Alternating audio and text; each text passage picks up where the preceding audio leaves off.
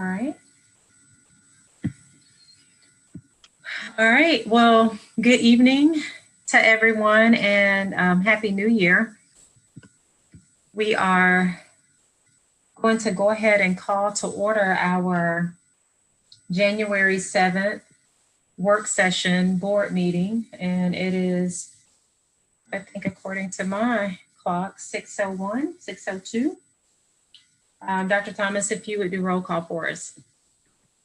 Ma'am. Mr. Davis. Here. Miss Gallagher. Here. Miss Davis. Here. Dr. Yeager. Here. Dr. Dykeman. Here. Dr. Anderson. Here. Dr. Gant. Here. Attorney Hull.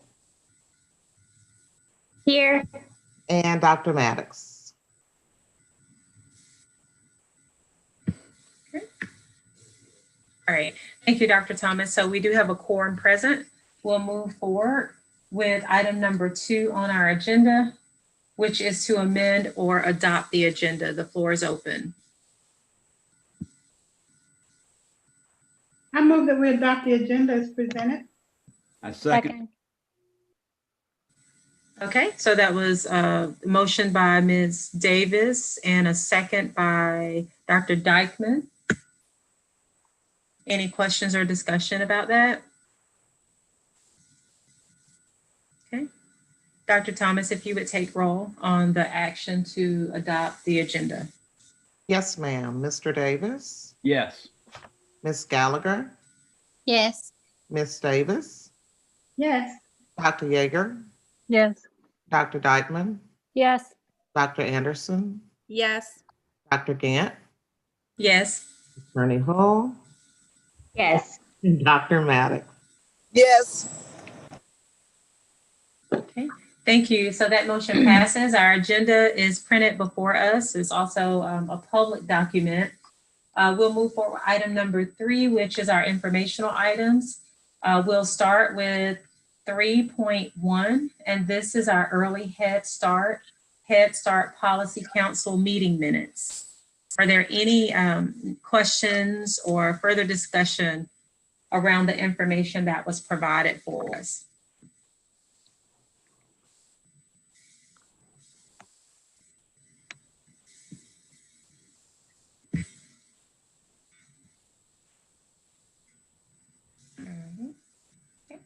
I did read them. Thank you, Karen. Yep, thank you for this information, Karen. Very good. I read them too. Okay. All right, we'll move forward with item 3.2, which is our SPLOS monthly report. Any additional information? I also know that Dr. Yeager sent us a snapshot or just some information as well, but any questions or further discussion?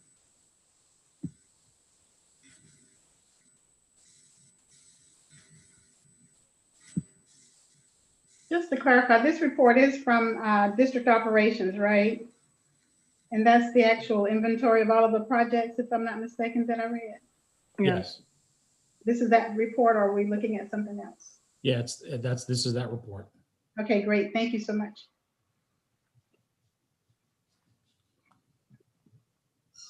And I think in terms of the SPLOS report, as people who are unemployed are able to sustain themselves with a little bit of federal money, it may even go up even more. Okay.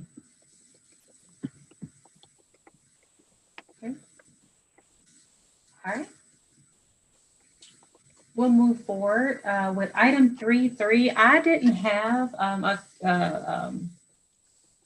a career academy report in my packet, so I don't want to assume that was the case for other people. Yes, we did not have a report from them this month. The last meeting, it appears, that was held was in October. So we have not received a recent report, Dr. Gant. But I spoke to Ms. Palmer and Mr. Gaskins earlier today, and we will be reaching out to find out when they are having their next meeting, but they did not submit a report this month. So I did see a calendar posting for the Career Academy, a Career Academy board meeting, advisory board meeting. Is that different from the report that we're talking about here? I mean, is that the same group that would generate the report that we're talking about here? It should be, yes, ma'am. Okay, so they have one scheduled for January. So that we should have a report for our next meeting. Okay. Okay. All right, thank you. We'll move forward with our board community reports. And I do apologize. I always sort of lump Dr. Yeager's SPLOS. I think of SPLOS as one large category. So I may have confused myself and others. But Dr. Yeager, this is where the SPLOS report is. But before that, our Athens Area Community Foundation, I don't see any information that was uploaded as far as a report, but I do want to just open the floor briefly because I know we've been on break. So. Yeah, our next meeting is January 21st, so I'll upload it once we have our meeting. Okay, wonderful. Thank you, Dr. Maddox. Item 4.2, which is our community oversight and SPLOS report, Dr. Yeager. Yes, thank you, Dr. Gant. I would just say we last met on December 8th, and I reported on that meeting at our December 10th meeting. So there has not been a meeting since my last report. We will be meeting on January 12th, and I will upload a report at that time. But you can look at Mr. Gilbert's SPLOS report to see the bottom line, which is, first of all, that November we got 2.18 million in sales tax receipts, which is great. We're about what we were last year at this time. And second of all, there's a $10 million collection above planned budget. And so, Mr. Grobeth, I don't know if you want to address that this time or whether we will address that in property committee at some point.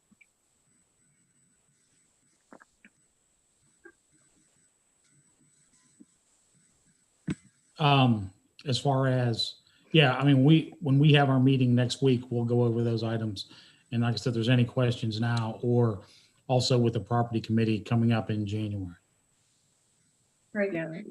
Is it appropriate to mention the board offices and how we might react to the board office contract coming up? Or maybe we'll do that in the COC meeting. Yeah. Okay. A report at the next board meeting. So I have a question for community oversight. Yes. Okay, how many people are on that committee? Oh, 14, 15? On the CLC? It's on the website. I can check quickly. You guys were looking for people? They are looking for new members. So if you know someone who would be interested in joining that committee, absolutely have them contact me or Mr. Sams. There's an email on the website for direct contact. Thank you. But they are looking for new members for sure. Okay. Thank you for that information. Dr. Yeager, we'll move forward with Envision Athens. Any questions or further discussion, Ms. Davis or other board members? I did post the meeting for, the newsletter for the January report on Envision Athens, but from an administrative and oversight community and implementation oversight committee perspective, we're going to do our choice or do our committee selections this year. And I've been on this committee since this inception. And I'm perfectly happy to allow someone else an opportunity to share their views and maybe connect in a different way than I have.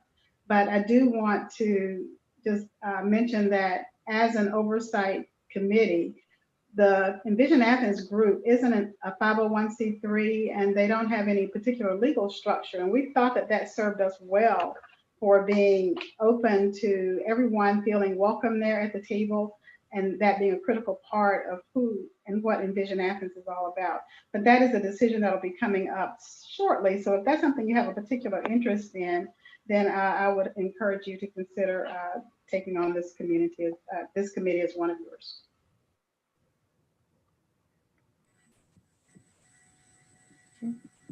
And that's my report, along with what I've sent in email. Okay. Thank you. Our Georgia School Boards Association, I don't have any particularly new updates. Always, or at least try to defer to also Ms. Davis and Mr. Davis, just to be sure I haven't missed something as it relates to our Georgia School Boards Association.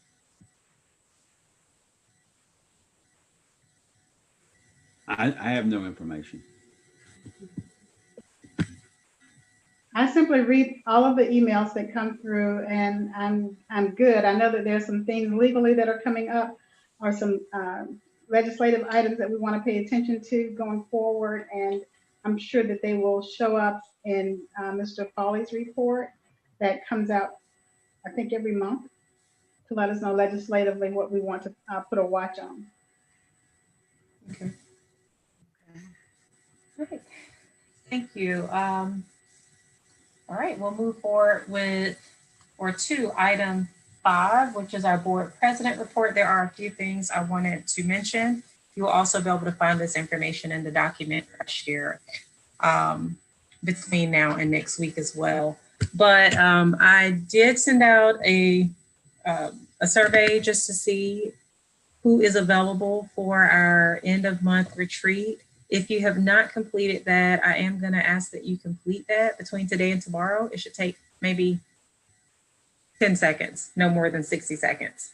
And just to clarify, we are using the Friday, Saturday model. It's very similar to what we did, well, now the year before last, I think. Actually, the earlier part of last year as well, where we will we'll spend Friday evening doing some type of professional development, training, team building, and then Saturday afternoon for that time as well. Right now, all of this is planned virtually, particularly the one in January. A part of that January agenda, however, will also be to go ahead and identify a date for our summer retreat so that we're not having to figure out dates at the last minute. Technically, we could go ahead and figure out the retreats for the next year as well, since I think we'll have some stability on the board, for the next 2 years. But so that's something, if you haven't completed that, please do. Just a reminder that the 4th Thursdays of each month, we have this designated as a board.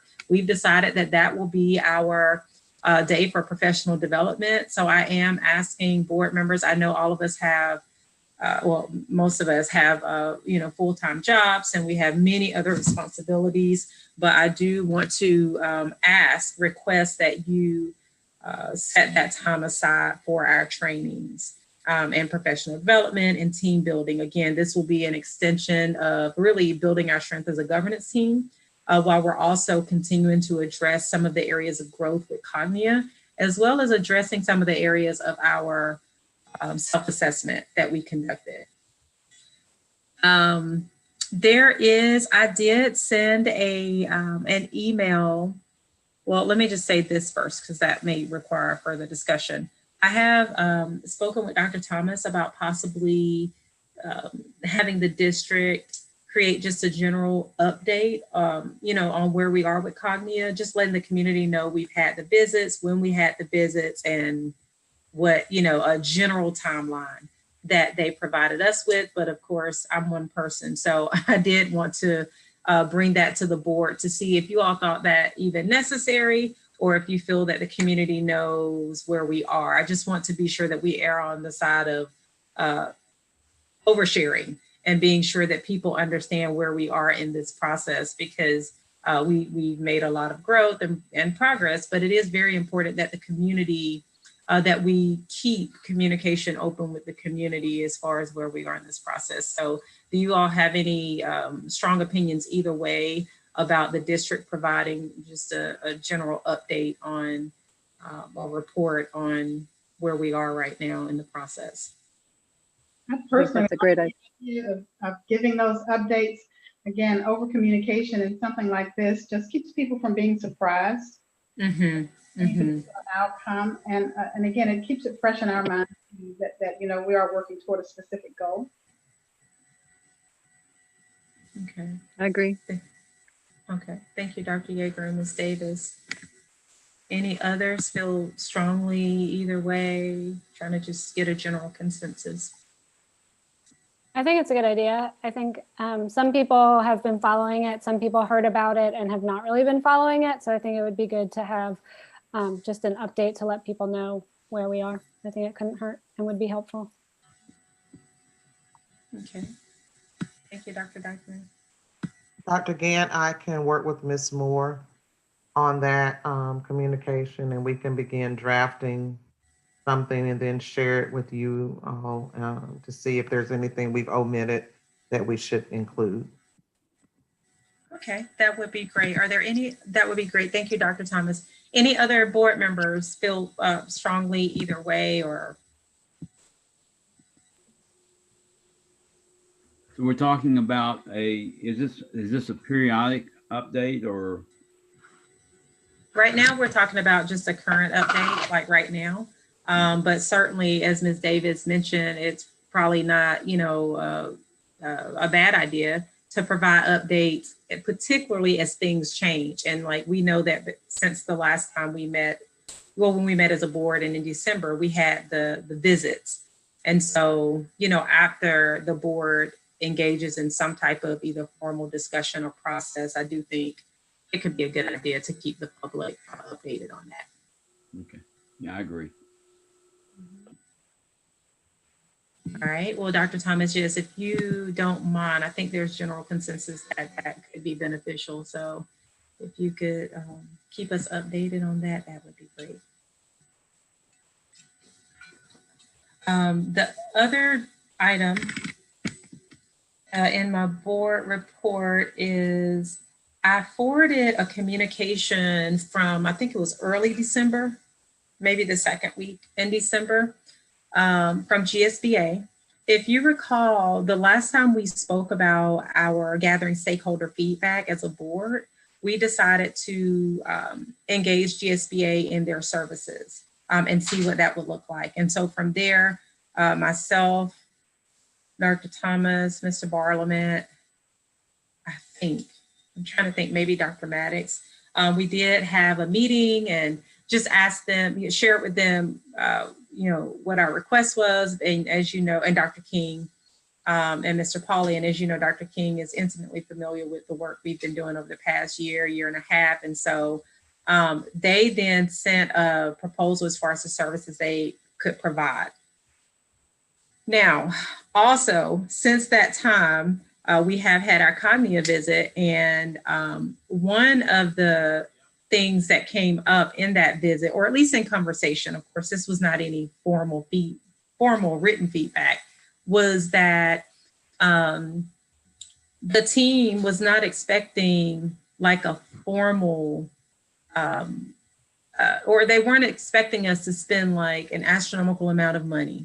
They wanted us to be able to use the resources, ideally, that we already have to gather stakeholder feedback and for it not to be a one-time thing. And so using the pieces that we already have in place, be it the advisory boards we have in place. Also, Mr. Barlament shared with us the Cognia platform that we also have access to be able to create a survey. And then also just keeping in mind the GSBA, our domains, those domains of governance. And so I wanted to bring that back to you just for your thoughts and considerations, and perhaps this actually could have or should have been like an individual item that was not under the president's report. But I just wanted to get the general idea as far as how you want to move forward. Do we still want to engage GSBA in their services?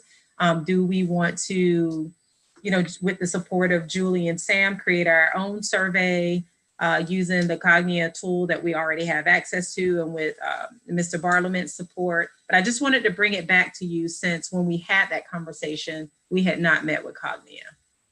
Any thoughts about that? My first thoughts are with our new board members, and perhaps as a part of the agenda on our first retreat, would this be a good topic for us to discuss to determine, how do we want to collect stakeholder feedback as an entity? And so I'm wondering if we could have that conversation on the retreat. agenda. I like that a lot. It was interesting being able to just watch how things kind of played out, how that survey went, what the responses and the assessment results indicated. And so I would really like the opportunity if we could discuss that at the retreat so we can kind of get on the same page and start working together as a team.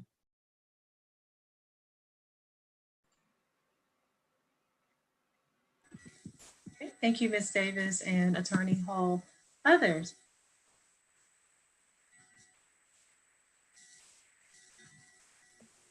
I agree. I think that would be very appropriate, and obviously it's a piece that we have to put in place and have it on a regular basis, ongoing, presumably. Okay. Thank you, Mr. Davis. Any others before we move forward? I agree. It seems like a good discussion for the retreat if we have capacity. Okay. All right. Okay. Thanks, Dr. Yeager. So if we could make a mental note, well, I guess we can come back and look at this video, but, and Ms. Palmer is making note, but if y'all could help us remember as we begin to fill out the agenda for the retreat that we will have this particular item on our retreat. And I think that would be useful because if you remember, this was one of the areas, this was one of our directives. And, you know, it may, you know, possibly be something that we have to do some continuous work around. All right, and the very last thing for my report is committees. And you see that listed. And Dr. Yeager, I'm gonna ask if you don't mind, if you would sort of pull up or reference BBC, others as well. We may need to reference policy BBC, but as you know, January is the time that we select committees. And we don't have, right now, we just have it as a discussion item for tonight with the work being next week, the goal being to select committees. However, this was also another conversation that came up in our cognitive discussions. And Dr. Thomas, please feel free to jump in. I'm just recalling the meeting I was in, and then the meeting I was in with, I think, Mr. Stevens, but then also the meeting I was in with you. And this is related to one of our directives as it relates to committees. And there seemed to still be some general concern that we are not using our committees efficiently. Now, that can mean a variety of different things. I can tell you my interpretation, but I'm just one person. And but what I did walk away from that conversation thinking is that we do still have some work to do around committees. Which puts us in a peculiar place, right? Because our policy says that we select our committees this month. And and some of our committees, as you know, have, with our old board members rolling off, in order for them to be able to function, they have to have a quorum there. And so they have to have an actual committee. And so I wanted to just put this on the table to get any thoughts, like, as far as like what we do. Yeah, and Mr. Pruitt, you may need you to weigh in as well, because we're in sort of this peculiar place, probably needing to rethink our committees, or maybe not, you know, but I definitely think we could take another look at our committees, like the committees that we have. Do we need all of the committees that we have? And if we do need the committees that we have, do we need that same number of individuals on the committee that we have? Do we need to have more parameters around what participation looks like at the committees? One of the concerns is that with some of our committees, we have, you have the committee there, but easily if it's a 4-person committee, a 5th person makes it a quorum of the board. And although we are not like necessarily voting and the committee members are voting specific to that committee, in essence, it's still a board member. So consensus can still be gathered when you have a quorum of the board. And so I'm just trying to figure out, how do we move forward? What do we do with the need to have committees in place, but then also with the peculiar situation we're in and the feedback that we've received from COMEA? Any thoughts?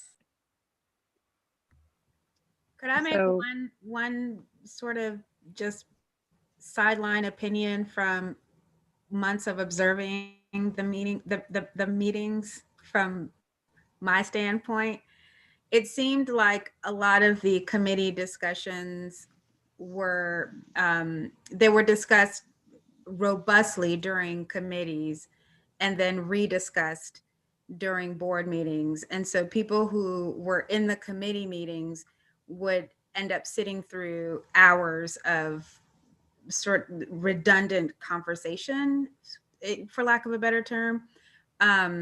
So I wonder if there's a way to avoid these same conversations sort of unfolding over and over and over. And I think that that is part of what prolongs the meetings into 4 and 5 hours, is just the repetition of conversations that were already had and resolved, presumably resolved, and then sort of rehashed.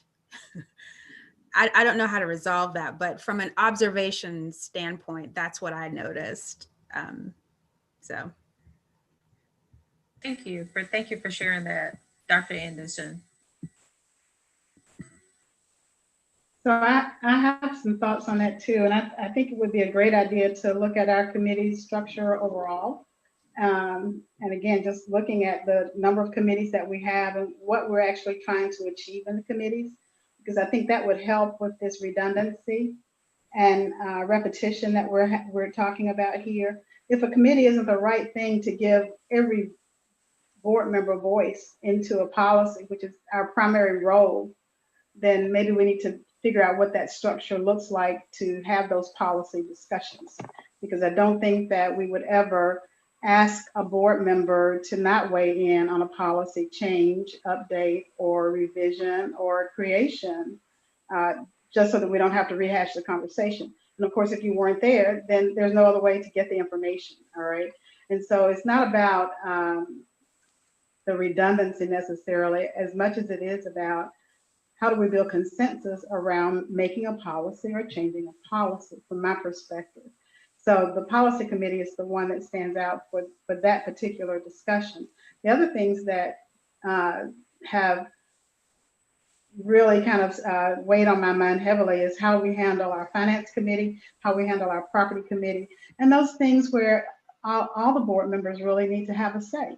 And so we can talk about it in committee. And in the past, it was, again, where you would bring it up in committee and try and vet it, but then the committee would make a decision to bring it forward to the full board. I have no expectation when we bring something forward to the full board that we wouldn't have the discussion again, because the full board wasn't there for the committee meeting.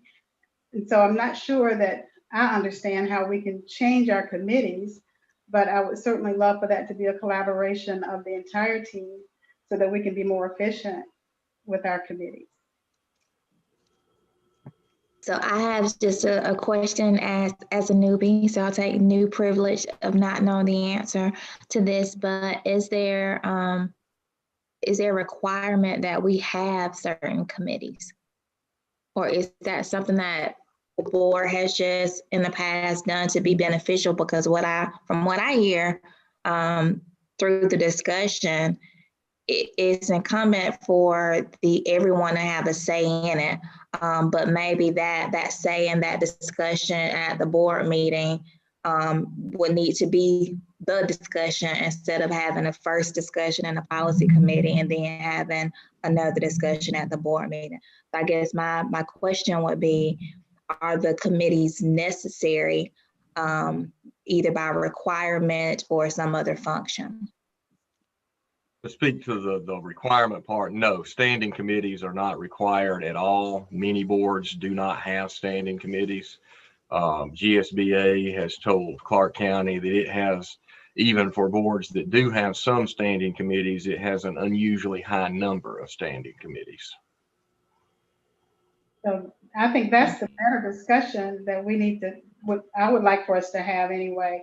And in terms of setting these committees up for January, I think that's the will of the board. If we don't want to transition in January, we can suspend our policy requirement and do something else. And so I'm really in a place where with the new board, I'd love for us to truly vet these ongoing concerns and let's take the time to get them to a place where we're all in agreement that we can, or consensus that we can move forward.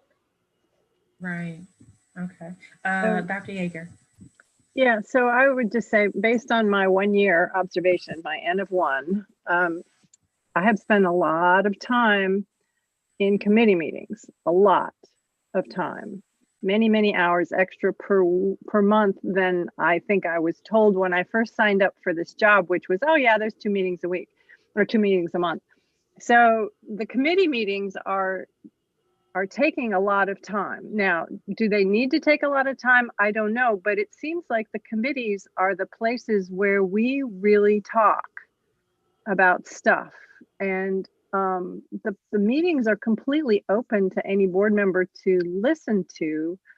But when we get into trouble with Cognia is when we allow more than the 4 board or committee members to chime in. So I understand Ms. Davis's concern, but I also know that if we had all of these hours and hours and hours of committee conversations during normal board meetings, we would never finish. So there's a lot of work to be done that needs to be done in smaller groups. And I think that we need to keep in mind that not all 9 of us, we have a very large board. And I don't know, when GSBA says we have a lot of committees relative to other districts, do they also notice that we have a very large board relative to other districts? And so for all 9 of us to meet and discuss thoroughly every single little nitty-gritty issue, particularly in policy, I'm just a little bit worried that our board meetings are going to be 10 hours long. So there is a useful aspect to committee work that I would like to not forget. I'm sure. Oh, I'm sorry. I see Greg. I can't see everyone. Oh, I'm sorry, Dr. Gant. Yes. I do see a couple of committees that I'm wondering, how to restructure. But I do agree with Dr. Yeager in terms of the policy committee, insofar as there's a lot of what's talked about is wordsmithing, and I don't know.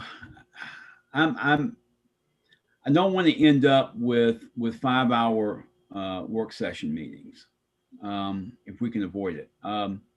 So I don't know if maybe we need to kind of divide the baby in 2 and leave it to the policy committee to those policies that seem to create quite a bit of concern or interest, that those be tabled and be brought to the entire board. Whereas the policies that are what we've been doing, which is going through policies that date back to 1985, that, as Mike says, I mean, the law has not changed. Nothing's changed. And so we need to just kind of update it, maybe with a wordsmith or 2. So I'm just offering that as an alternative, because I am concerned about having very, very long work sessions. Mm-hmm. Maybe because I just turned 70, so my attention span just slipped. So I wonder too if this would be something that we could do some work around at our retreat. I do know that a large part of some of our retreat absolutely needs to be whole board training. Everybody needs to be there. In an ideal world, everybody will be there. But then some of the things that we do will be directly related to governance. And so I guess my only question would be, and Mike, this may be a question for you, if we actually add this, like we're adding the other, darn it, it slipped my mind, something else that we just talked about adding to our committee agenda. The survey, yes, survey. If we add that to our retreat agenda, that is probably going to be at the end of this month, and our policy says that the members of standing committees shall be Board of Education members and at the January work session, that this will be determined, how would we reconcile that? If that's something like, if we, because it sounds like what I hear is that we need to have more discussion around it. And we need to, you know, do some more talking and thinking about our committee work. And that the retreat would afford us the time to do that. Before we go to the retreat, could I also, and I'm interrupting you, Mike, I know you're ready, but the GSBA has offered a service for policy management and maintenance. And have we explored that as well? So before we go into a retreat, can we at least collect all of the information that would address our concerns around policy, their currency and their upkeep and maintenance? Because I vehemently heard Julie say in one of our training sessions that that's what GSBA does. And so I'm curious as to whether or not this is the work that we should be engaging in to the level that we are, or is that committee's work, you know, more appropriately evaluated or even determined, maybe based on, you know, giving this whole policy thing to GSBA as an agent to manage on our behalf. So that, and so maybe, oh, I'm sorry, go ahead, Ms. Davis. I'm done, thank you. I was going to say that may be just some additional information that we can carry into a more detailed conversation about how we move forward, not just with policy. We still have other committees that, you know, we probably need to look at beyond policy. And so that just may be another piece of information that we can add. And if I'm not mistaken, I think we have that information somewhere. I think Dr. Yeager or Dr. Thomas started that conversation at some point and gathered some information. One of us did, just as far as like the services and things like that, and how GSBA may be helpful, even if it's not currently, you know, if it's not currently with the work that we're doing right now, but moving forward after we've done the work to reset and review all of our policies and things of that nature. So I've not seen output from that. I've only heard that they have that. Okay. The other thing that I would say is that prior to us changing our policy to do our committees the way we're doing it now, this was the board president's responsibility, was to set up these committees and to actually do the solicitation at this meeting for every board member. And then we did the final approval at the January voting meeting. So this doesn't even have to be something that we do. We could also take it back and put it in the hands of the president, you know, so there are other options that we have. And that's just a policy change, in my opinion, or my experience, I should say. So back to the original question, if obviously you have to do something to decide what you're going to do in the interim. I believe if you voted next week to simply leave the committee appointments as they are until some later date, once you've had the retreat and come back to address it, you would have satisfied the policy. And certainly there's nothing prohibiting you from changing your policy structure at any point during the year. Okay. And so, Mr. Pruitt, in that case, if we just say if there's consensus that we want to leave those committees as they are until we reconcile this at the retreat or further conversation, the committees that had people roll off of them, right? Like, so if it was a committee of 3 or 4 that went to 3, then those 3 would then make up the committee, right? So it would take 2 for a quorum. Good point. Yes. So that would need to be part of the motion that's made next week. Do you want to just change those committees to committees of 3, or do you want to appoint a new member to fill that vacancy? Until we actually discuss. Yes, until, you know, it would be, it's a temporary appointment and pending some later action. Okay. All right. Are you all okay with that? Are you? I like that.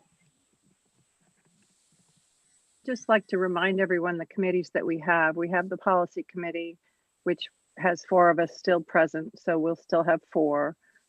There's the finance committee, which I believe will need a new chair. There's the property committee, which I believe will need a new chair. Dr. Yeager, let me interrupt you. Finance, and can you send this to us? I think you or Lisa or someone sent it to us last year, but finance, how many people will be left on finance? 2? I think right? just 2. Yeah, we lost Charles, Oh, president, and Antoine.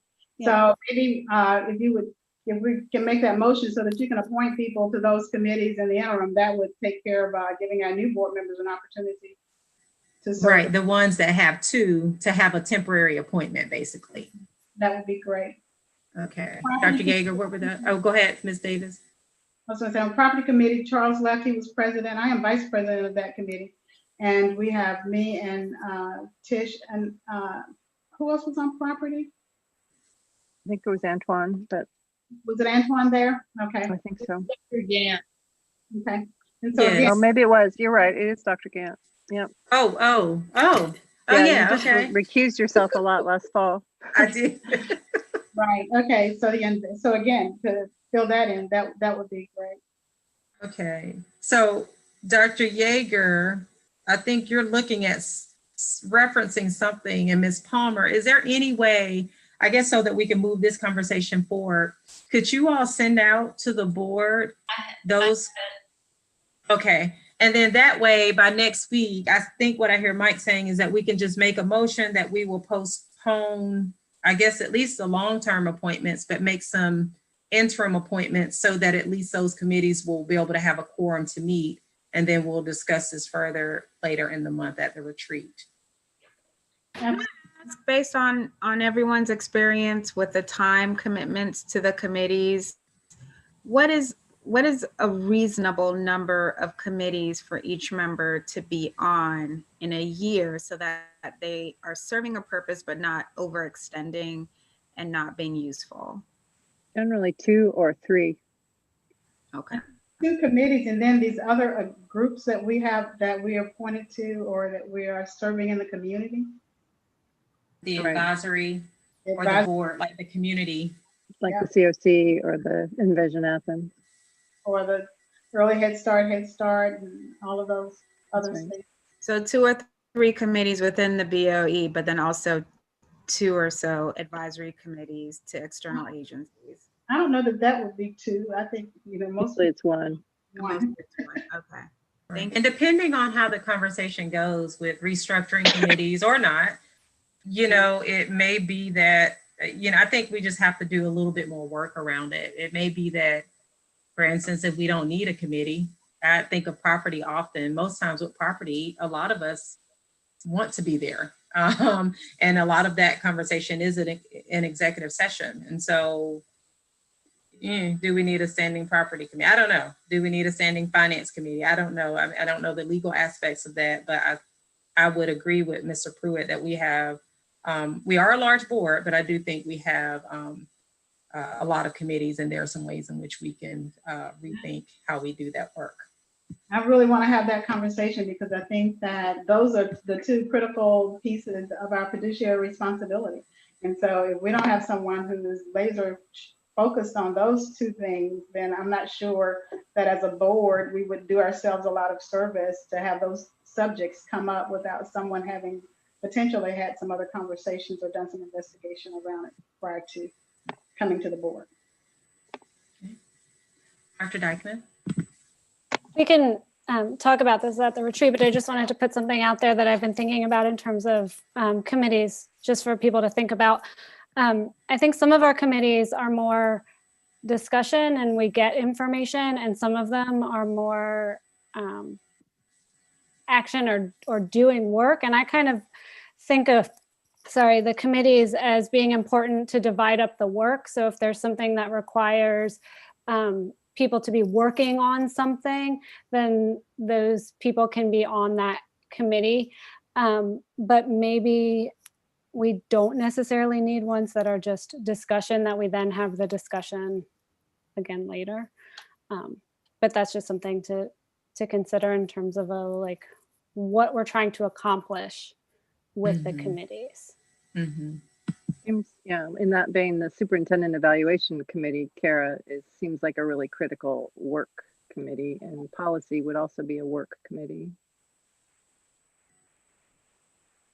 If I could chime in, Madam President, just a second, just to answer Dr. Anderson's question, for all the new members, as you're evaluating, how much time you have and which committees to spend it on, every committee is a little different. Policy committee is far and away the most time consuming. It is supposed to meet only once a month, but for the last quite a few months, it's been meeting multiple times, and those meetings are long. Finance committee meets once a month, sometimes less, and those meetings are usually pretty short. Government relations usually only meets once a month, and those go maybe an hour, give or take, not as long as the policy committee, and they typically don't have multiples. Superintendent evaluation, that only comes up twice a year, and so there may be several meetings close together, but they wouldn't be meeting every month. Property committee, it never has regular meetings. It only meets as needed. So everyone's a little different, something to keep in mind as you're thinking about which ones you want to be on.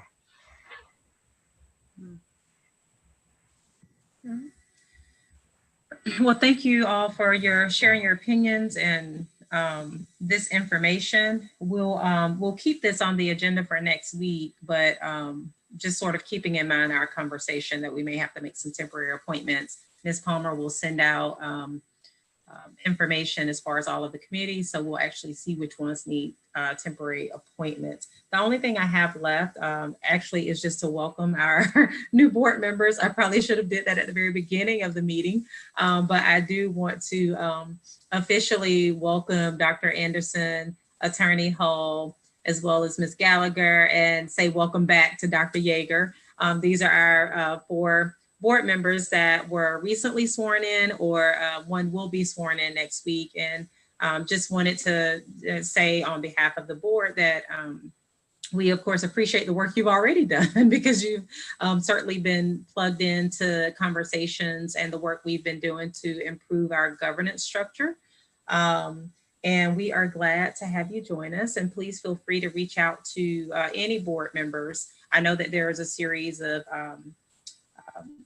trainings planned for you all within the next month or so, but I just wanted to officially say welcome. Dr. Thomas, we'll move forward. I think that's it for me, we'll move forward with item number 6 and your superintendent's report with items 6.1, 6.2, and 6.3.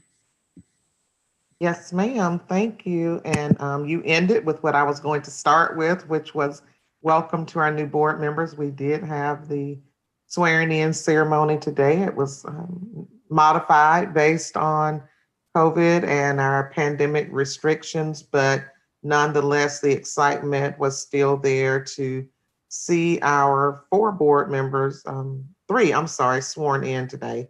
And then our 4th will be sworn in later. So I just want to thank you all on behalf of the district for your agreement to serve and your willingness to sacrifice personal time to help improve educational outcomes for our children. We appreciate your commitment. Already, all of you have worked tirelessly in different ways to support the students of Athens-Clarke County, and we look forward to having you in your new role with us on the board and as a part of our more specific work in serving children through the Board of Education. So thank you and welcome. I had been asked when we had our agenda setting meeting by Dr. Gant if we could provide a COVID update. I shared that, just a brief overview with you all today, and then we shared with principals and staff and had planned to share this evening with the community, and we will still send that out. I think someone jumped the gun on us with that, but we will still send that out as an official communication from the school district during this meeting. But at this time, Dr. Watley, Jillian Watley, our Executive Director of School Supports, is going to share an update on our data. And then Mr. Gaskins will share instructionally what our response to that data will be. And then Mrs. Duke has some information regarding staffing and how that relates to where we currently are with our pandemic numbers. So at this time, I will turn it over to Dr. Watley.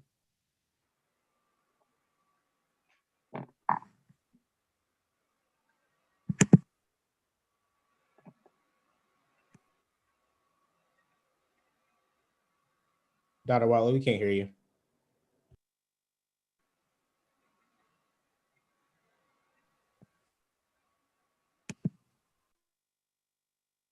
Presentation's up, but we don't hear her.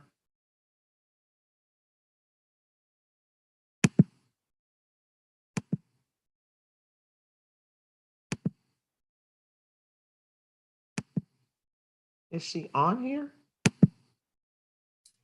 I think she lost connection. I believe she logged off and then she's going to log back on. Okay, can you hear me now? Yes. Okay, I don't know what's going on with my computer today. But thank you all for being patient with me. I'd like to welcome the new board members. That's what I was saying earlier. And I look forward to working with you this year. We're gonna first start off with talking a little bit about the data in terms of COVID numbers. And so if we you can proceed to the next slide, Lisa.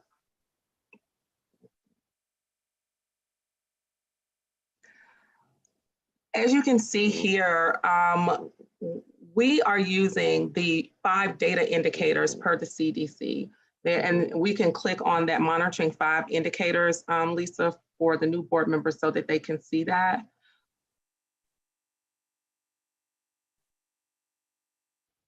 And those indicators, we have a series of indicators. The first is the core indicators. The second, of course, is secondary indicators. We look at the new cases. We look at the ability to mitigate our strategies in schools. Those are, and you can scroll down, Lisa, so they can see the entire chart. These are all our indicators that we look at on the side.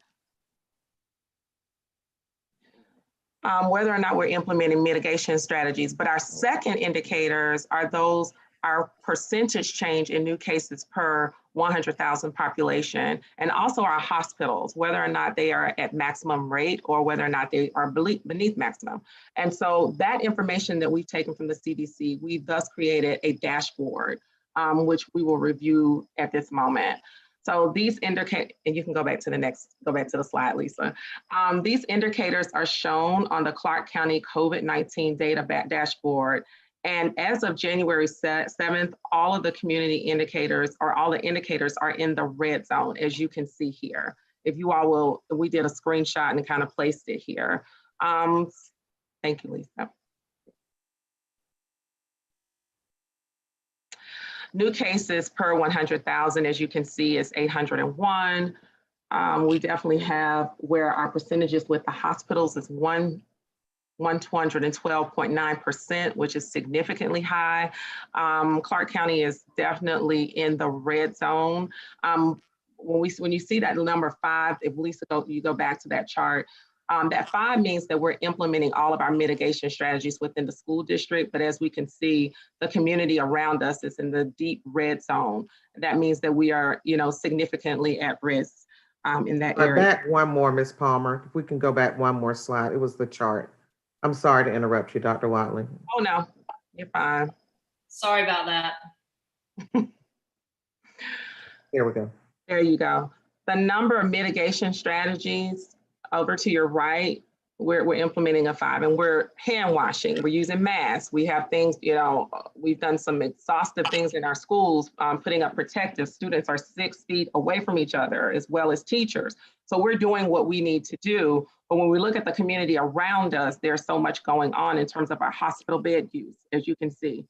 Percentage of beds occupied by COVID patients, those numbers are significantly higher and definitely indicate that we are not in a good place within the community.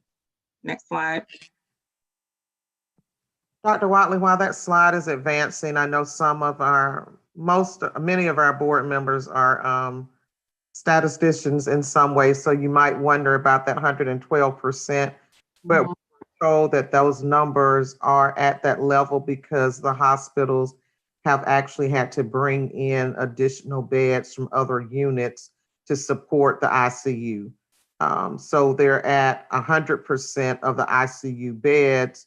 I think that was ICU numbers. I'm not going to ask you to go back, Lisa, but whatever that category was, we were told that they had to bring in additional beds to support that area. So that's why it's at 112%.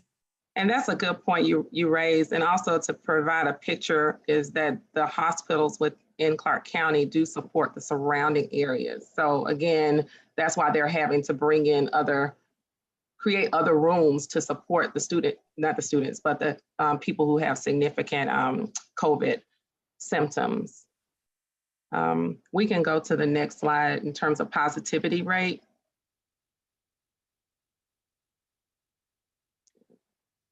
And this again is some data here that shows our positivity rate, which is going up. Many of us are watching the news.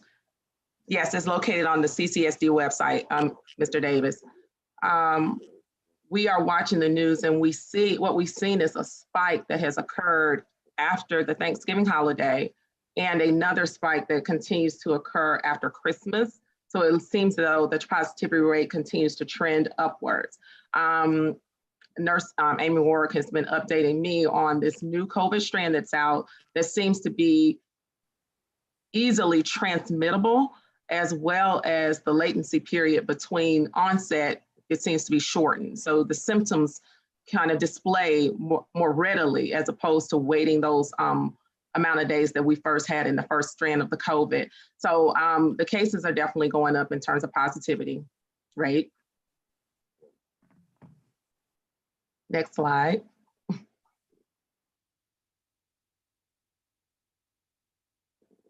And again, these are the local cases that we have within the county as well. And as you can see here, since March 2020, these cases they kind of went down, but now they're starting to peak back up as of December. So again, the trend line is starting to move back upwards, and this is the data we're looking at on a daily basis. Next slide.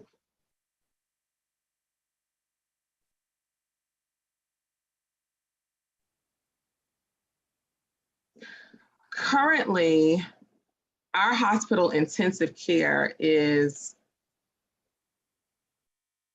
COVID. 43% of their patients in the hospital have COVID-19. The CDC recommends the percentage be under 10% to lower the risk of introduction and transmission in schools. And as you can see, we're at 43% of the patients have COVID. Next slide.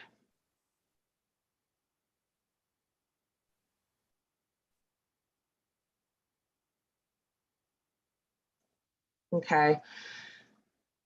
So overall, at this point, we are reviewing our data daily. We do have established COVID district teams, and we have COVID meetings every morning to review that data of what's not only going on in our schools, but also what is going on in our community. Our goal is to remain committed to teachers and staff and students staying safe and continuing our mitigation strategies if we decide to return to school in the future. But at this point, the numbers are significantly higher within our community and the surrounding counties. And so I think we're in a safe space in being virtual right now, Dr. Thomas and team. And that concludes the COVID data reports. Mr. Gaskins. Thank you, Dr. Thomas, and thank you, Dr. Watley. So as a cabinet, we, as Dr. Watley mentioned, reviewed this information. And as the board knows, we were anticipating returning for in-person instruction on January the 19th. We will postpone that return for in-person instruction.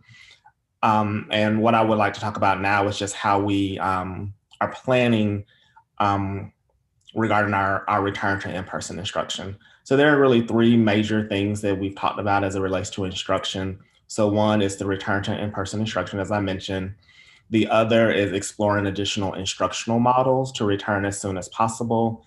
And then we just want to talk about the enrollment registration that we asked parents and families to do prior to getting out for the winter holiday.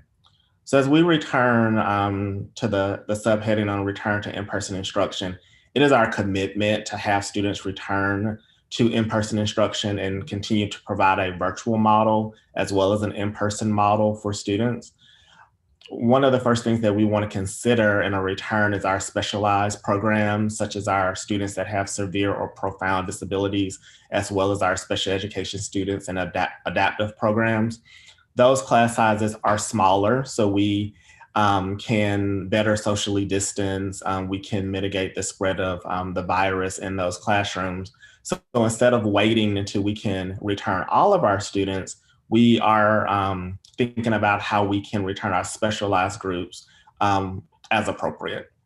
The next bullet is, as you know, we provided an option for pre-K through 8th grade for in-person instruction. Our other commitment is to include high school in that return. So as we return our specialized groups, we are also planning on how we can return our pre-K through 8th grade students and our high school students as soon as possible. And our desire is to return our high school students at the same time as our pre-K through 8th grade students, if that is possible. So we are planning in the background on how to do that. As we talk about exploring the instructional models, our instructional model prior to the winter break is that we return students for a full 5 days of instruction. We are thinking and planning on how we may be able to do that on a hybrid return. So if the numbers continue to persist and we don't feel comfortable returning students to 5 days of full instruction, we are considering how we may be able to return them once or twice a week. So students do have an option to be in front of their teacher and in their school building at least once or twice during the school week. The other thing that we know that is very important to our parents is that they elected their registration for the second semester for students. And because those numbers have gone up, some parents have reached out to us about their ability to change from in-person to virtual instruction. And what we want to tell our parents is first that we will never have our buildings open if we feel that it is unsafe. So it is our commitment that if, as the numbers are now, we don't want to put parents in a situation where they want their kids to be in school, but if the numbers are so high, they feel like they are required to keep them in person and not move them to virtual. So we're going to just pause for a second with that enrollment registration. We have those numbers. The window closed, I believe, earlier this week. So when we get to a point where we're ready to return to an in-person instruction model, we will work with principals around communicating to parents their ability to change their enrollment registration if needed and as appropriate. But what I would just really want to say, and Dr. Thomas and Cabinet, we are just very, I think, committed to bringing our kids back. But right now, we just realized that it is unsafe. And if I could just say publicly to our specialized programs, we have parents that are at home that really want their students back in school and in those specialized programs. And we're doing everything in our power to make that happen as soon as it is safe to do so for our students as well as our staff. And so, Dr. Thomas, that is our instructional update. Thank you, Mr. Gaskins. And then Mrs. Duke has information from a personnel perspective. Good evening, everyone. This is in response to the Families First Coronavirus Response Act that expired at the end of December. They did not elect to put back in it the COVID leave provisions.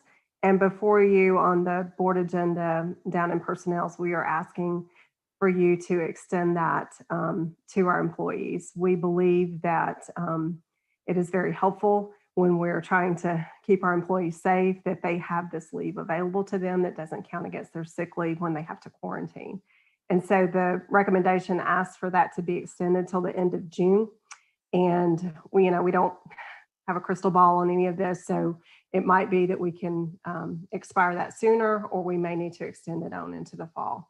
But hopefully the vaccines will, help us get the numbers down to where we can all be safe. Thank you, Dr. Thomas.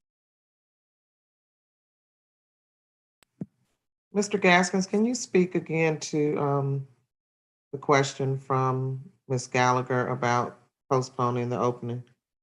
And there will be a written communication going out this evening, Ms. Gallagher, to families.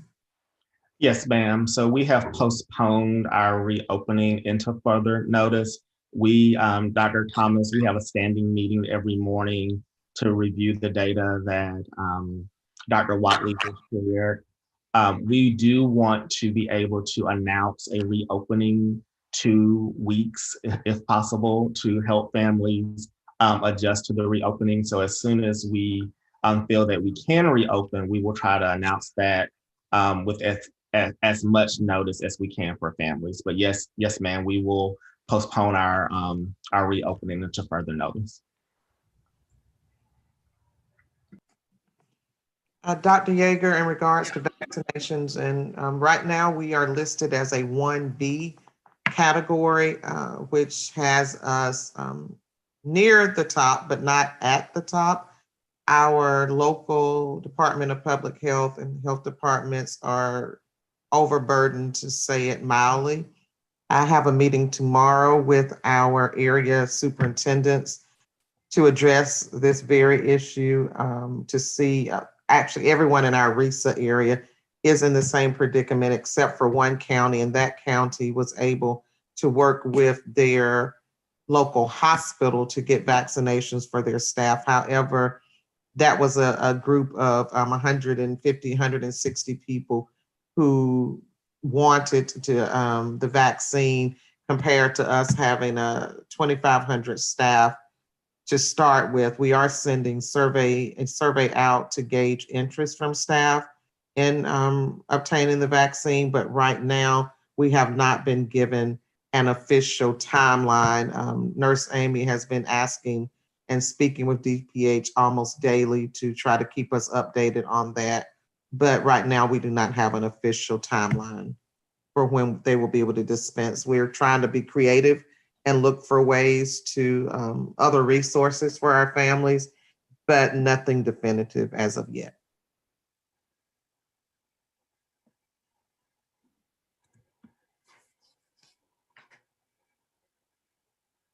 Do we know if these vaccinations will come? What do you mean, Mr. Davis? What I'm asking is that, first off, is the health department, it hasn't been clear to me. I've been trying to research it and it's not clear to me. Is the health department going to be the distribution point? I know when I've gotten emails from Piedmont, for instance, giving a list of folks who are giving vaccinations out,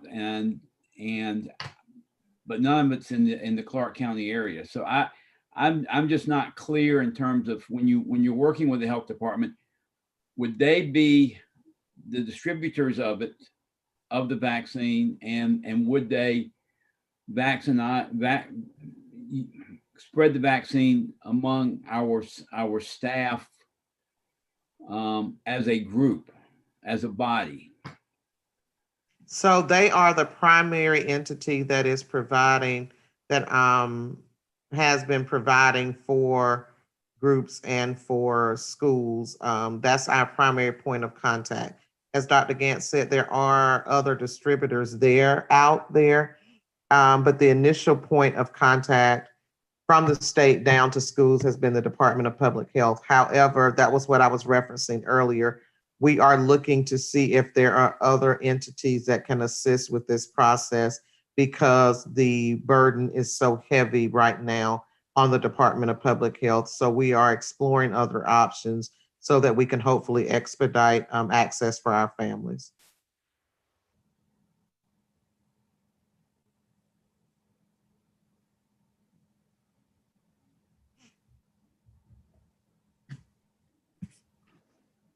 Dr. Thomas, I have a quick question about, I think this is about Mr. Gaskin's slide as far as like instructional models and you all meeting every day. With the meeting, I know that the teacher advisory board, and then there are other ways in which other departments are represented, like our custodial staff and our nutrition staff. As the district thinks of ways to sort of open, if it's even possible under these circumstances or as numbers improve. Are those groups, how are they involved in, in that collaboration? Is it still the task force? Are there still meetings going on with like teacher advisory and then the representatives on the task force? I'm just curious and want to be sure that, those voices aren't left out. Right. So we have not had a recent meeting of the task force. We have shared with different groups kind of our thinking. My language lately has been we need to make our thinking visible so that people understand our thought process. I think that will help us with buy-in and being more transparent. But we have not engaged with those groups recently. And I don't know, I know Mr. Gaskins, Mr. Harris, I think Mr. Fisher, you all were over those task force with Nurse Amy. And I don't know if you have planned meetings upcoming or not. I hate to put you all on the spot, but I'm not sure of the plans. But if not, that's something that we can discuss tomorrow as well. We have not planned an upcoming meeting of the task force, but I will say as it relates to instruction, we do meet with our principals quite often as it relates to those instructional models in schools. Our principals have done a great job with engaging their teachers around what is working best for their schools. They've planned deployments of additional materials. I received phone calls today from schools that said, I met with my teachers today when we got this information. This is something that we want to do to engage our kids. Is this something that we can do? And of course we say, if you can socially distance and make sure that you are safe, then yes, you can do it. So at this time, a lot of our instruction is guardrails around things that are required for pre-K through 12 education, but we give the autonomy to schools to make some of those decisions that best meets those students' needs. Thank you, Mr. Gaskins and Dr. Thomas. And I just want to quickly reiterate, and I think this is the board's position, at least as we talked about it last, if there's anything we can do to support or reach out or collaborate as it relates to even our roles, to reach out to other stakeholders and decision makers, please let us know, as well as budgetary support that is needed. Thank you. I just wanted to ask, has there been any thought around how to incorporate some of the parent feedback in these conversations? I know just as a parent having a 4-year-old doing Zoom pre-K, I have some really interesting ideas about some other models or some other things that may help some families. So is there any type of thought to how we would engage parents who may be able to give us some insight into how effective what we have already been doing is and some ways that we could even improve? And I know as we start to look at how to get those students with IEPs back in the school, some of those parents might also have some ideas, some barriers and things that I just want to make sure are being considered. I definitely think that's something that we can do, Ms. Hull. I will say that Heidi Hill, who's our executive director of special education, she has been at the forefront of that. She's worked with her coordinators to engage parents. I think the model that she is using, we can replicate that with all parents. So that's something that she's a part of my team, so I can, look on her paper and steal some of the great things that she's doing. I will also say that we have also engaged our students in middle school and in high school. We work with the University of Georgia, James Barlament, and we administered a survey about how we can improve online instruction for them. And as you can imagine, they were very honest. I just went over that information actually with him on Tuesday. So I will work with my team to implement that feedback that they gave us and work with principals around that. I definitely think that there's an opportunity for more engagement with parents to help us with that. Could the LSGTs be utilized for this as well as information gatherers as well? Yes, and actually, Mr. Lawrence Harris just sent me a message saying this is a great way to use our LSGTs. So yes, you all are thinking exactly alike, Dr. Anderson, and I just wrote that down in my notes as well. There was a question, Mr. Fisher, about technology. It was my understanding before we got out, Dr. Dykeman, that the majority, if not all of our technology was in. I know that the hotspots were in, but can you speak to that, Mr. Fisher? Yeah, yes, ma'am. Thank you, Dr. Thomas. Yeah, everything that we had ordered earlier has arrived, and those things had been distributed to our schools well before we got out for the holidays. So all the kids that need a hotspot should have those hotspots with them. iPads, that nature that came in, we got those distributed. So I think the only thing we got missing, we're still waiting for the Chromebooks, but everything else is up and running. And I think, again, since we just started back, I'm hoping everything is going well, especially with the hotspots.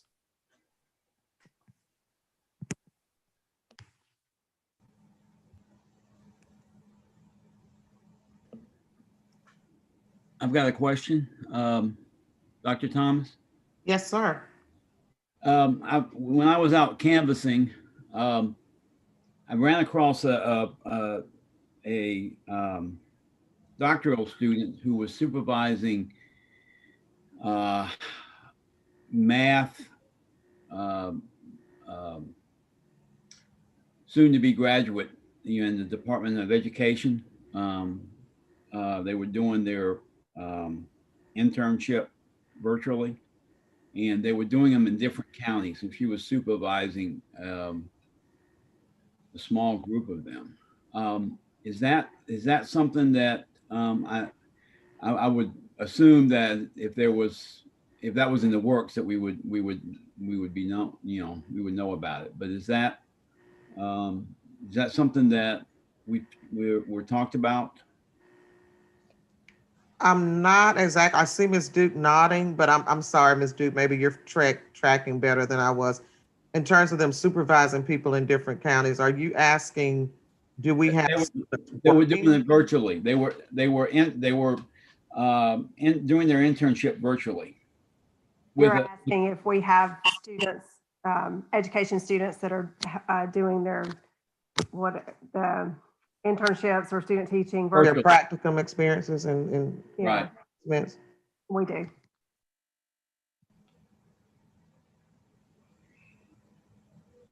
I have a rather maybe strange question, and it just popped in my head, Dr. Thomas, or else I would have asked you earlier.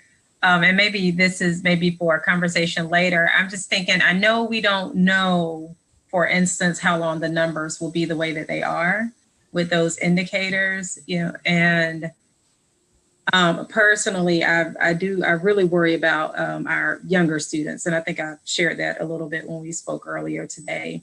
But I'm wondering, as it relates to either school supports, or maybe this would be more collaborative with our neighborhood leaders or what have you. I hear the piece about LSGTs and gathering feedback and things like that. But I guess I'm just wondering, how can we lay eyes on some of our students, because we really don't know whether we go back face to face depends a lot on what's happening around us. And it's sort of outside of our control to a certain degree, with the numbers being as high as they are. But, I'm just thinking of our kindergartners, and particularly those that are in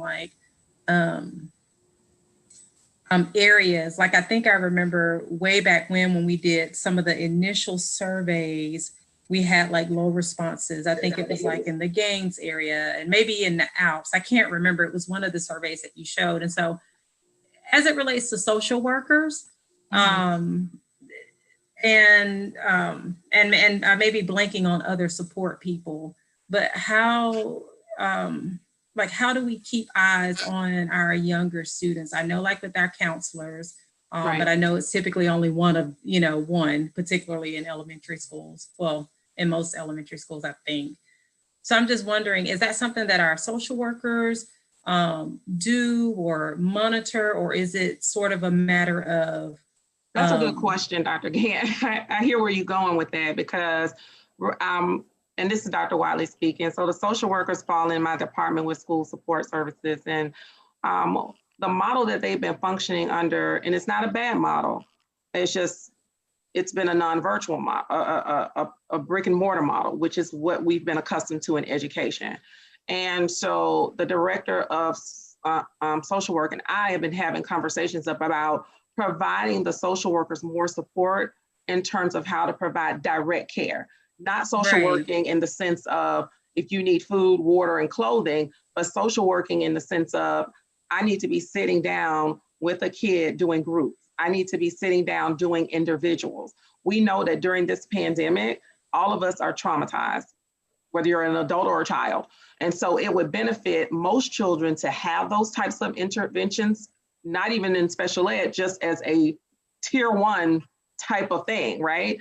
And so we're doing a shift with that work. I'm not saying it's going to happen overnight, but we're working towards that because that's an excellent, oh, now you popped to the other side of my screen.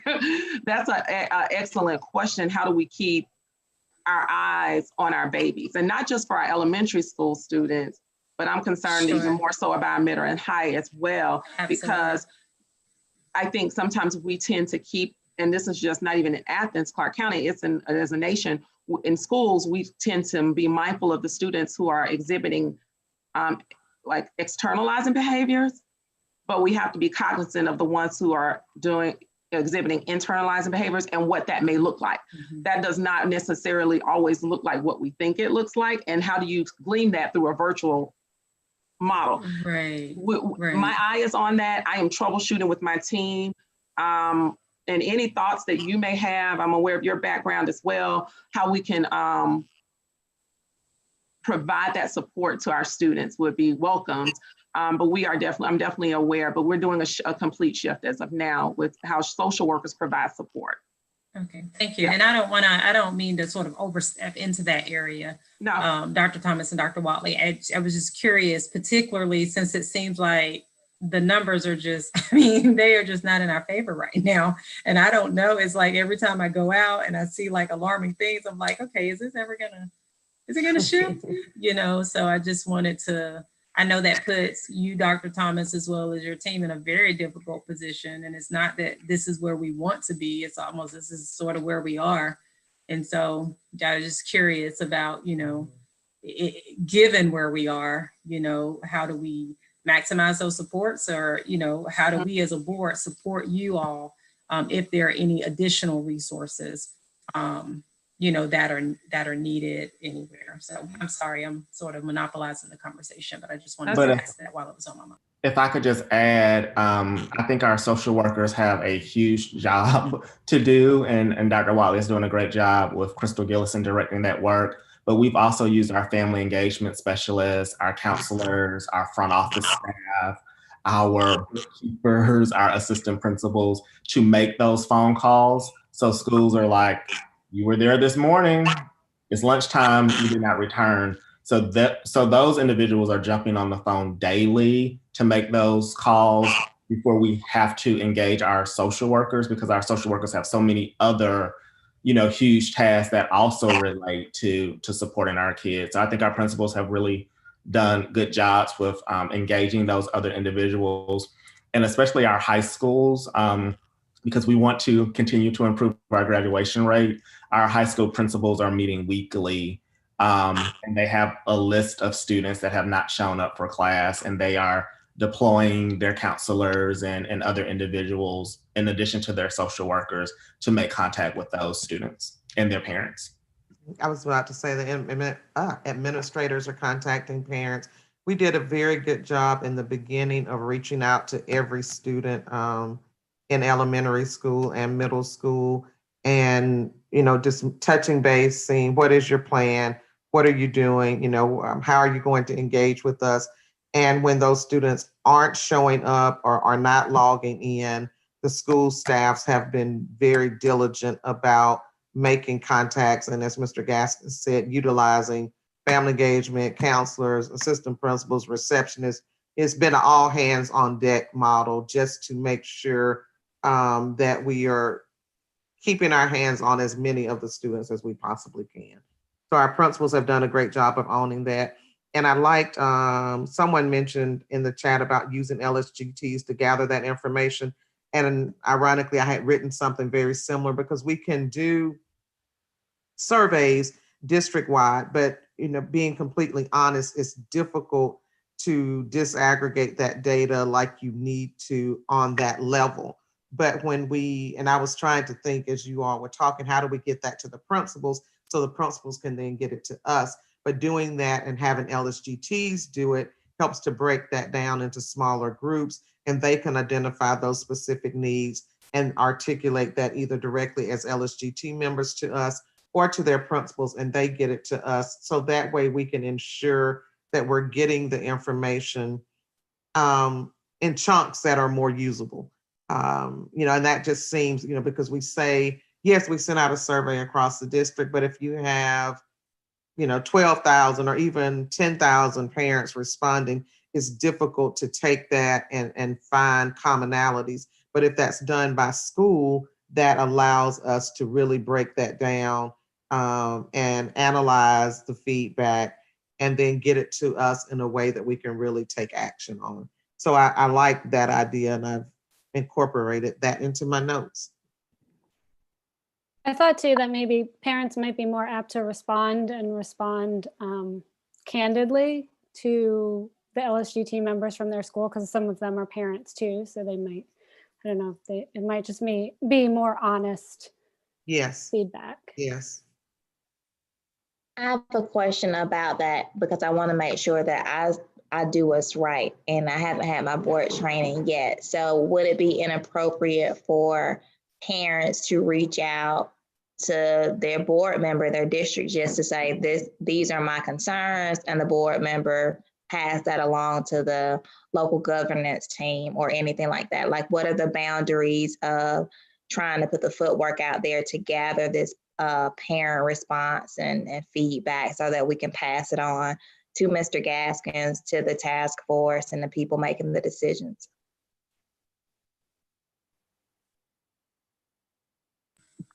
I was looking at Dr. Gant. Go ahead, Dr. Okay.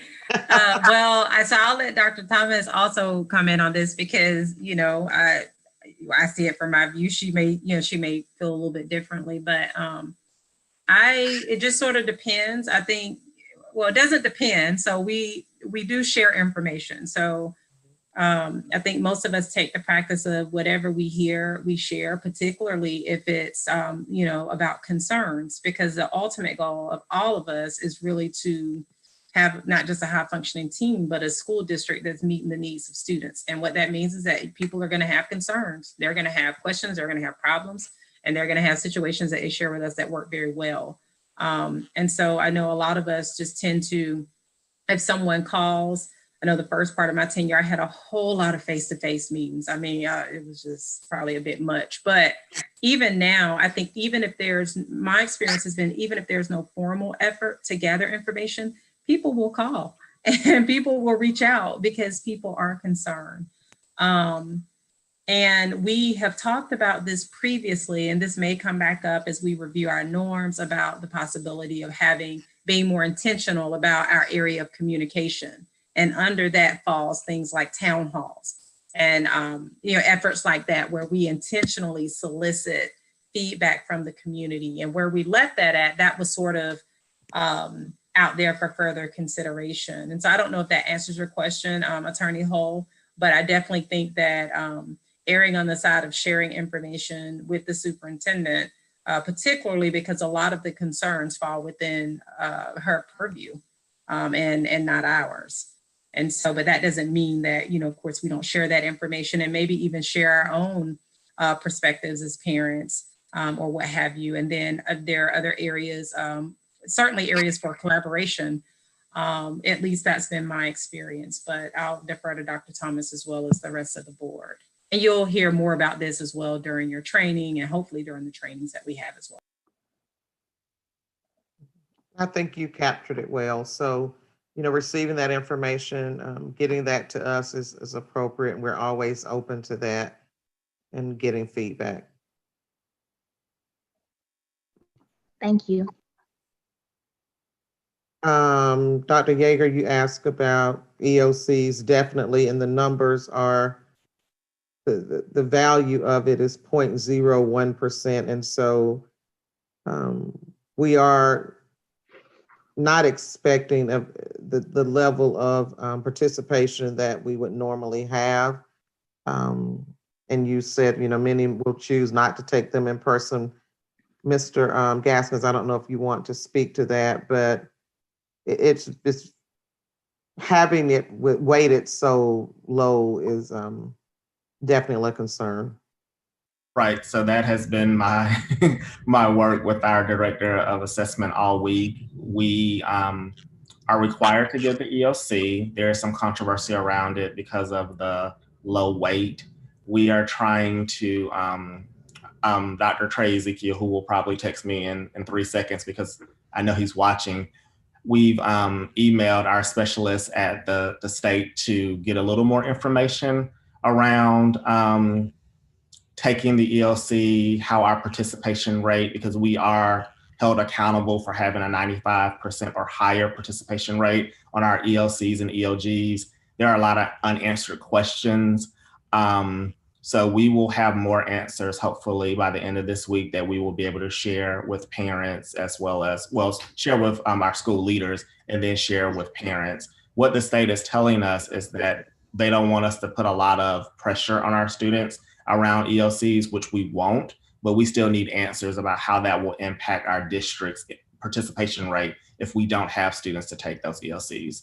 So once we learn more, I will definitely share that with the board after we share that with our school leaders. And we have already started a communication to share with parents. We just have a lot of blanks because we need more information that is concrete because ELCs and ELGs are really, really important. And we just want to make sure that we're communicating the correct information.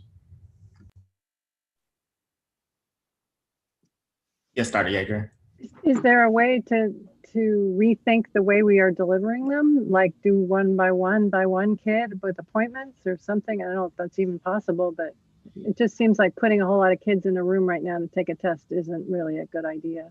Our state superintendent has, as you know, he asked for a waiver from the federal government and that waiver was denied. He's asking for another waiver based on our new administration. We may not have to take those at all. So we are planning a lot of different options, hoping that will be the answer. The challenge with testing small groups of students, as you are suggesting, is that the window is very, very short, very, very small. We may run out of time, but I will definitely take that back to Dr. Ezekiel because we are really trying to find as many creative ways as possible. And if that doesn't work for the ELC, we still have the PSAT that we're offering our students. And some other exams that we might be able to use that that creative idea that you just offered, Dr. Yeager. Thanks.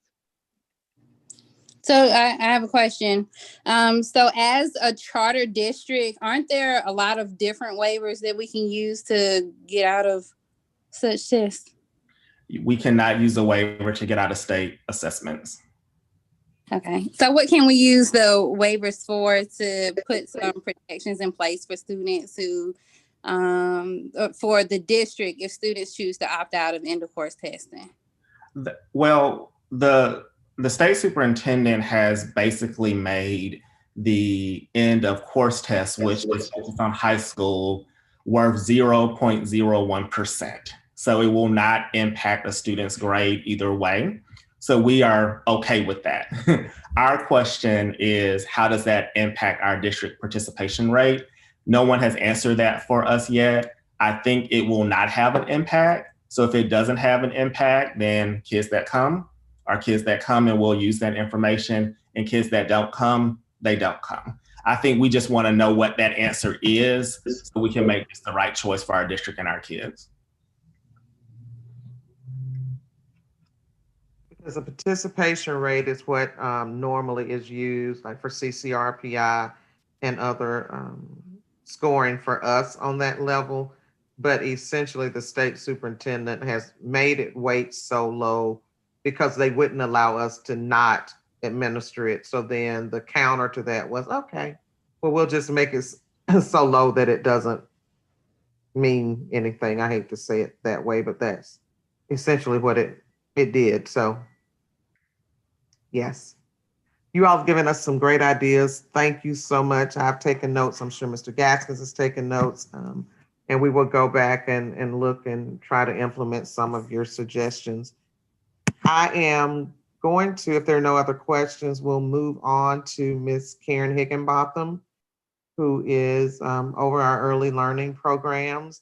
And she has a presentation tonight for us that is required as a part of her funding and policy following. So it is the Head Start, Early Head Start governing body required annual orientation presentation. So she's going to provide that for us. And then after that, we will have a presentation on our school resource officer program.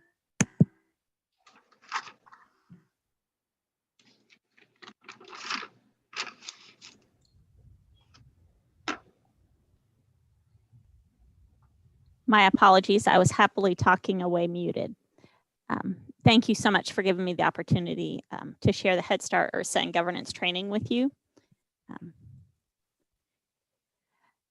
As the Clark County School District's Head Start governing body, we must provide you with this governance training annually. And it's your responsibility to, for lack of a better term, use this training and your knowledge to make sure that we ensure the structures are in place so that we can provide effective management and oversight to enable delivery of of high quality services for our students.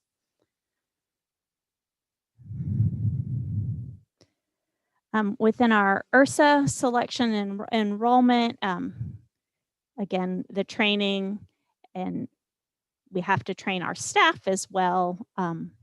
And this training must include sort of this minimum to collect and complete and accurately ensure we have eligibility. You have a lot of processes in place to support the work that we do, the Board of Education policies, our school district's code of ethics, the code of conduct, our rules and conditions for employment, as well as our organizational structures that we have in place that allow us to meet all of the requirements within our selection and requirement.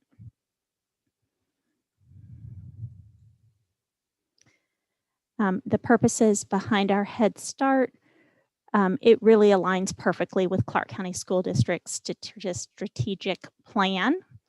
It aligns with our theory of action, our priorities are reflected and it reflects the needs of our community. And so as a part of Instructional Services Department, we have the opportunity to sort of serve as that bedrock foundation on which many of our students can build and begin their educational journey.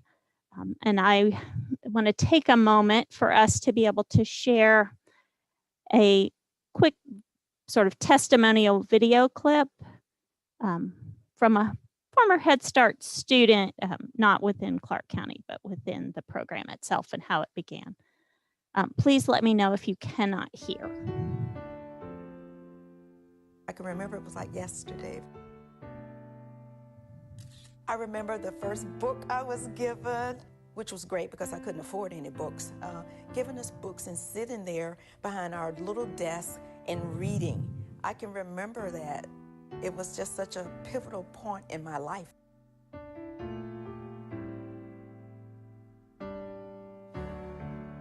Today, we're able to announce that we will have open and we believe operating this summer, coast to coast, some 2,000 child development centers. This means that nearly half the preschool children of poverty will get a head start on their future. Is that the same as this? Yeah. From the absolute beginning, Head Start was never intended as just a preschool. The emphasis was on comprehensive services, nutrition, health screening, health care, social services, new careers for the parents with training and income, helping people get out of the cycle of poverty. And that includes energizing, giving people confidence that they can do this, and it's one step at a time.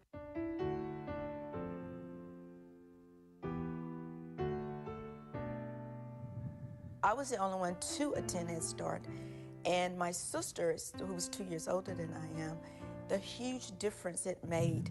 We have two people who grew up in the same house in the same circumstances, and I was the person who excelled at school. I am the person who went on to college. I'm the person that started my own business. I truly believe that I had a better opportunity for success than she did because I got to go to Head Start.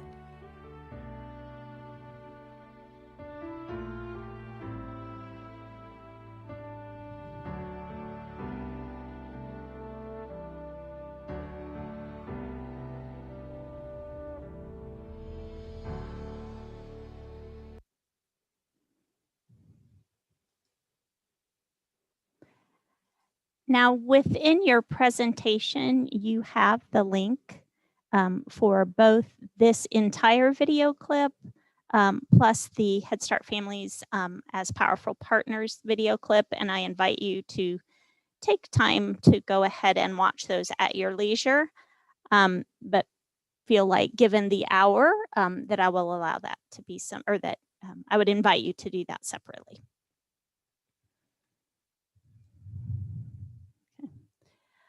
Within our Head Start program, with our Early Head Start home-based program, we have 100 students. Within our center-based Early Head Start, we have 64 students. Within our Head Start 3s, we serve 102 students. And with our Head Start pre-K classrooms, there are 40 students. That's in addition to our pre-K across the district. All of these students qualify through our eligibility, recruitment, selection, and enrollment and meet our criteria for advancement. Part of that selection criteria, our staff must have the training. They'll meet with and interview each family. They verify all of the information and they create an eligibility determination document for all enrolled in participants. And those are requirements for that determining, verifying, and documenting eligibility from the Office of Head Start. There are age requirements within both Early Head Start and Head Start. There are eligibility requirements that are required through the Office of Head Start, and then those that are components of eligibility or points that are a part of our community assessment. We also must verify all information and ensure what the eligibility duration throughout a program. So if a student qualifies for Early Head Start, they have to requalify for Head Start, but they do not have to continue to requalify for Early Head Start to continue with the program. So they're able to be a part of the Early Head Start for those 0, 1, and 2 years. They're able to be a part of Head Start for the 3s and 4s years without requalifying, but they don't automatically move from Early Head Start to Head Start. We maintain the records, but we use all of the school district's PII safety procedures to ensure that those are all carefully worked, recorded, and stored. And then we have the program policies and procedures that are a part of the Clark County School District procedures. We also have training on eligibility both for our staff members and for our policy council and recruitment committee members.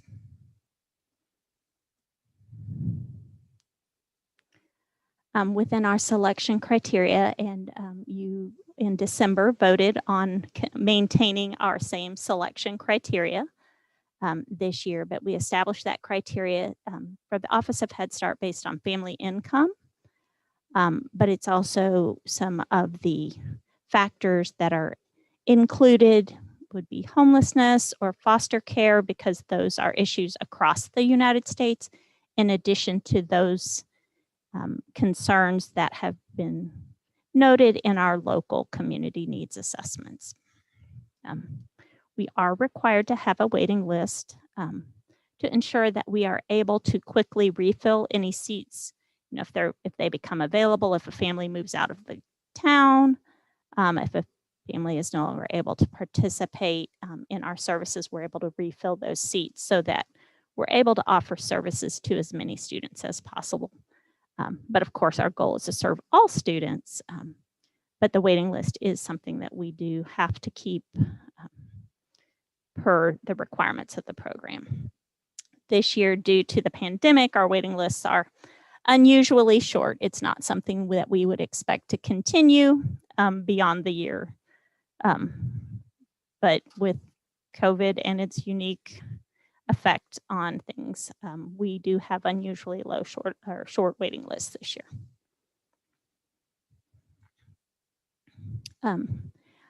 Our Head Start, Early Head Start budget, it is a 5-year grant period, but we do have to reapply for that grant annually.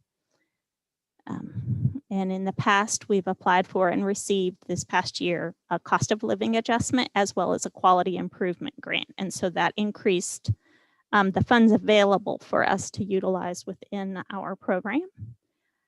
The grant funding is 100% federal funding. So if you look at the total award, that is what we have from the Office of Head Start. The non-federal share, which is typically 20% of the federal share, is what Clark County School District is responsible for. We do have a waiver in place, which has reduced that non-federal share to the number you see here, which is $513,271.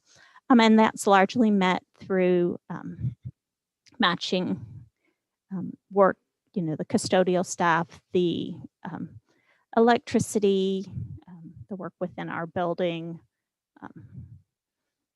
some of our local staff, such as our pre-K staff that help support. And so it's largely through matching, and it's also through volunteerism. So parents who volunteer, there's an offset for our non-federal share with that as well. Okay. Within our 5-year program goals, and if you have the opportunity to look through the presentation later, each of these hot links will take you directly to the Office of Early Learning's Knowledge Center. And so it'll kind of give you a little more definition as to what's required for each of these areas. But the achievement gap will increase the percentage of early Head Start children closing the achievement gap on the school readiness goals. It will, for our goal-oriented relationships, we'll engage in positive, ongoing goal-oriented relationships with families so that they are prepared to support their children in kindergarten and beyond. And each of our families works on a family partnership goal. Preventative health care, we're increasing the percent of children obtaining preventative health care so that children are ready for kindergarten and beyond. That is both oral and physical health care. Nutrition, we are increasing family participation in community-based nutritional services and education. For our safety practices, we're strengthening the implementation of effective safety practices. And for URSA, we're continuing to recruit, enroll, and retain eligible children at the most in need of our services. And our waiting list for Head Start and Early Head Start is a weighted waiting list so that we make sure that the children, not only that we've recruited them and served them, but we're able to serve them for the duration of the program so that they are best served and able to participate in kindergarten and beyond. The idea being that we're eliminating some inequities and helping students and families to build a foundation. An important component of Head Start is that involves not just the student, but the families and the community in supporting students with their growth. These are our early Head Start metrics.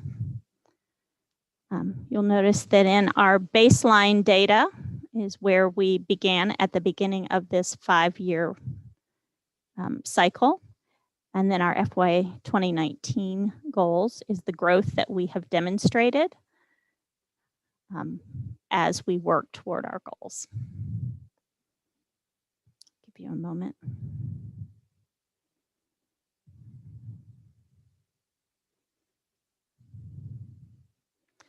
These are continuation of our goals. And noting, we're seeing growth. One thing that you'll notice is the increase of our early Head Start students who've obtained dental. They are not actually required to have a dental exam until their age of 3.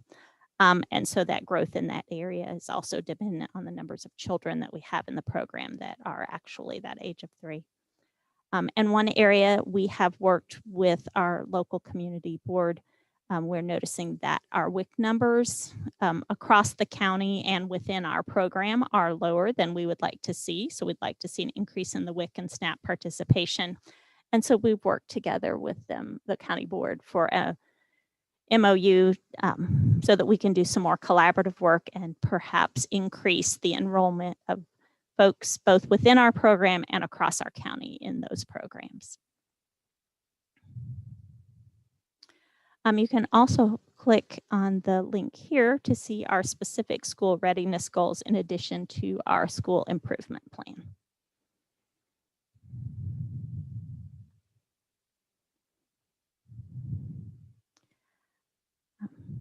Some of our advantages, are obviously that, we're able to provide that high quality early education and give our students really a head start, but it also helps promote that sort of cognitive, social, and emotional growth for our children. It supports the Clark County School District's mission, vision, our strategic priorities, and our theory of action. And it provides services in an area that our community has demonstrated a need. Some of the challenges, of course, is that we would always love to serve more children, that as a community, we have needs for more spaces. And honestly, of course, at the Early Learning Center, we're just flat running out of real estate. But we're working with the facilities plan to be able to increase that. Our organizational structure, this is sort of the Head Start version. If you sort of pull out the pieces and components of governance as far as Head Start sees it. So as the Board of Education, you are our governing body. Our executive director of Head Start is our superintendent. I am her designee that helps to serve and support the Head Start implementation. We have a Head Start Policy Council, which is somewhat similar to our LSGT, but that Policy Council helps work with and drive the programming. We have a parent committee that helps support the Policy Council. In fact, we had a parent committee meeting just today. And then we have several advisory councils and committees that help to support our work, but also to ensure that we have parent input and feedback into the programming, which is part of the design for Head Start and Early Head Start. And so some of those committees are Policy Committee, but our Health Committee, we have Parent Leadership, School Readiness Committee, and Recruitment Committees. And of course, Office of Early Learning is a part of Instructional Services. So the direct supervisor, our Chief Academic Officer, ensures that our work is aligned to the work of Clark County so that our students have a smooth transition as they move from Early Head Start to pre-K into kindergarten through 12th grade. And I think that's a huge advantage to having the programming within our school district, is it allows for that smooth transition. And so you're asking yourself, what part of this do I get to play a part in? And really the governance roles of the Board of Education as it pertains to the Early Head Start and Head Start. You have the fiduciary responsibilities. One is to help manage those, ensure that our financial management and accounting and procedures are all in place. And a lot of that is through our policies and procedures as a board district. You also approve and deny our grant submissions and any amendments that we make. And so if we ever make an application, we will always bring it to the board for approval to submit. You also you will expect and you get reports monthly that tell you sort of how we're utilizing the grant funds, what information we've gotten from the Office of Head Start, and also our numbers, our attendance, our tracking. And you'll continue to see those each month at the meetings. Our human resources, again, you're keeping and maintaining those human resource policies and procedures, and help to ensure that we continue to have 100% of our staff who meet the requirements and fulfill their positions. And we appreciate the support we get from the Human Resources Department to be able to make that happen. Our department oversight, you can hold our executive director, our superintendent, our chief academic officer, and myself accountable for that continuous improvement. And you'll track that through our district strategic plan, but also through our school growth plan for the Office of Early Learning. You're also going to receive these annual trainings. You'll receive the minutes from our monthly meeting. And of course, you approve the Policy Council bylaws each year.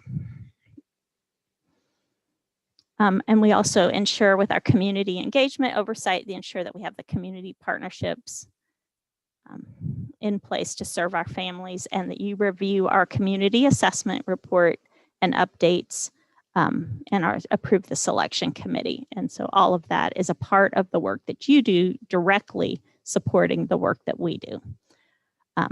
We will have the focus area too, and that's part of that program management, our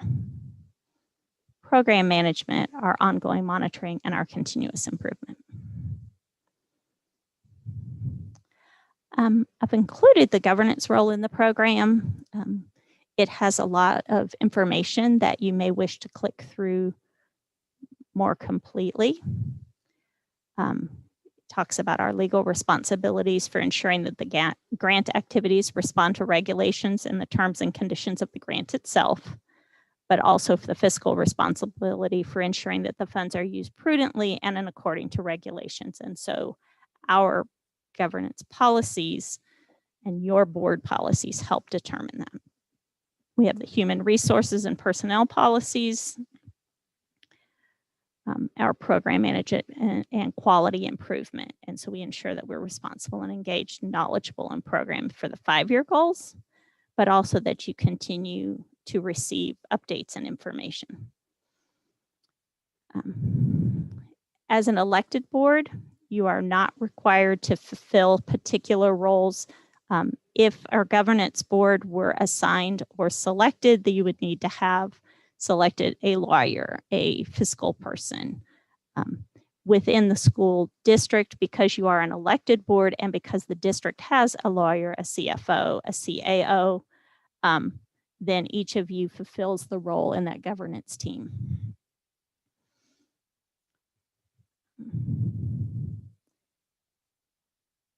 Take a moment to pop us into the Head Start governance and management responsibilities Venn diagram. I'm hoping you'll be able to see this quickly. But it gives us an idea of where the governing body has its role. Our policy council, made up entirely of parents and community members, has a role that crosses over, and then our management staff or our staff here within the building take action. And so all of these components work together to ensure that we're able to implement our program actively and well, and that all in the midst provide the leadership and the strategic direction for our programming.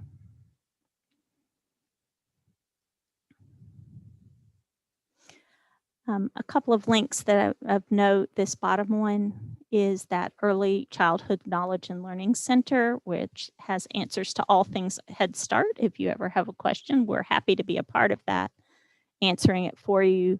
or being a part of the conversations, but you're also, if you have a question, you're able to link here and search.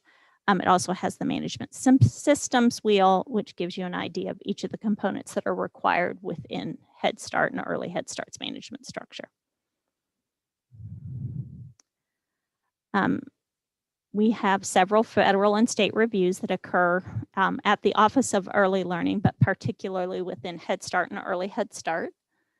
We have the class review, which is a classroom assessment, environmental health and safety, the fiscal integrity, our A133 audit, our comprehensive services, our leadership and governance, the advanced ed, which is now Cognia, the early learning monitoring, and then focus area 1 monitoring review. All of these we've come through with 0 audit findings, so we're very proud of that. Upcoming within sort of the next 6 to 18 months will be a focus area 2 monitoring review. We do not have a date for that monitoring yet, but we know that it will be coming before the end of our 5-year cycle. And many of you will be invited to be a part of that process, and we would appreciate your being able to participate when asked. And more importantly, noting that this is a component of that audit is that we annually make sure that we've walked through the governance expectations. Our next steps for within our government, year-round, we're implementing the program. We have ongoing monitoring, data analysis, and our monthly reports that we provide to you. And then we kind of each month we go through step by step. You're all, of course, invited at your leisure to attend our community assessment updates and self-assessment meetings that we'll have during February or March. We do the annual assessment. Policy Council will review, revise, and assist with the creation of the grant. And then as a board in May, you will approve our community assessment and the grant reapplication, which is due on June the 1st.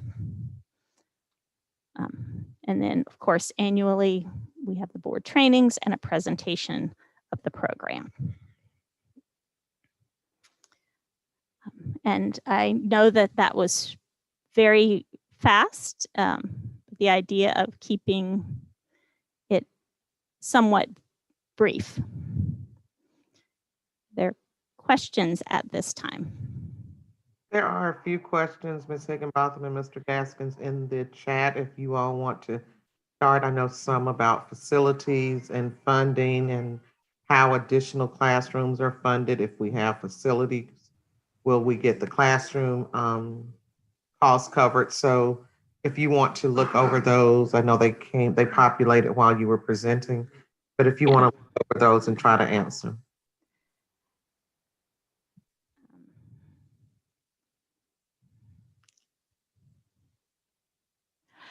Yes, we are working with our students virtually as well as the district. And I have said to many times and to many different groups, if you told me 6 months ago you could teach preschool online, I might have laughed you out of the room, but I have to give our teachers and staff credit. They're doing an amazing job of engaging students in a variety of methodologies. You know, it's funny, when we went back face to face, we had a parent who was like, I don't know how they're going to do. They've thought all this, you know, the whole beginning of the year that they were the only child in the classroom because it was just them talking with the teacher on the iPad. When they got in the room and figured out there were 20 other people there. But we know that teaching face to face is ideal. And that's where, of course, we want to be as soon as it's safe for us to return. But for now, all of our families do have iPads. We do have the ability to engage with an instructor synchronously with their teacher, but we also have a number of asynchronous activities and independent portions of the day because, of course, it's not appropriate for our students to be online for 6.5 hours a day. Even so, our teachers are providing some synchronous instruction where students are involved directly with the teacher through the iPad, but also some where they're working independently or working with parents on additional activities.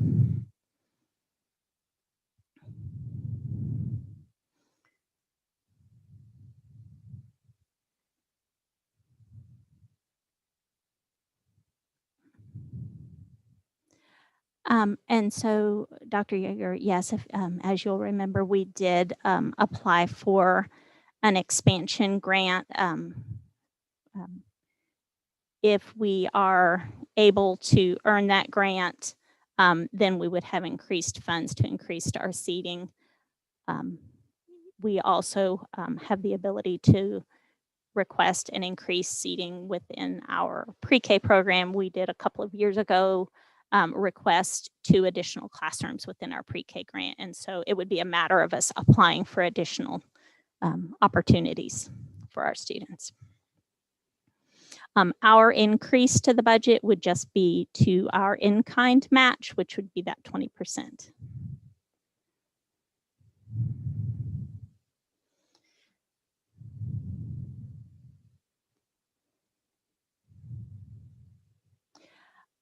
And as far as the facilities, it would be our responsibility to provide those facilities, but the seats and the ongoing cost of providing services would be on the grant itself. Karen, correct me if I'm wrong, but I believe the cost of providing the facilities is used for that, the vast majority of that 20% in-kind contribution, correct? Yes, yes, that if we provide the facilities, and a portion of our 20% is in fact the facilities that we provide. Thank you for mentioning that.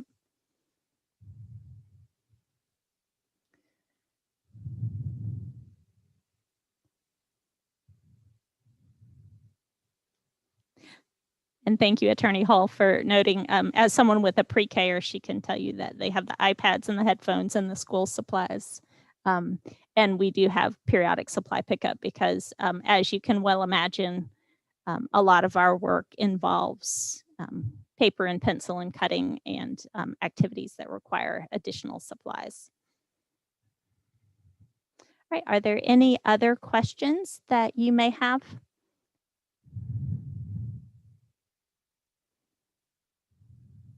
All right, thank you so much for your time. I know it's late and I appreciate your attention to detail during this training. And please note that if you have any questions at any further point, I am happy to and available. I had one question that was yes, in the, I'm sorry. What is the typical wait list for early Head Start and Head Start during non-COVID periods? So it's typically hovers anywhere between 75 and 200 for each individual program. And so at the beginning of the school year, there typically is a much lower number that are, I shouldn't say that. We're typically by July completely full in pre-K, Head Start, and early Head Start, and our numbers start to grow at that point as we build our wait list with additional families that are interested in services, but perhaps either weren't available or didn't register prior to that point. That early Head Start and Head Start programs do have a weighted wait list, which means that if you have higher risk points, then you would move up on the list even if you signed up at a later date. Pre-K itself is a pure first come, first serve. It is not income eligible with the Head Start, early Head Start program. It is income eligible, so they must meet all income requirements. And then it is based and weighted on risk factors. This year, there just simply isn't. I would anticipate that COVID is reducing numbers across the nation, and certainly across Georgia. We've noted that that's true across our early learning programs. But what I hear you saying is that a focus on increasing capacity within the programs should be something that is considered heavily in the future. Yes, ma'am.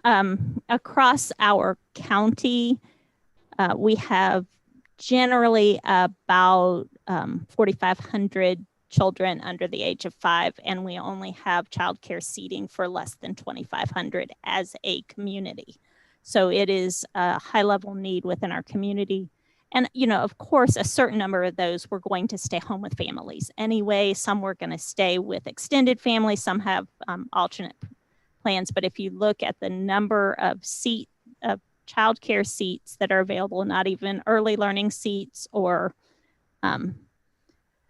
options that are available, there just aren't enough seats in our community to serve the need across our community. And so it's something that we continue to know that is a need for our community in general, but for our students in particular. Our wait lists have demonstrated it's not just a community need, it's something they're seeking.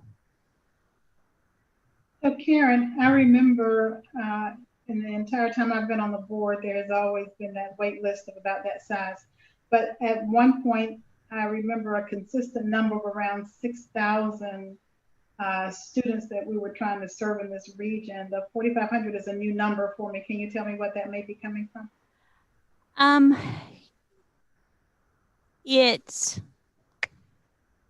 We have increased the services for our pre-K, which has helped reduce some of those numbers. And also there are just fewer children right now in that 4 and under age range. We are seeing a growing number of children, but there was, over the last several years, have been fewer 4-year-olds, not by thousands, but by hundreds within the last couple of years, probably in part due to the recession. And now we're seeing that number begin to grow again. And so, you know, it was sort of that blip in the community assessment radar. We saw a sort of a 2 or 3 year drop in the numbers of children, you know, from 1,200 to closer to 900 children in those age ranges. And we're seeing that grow up again. Thank you. That's encouraging. Sure. Any other questions that you may have? And I apologize for looking back and forth. I have 2 screens open and I can see you on one screen and I'm looking to be face to face with you on the other screen. So I apologize for that sort of tennis view. All right, well, thank you so much. I appreciate it. And again, if you have any questions, we're happy to be a part of that. And we invite you at any time you are interested to join us for our policy council. Thank you. Thank you, Mrs. Higginbotham. She does an amazing job with all of our early programs. Like Ms. Holt said, I think I'm also partial. I spoke with that team yesterday, and they really are the foundation of our work for elementary school. And you can truly tell when children have had early learning exposure in our programs when they enter into kindergarten. So thank you and your team for an amazing job. So now we can take a deep breath and we go into our next presentation. And I'm sure this one is going to come with a lot of questions and conversation as well. We have Chief Sizemore here. It is time for us to do a renewal of our memorandum of understanding with ACCPD. He's going to present along with Dr. Watley on our CCSD public safety and student supports program and model. And then we will welcome your questions and your thoughts related to that. And I've received some feedback from Mr. Davis already. And of course, we've all given thought to that. We're very cognizant of our current social and political climate and recognize what moving trends are at this time. And I, also have some thoughts on how we can move forward with that work. But at this time, I'm going to turn it over to Chief Sizemore and Dr. Watley to present. Good evening, everyone. I'm glad to have an opportunity to share with you about what we do within the Clark County School District Police Department, and particularly about the external and internal partnerships we have with the Athens Clark County Police Department and with student support services to try to or ensure that we are consistent with our mission. And our mission is to provide and maintain a safe and secure environment for students, staff, faculty, parents, and visitors of the district's facilities, and collaborate with community partners as well as local, state, and federal public safety. In short, we work with staff and other partners to maintain a safe environment so that our children can learn, and also so that parents will be comfortable and have confidence that their children are safe at school.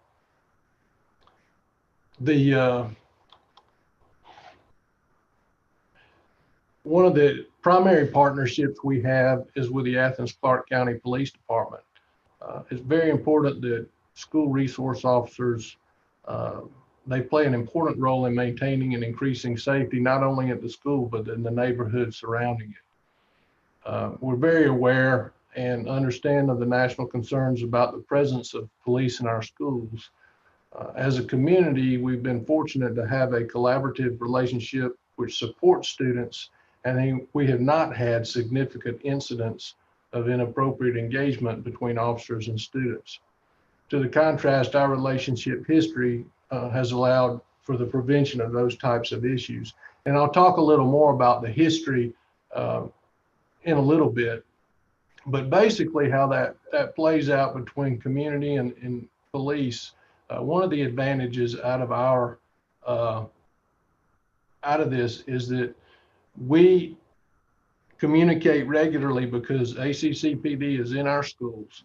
When incidents happen out in the community, maybe on a Saturday afternoon or a Sunday, that could negatively impact our students on Monday, they're there to tell us and to let us know and communicate with us and share that information so that we can equip the principals and our staff with what they need to know to try to prevent those challenges from blowing up within our school.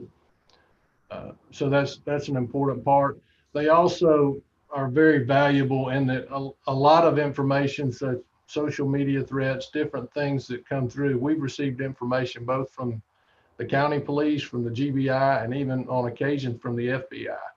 And they've always helped us, no matter the hour, to put together a plan to mitigate those circumstances, and frequently offer a great deal of help in dispelling the alarm so that kids can continue to learn and not that there won't be as much or as great of a disruption. The school resource officers help educate students and parents about safety issues while protecting them and preventing inappropriate behavior on school campuses. The primary or the three things that officers engage in is counseling, mentoring, law enforcement, and law-related education. While safety and security are paramount to both students and staff, the community we recognize that certain for mental health developmental stages of youth and diverse need of staff. We work, the other internal partner for us is student services, and as far as counseling and mentoring and trying to prevent inappropriate behavior in the future, we work very closely with student support services to try to accomplish that through meetings and just through regular contact regarding incidents in our schools. And with that, Dr. Watley. Yes, and so in keeping with that, our goal is to provide a proactive services to address the emotional and mental health and the well-being of our students. So the Division of Student Support Services encompasses the areas of school social work, school psychology, of course, school nursing, but the ones that would be most relevant to this piece, and also counseling, which sits in the Office of School of Academics. As you can see here, the counseling department, they provide social emotional learning supports to students and staff. And then as mentioned earlier, I'm really taking a look at how we can build out our school services, school social work services. And they address the barriers that impede the family's ability to access resources. However, as of recent, we've rolled out a new initiative that the school social workers hold and drive within this district. And that is when students return from restricted placements, such as juvenile detention centers or even mental health places, they come back through a case management consultation process, which brings all of the necessary people to the table to discuss the child so that we can make sure those appropriate supports are in place.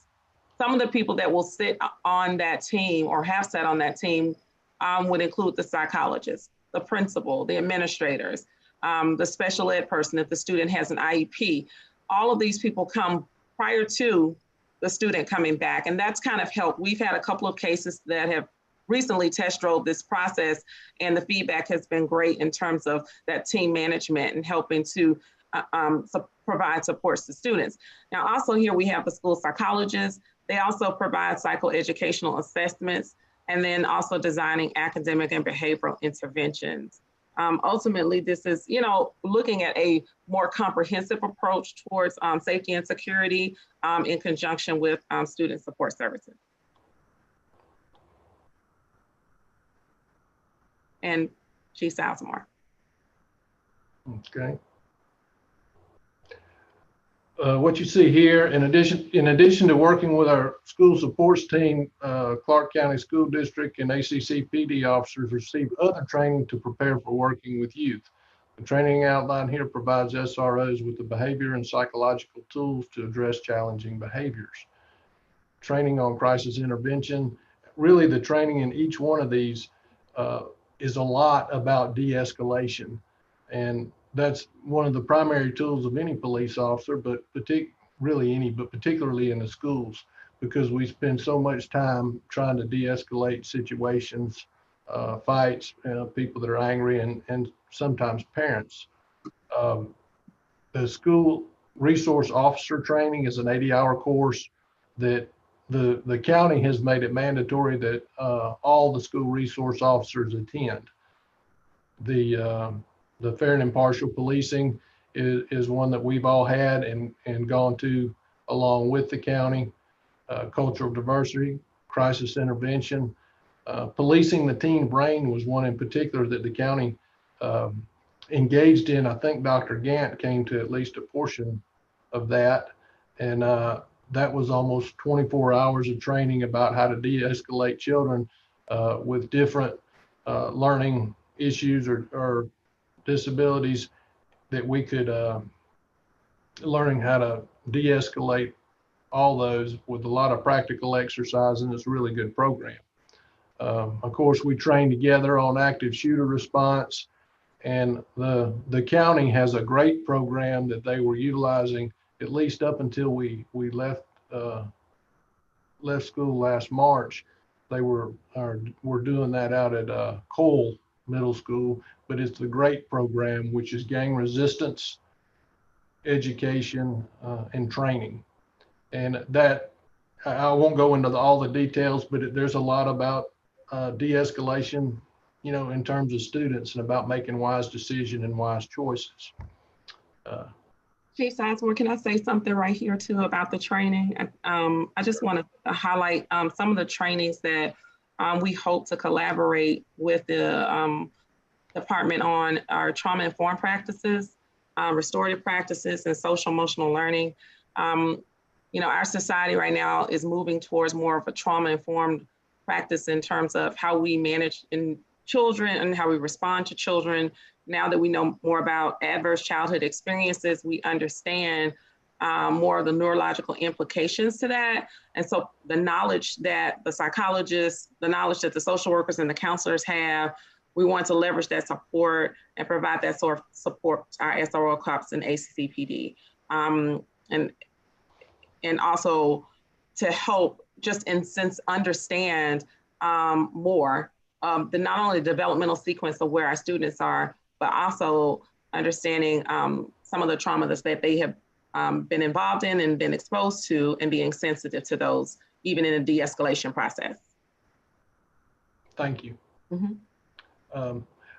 I know that we have 3 new members, but I think it would be good for everyone to hear about the history of how we got to where we're at.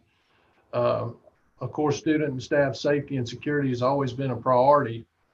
But the police have actually been in the schools going back to the 80s. Even though I started with Athens Police Department, which later turned into Athens Clark County Police Department. And we worked in the schools from the very time that I came to the department in 1986. We worked in the high schools regularly and pretty frequently in the middle schools. And it became so regular that it evolved into the MOU with Athens Clark County for the first year, I think was in 2000. I got a lot of this information from Chief Platt. But it was in 2000 when this MOU originated and was formalized in a relationship. You know, when I worked in the high schools, it was kind of a sign-up list, and they would need a police officer at the school, and people would sign up. And you know, if you didn't do a good job, they wouldn't ask you back. But there really wasn't any looking into who's coming. Are they really good with kids or anything like that? So they formalized this so that they would have the same police officer there all the time to build positive relationships, and is a critical part of it. Other things that contributed to that, well, in 2008, the officers were in the schools, but in 2008, they changed the Chief Platt's title from security director to a chief of police. And they did that for a couple of reasons. One of them was that the county was having a difficulty staffing all the schools. And that led to some particular challenges. There was an individual went into one of our middle schools and accosted or approached a child, and there was not a police officer there. And in another one, there was a firearm in the alternative school. So at that time, the board, the superintendent, decided that they needed to create their own police department to make sure they could fill in any gaps. Next slide.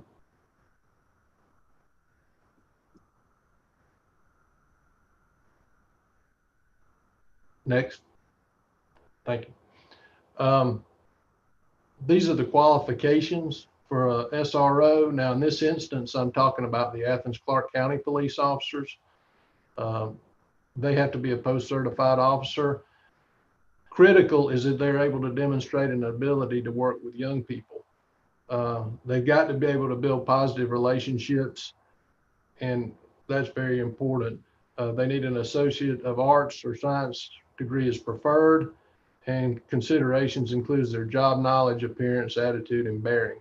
And by bearing, we want someone that's approachable. We don't want a police officer that doesn't speak. I mean, they may be a great person, very knowledgeable, but we want someone that can engage with kids and will be approachable if they have problems or need to share information with the police. We also have a selection process, and it's important to note in that selection process that the only officers that work in the school are ones that ask to work there. At the police department, there's 3 shifts. You may get assigned a midnight shift, and you may not want to go to midnight shift, but that's your assignment and you have to go there. The schools are different. They have to request for that, and they have to be vetted through interviews. We have an interview panel of school district, would be myself, the affected principal, maybe Assistant Chief Reed or the other resource officer. We interview them and make a recommendation to the ACC PD police for assignment, and they have to put in for it. We don't let anyone, they don't even work there temporarily if they don't want to be in the school and haven't been vetted.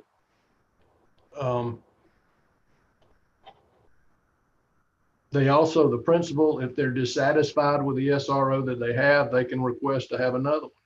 Now, of course, it's not quite like in any job situation, you try to resolve any differences or anything first, but and normally that has not been a problem. And the SROs are employees of the ACCPD and are subject to their administration, supervision, and control. So they have, I'll go over that. I'll show you a picture in a minute, what unit they work under and we'll go over that. They are allocated in the schools in the following manner. In the high schools, you have one Athens Clarke County officer matched with one Clarke County School District police officer, along with 4 unarmed security officers.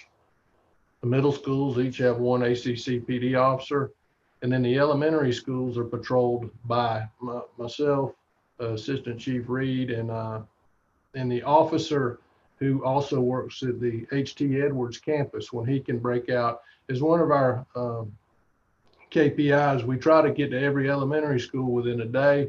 And we also try to engage with those kids as much as we can and try to have positive time with them. And we also have a night patrol, one unarmed security officer. Obviously the high schools have a larger staff. The reason for that is their campuses are so large, and the campus is large, the student body is large, and it's an older population, and there's just a lot more traffic going and coming. And I want to mention too that we can't discount, I'll tell you, a really important element of this is those unarmed officers. They play a critical role in helping us secure the properties, and they're available. If they run across something that they need a police officer for, they have a radio and they can call us, and we can have someone respond. The duties, there's actually a duties agreement that is signed between the ACCPD SRO and the principal, and to kind of define what it is that they're supposed to do. They're not just there without any direction from the school, just there in the school. They're to be a visible law enforcement figure and deal with matters and code violations, but they are not the disciplinarian. And that's a role that we have to make sure. If they see something that's a violation, they're not going to ignore it. They would stop it, and they may wind up being some type of witness, but that's the school's responsibility to handle the discipline. They also report cases that occur on campus. There's certain cases it's mandated that they be reported to the police, and they are available to take those reports. They coordinate all their actions through the principal's office. And they also, if officers from another agency or from Athens Clarke County want to come to the school and interview a kid or talk to them, they inform them of the policy. They would vet that. They can only do that if it's something really critical or could be a danger to the school, not just for a normal investigation or something, because when they're at school, we want them learning, not the police coming in and interviewing them at that time. Another important part I don't want to leave out, they're also, when they're at those schools, these are some examples of situations that we've had happen. Just last year, 2 that occurred over at Kroger on Alps Road. A situation broke out with a person with a gun. The school resource officer that was at Clark Middle heard the radio traffic. Obviously he's got his radio tuned to that side of town. He heard the radio traffic and was able to put the school on a administrative hold. I still try to say soft lockdown, but put it on an administrative hold to and get all the kids off the playground until that situation was dealt with. And that kind of thing happens with some frequency. There was a shooting in Rock Springs, and the SRO, I don't recall, either heard the shots or was made aware of them and acted quickly with the administration to do the same thing. And it was close to time for the buses to come and people to get out of school. That kind of thing could spill over onto our campus. And that's one of the positive attributes. They're to be a classroom education source on approved materials like GREAT that I spoke about. We want them to be in the class and have positive time with students. have them associate with students in a good, positive way. They're a resource for parents and students. You know, a lot of times parents will share with the resource officer what kind of problems they may be having, and the resource officer may be in a position to talk to that person and develop a relationship with them. And another important thing is that the principal and the SRO develop plans to prevent and mitigate dangerous situations. This plays in, unfortunately, they spend a good bit of time doing this. When we have threats that come in, you know, via social media or something like that, it's the principal and the SRO that are trying to run those things down. When there's an issue between students where they think there may be a fight, they're running that down and trying to prevent those things from happening. There's also been instances, both last year, there was one instance, and the year before, where firearms were within our high schools. And the team, in one instance, the principal and the administration learned about it, and they were able to work with law enforcement to quickly mitigate that situation. And in the other instance, the police officer learned about it, shared it with administration, and as a team, they took action and they were able to take care of that situation, and no one was injured.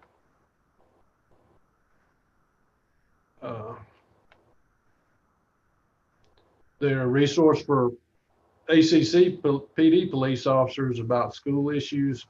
That mostly pertains to, you know, special events like football games, or, you know, keep them apprised of the days that the school will be let out early so that they can, you know, make sure kids are getting home safely. They participate in school affairs as a member of the staff, and sit in on staff conferences. They're to be alert to new ideas and to improve the SRO program. They one of the things that they've done out at Hillsman Middle School, Jarrett Johnson and the principal worked together even during the pandemic so that he could be available for some of the classes they were having, so that he could still continue to try to develop relationships with them. And another thing they do every year is their police camp. Well, every year they didn't do it this year because of the pandemic. Next.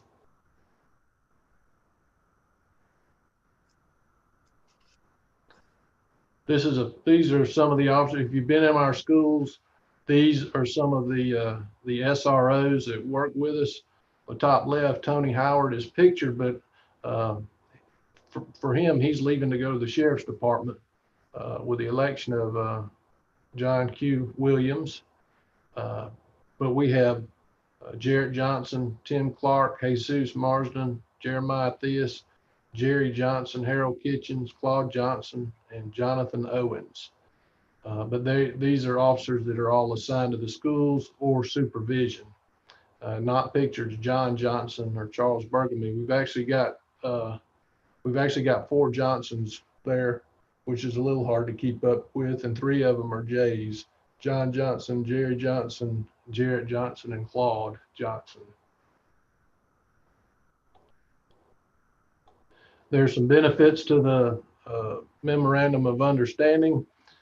For us, cost-wise, it doesn't exceed $325,000.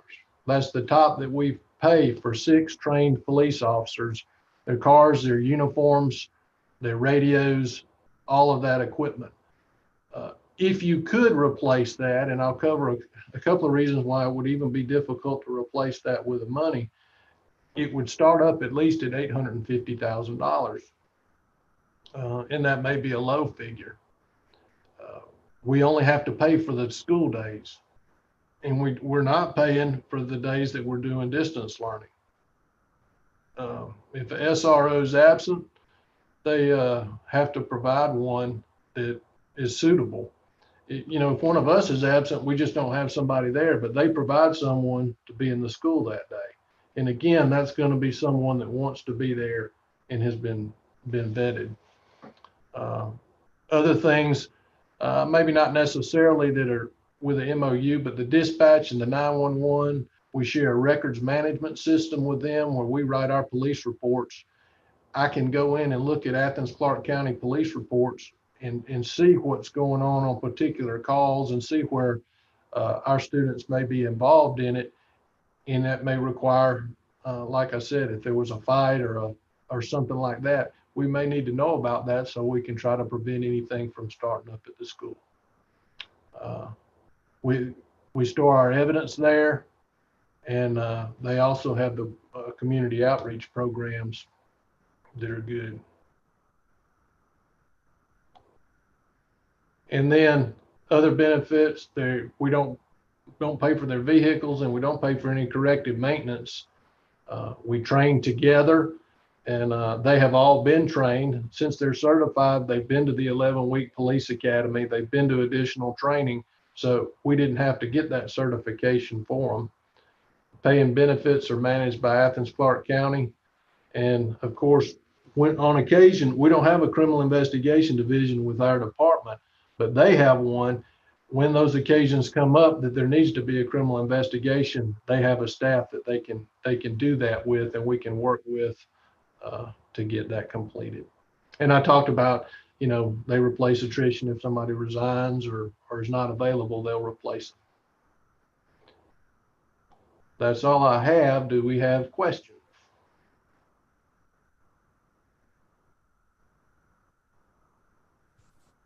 Yes, I have several questions about the MOU. First being, who drafts the content of that MOU?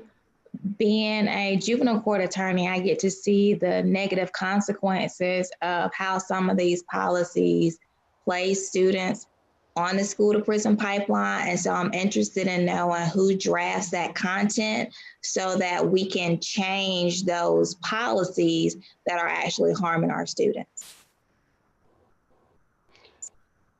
The MOU, I think, is available and posted. It is simply a 2-page document that defines what the county will do in assigning police officers into the schools.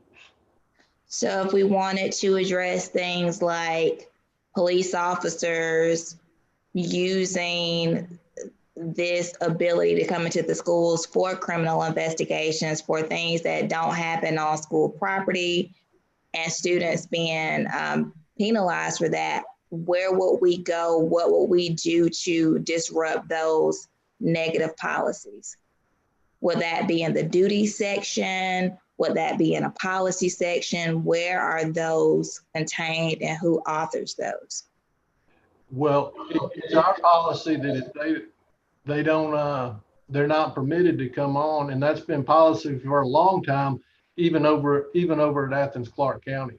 When I started years ago, it wasn't uncommon to go to the school to interview a child because you knew that's where they were at and you could find them. But that is a policy and it stopped probably 20 years ago.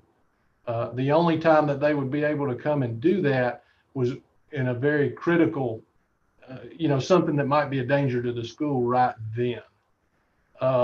There was an occasion where this has been about, I think it's 4 or 5 years ago, where they learned that a student had committed some armed robberies, and there was a weapon very likely at the school. So they worked with the administration and they were able to recover the weapon at the school. And Attorney Hull, and I see Lawrence put the policy LDAJA is up for review. Right now, the policies that I'm working on my committee, we are reviewing that specific policy right now that has to do with interrogations and investigations. And I think Lawrence did put in what the policy says as of now, but I definitely think it needs to be revised. I think address Attorney Hull's question. So more than an MOU issue, we need to ensure that we have it as a CCSD policy. But like with many policies, there are many policies. And so that should be something that maybe between Dr. Watley and Mr. Gaskins that we need to ensure is covered when we do our beginning of the year PL and updates with our building principals so that they are aware of what that policy is and what they need to do if there's any action or effort to violate that policy.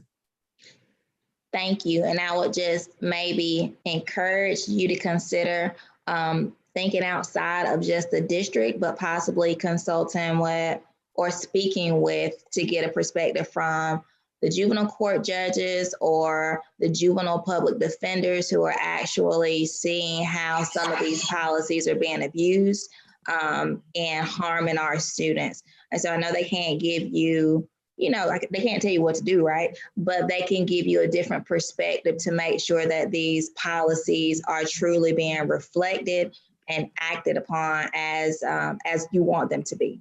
The spirit and the intent is there and not being abused.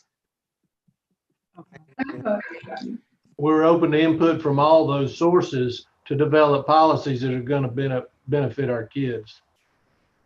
Did we not have I thought we had a big community meeting last year, year before maybe, where we did have to take a look at, or we sat down with community members and members of other organizations that were asking for reform in our SRO policies. It seems to me like there was a big study or something that was done just last year. And out of that, I know the recommendation came that we wouldn't bring in our own police force, that we would continue our relationship with Clark County. But I thought that was driven by community input on our policing practices. So I don't want us to lose sight of work that's already been done, but I don't think it's something that stops either. I think it's something that needs to be an ongoing conversation as situations change in the community.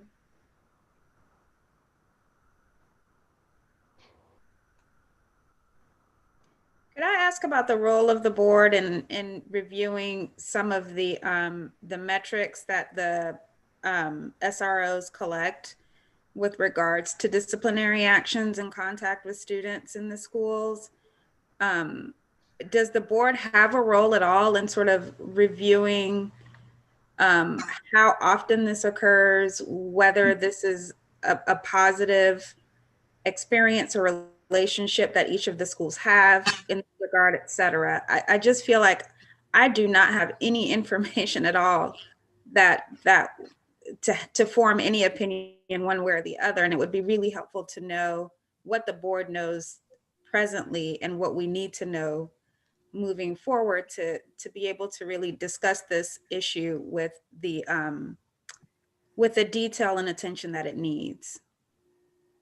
So part of our key performance indicators a year ago involved Chief Sizemore maintaining metrics on the types of incidents that the SROs and CCSD police were involved in, calls that were received, many of which were calls that actually came through the 911 dispatch, weren't even involving Clark County, but sometimes they were on our property, like a person was pulled over, someone was stopped trespassing, and it had nothing to do with us.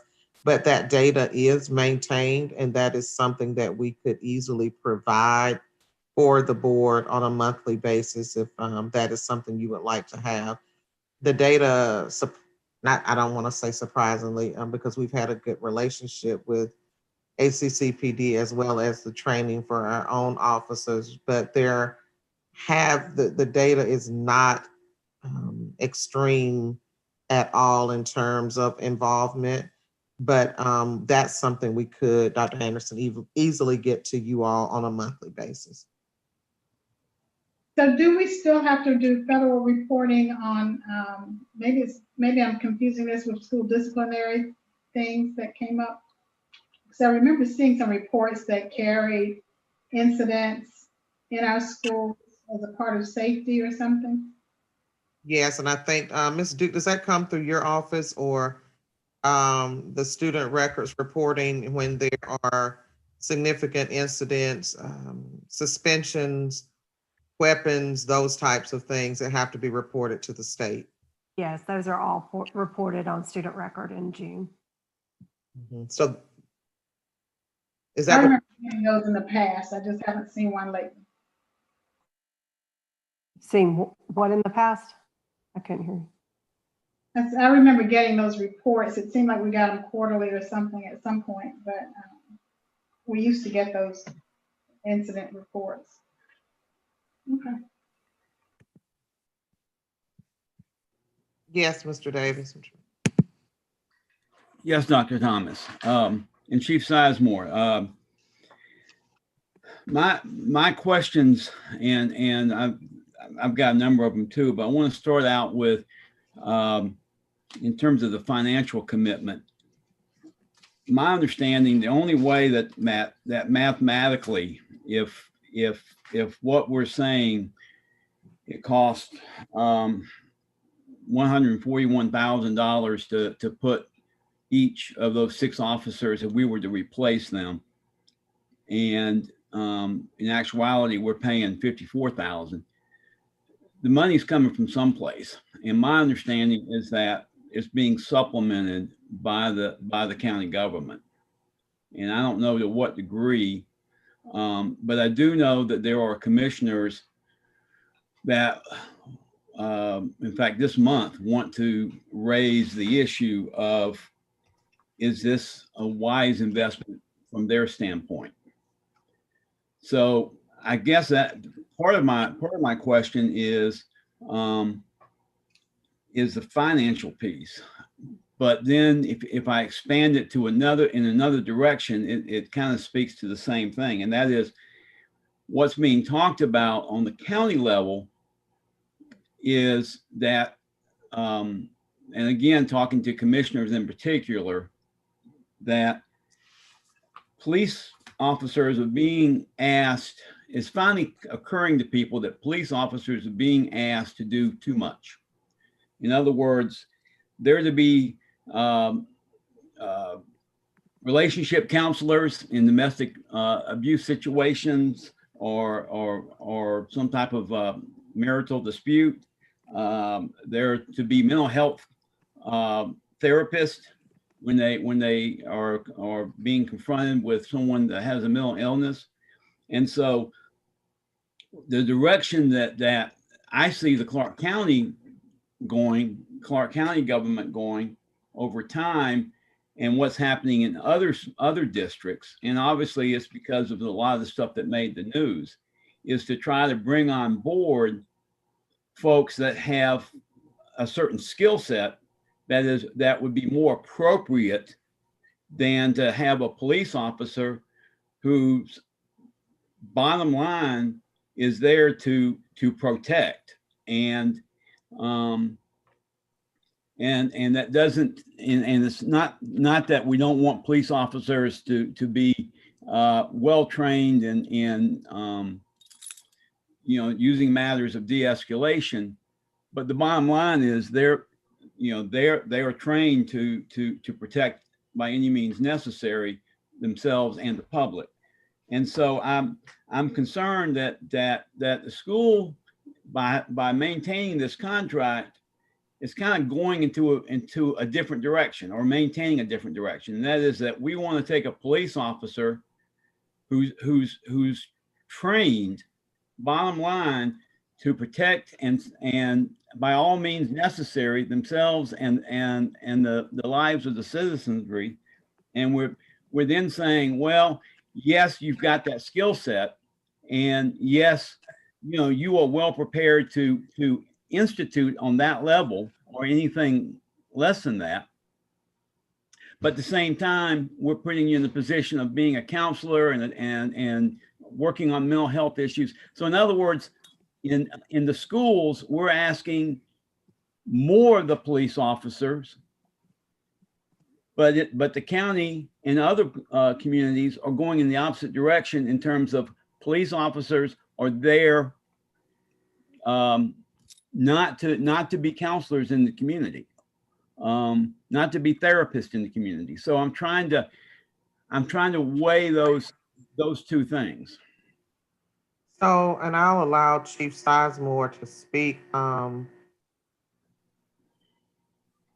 I would be curious to know then what that means even for the model of community-oriented policing. And I'm not sure if we are asking our officers to be counselors or mental health therapists, or are we asking them to be relationship developers and to recognize when individuals have mental health, therapeutic, or other needs, and to ensure that they are engaging the right professionals to support those students in that role. Um, so I don't think we're asking them. Now, we are asking that they be trained in understanding and recognizing how, again, the teenage brain works, how interacting with children and those with mental health needs works. But I don't think we're asking them to be the one to then provide that service. We're asking them to have an awareness and an understanding. So to address just what you said, so that they don't approach it from a, we're coming in just to regain order, because that's not the model of school work. But I hope that's not the model of community work either. And that's why I have liked a community-oriented policing model, because it is about getting to know the community, because these same children are in our communities. And I would hope that when any of my 14,000 walk off of a Clark County property and enter their home property, that they still are approached with a level of sensitivity and understanding, and that the response, unless there is an immediate threat of harm and danger to someone. But I would hope that an officer who interacts with any of our children away from school would still utilize some attempt to de-escalate, some attempt to connect, some attempt to rationalize with, some attempt to engage with our children, whether they're in our building or away. So I hear what you're saying, but I think that can go a lot of different ways. And so that's conversation I would love to know more about, because if the attitude is that basically what I'm hearing you saying is they're there, well, I don't want to say it's very graphic. Their purpose is solely to protect by any means necessary. We're going to be in a place of even more problems than what we've had nationally, if that's the model that policing is going to. But that's a sidebar, and I think we can discuss that. But I would just hope that that's not how any of our children would be treated on campus or away from campus. And yes, I don't know if that was you, Dr. Yeager, or whomever. We can get that information. Dr. Watley can share Dr. Richard Welch's report. I am. I'm about to send it to you, Dr. Yeager. I just saw I see the Welch report. But I understand what you're saying, Mr. Davis. A lot is being asked of our officers. May I interject one thing? Yes. It is inaccurate to say that they're trained to protect by any means necessary. Police are governed by rules. We've seen in places where those rules were violated, but there were rules. And there are policies that we train on and follow. So I just don't want to leave that as necessarily being accurate. Yeah, I don't, Chief Sizemore, I understand that the vast majority of police officers are very decent people, and I don't want you to think that I'm insinuating anything different. It's just that it's I was trained to be a school teacher, and I can see that how in many parts of my life I exhibit those skills that I learned as a school teacher. And the way I come across and the way I perceive things.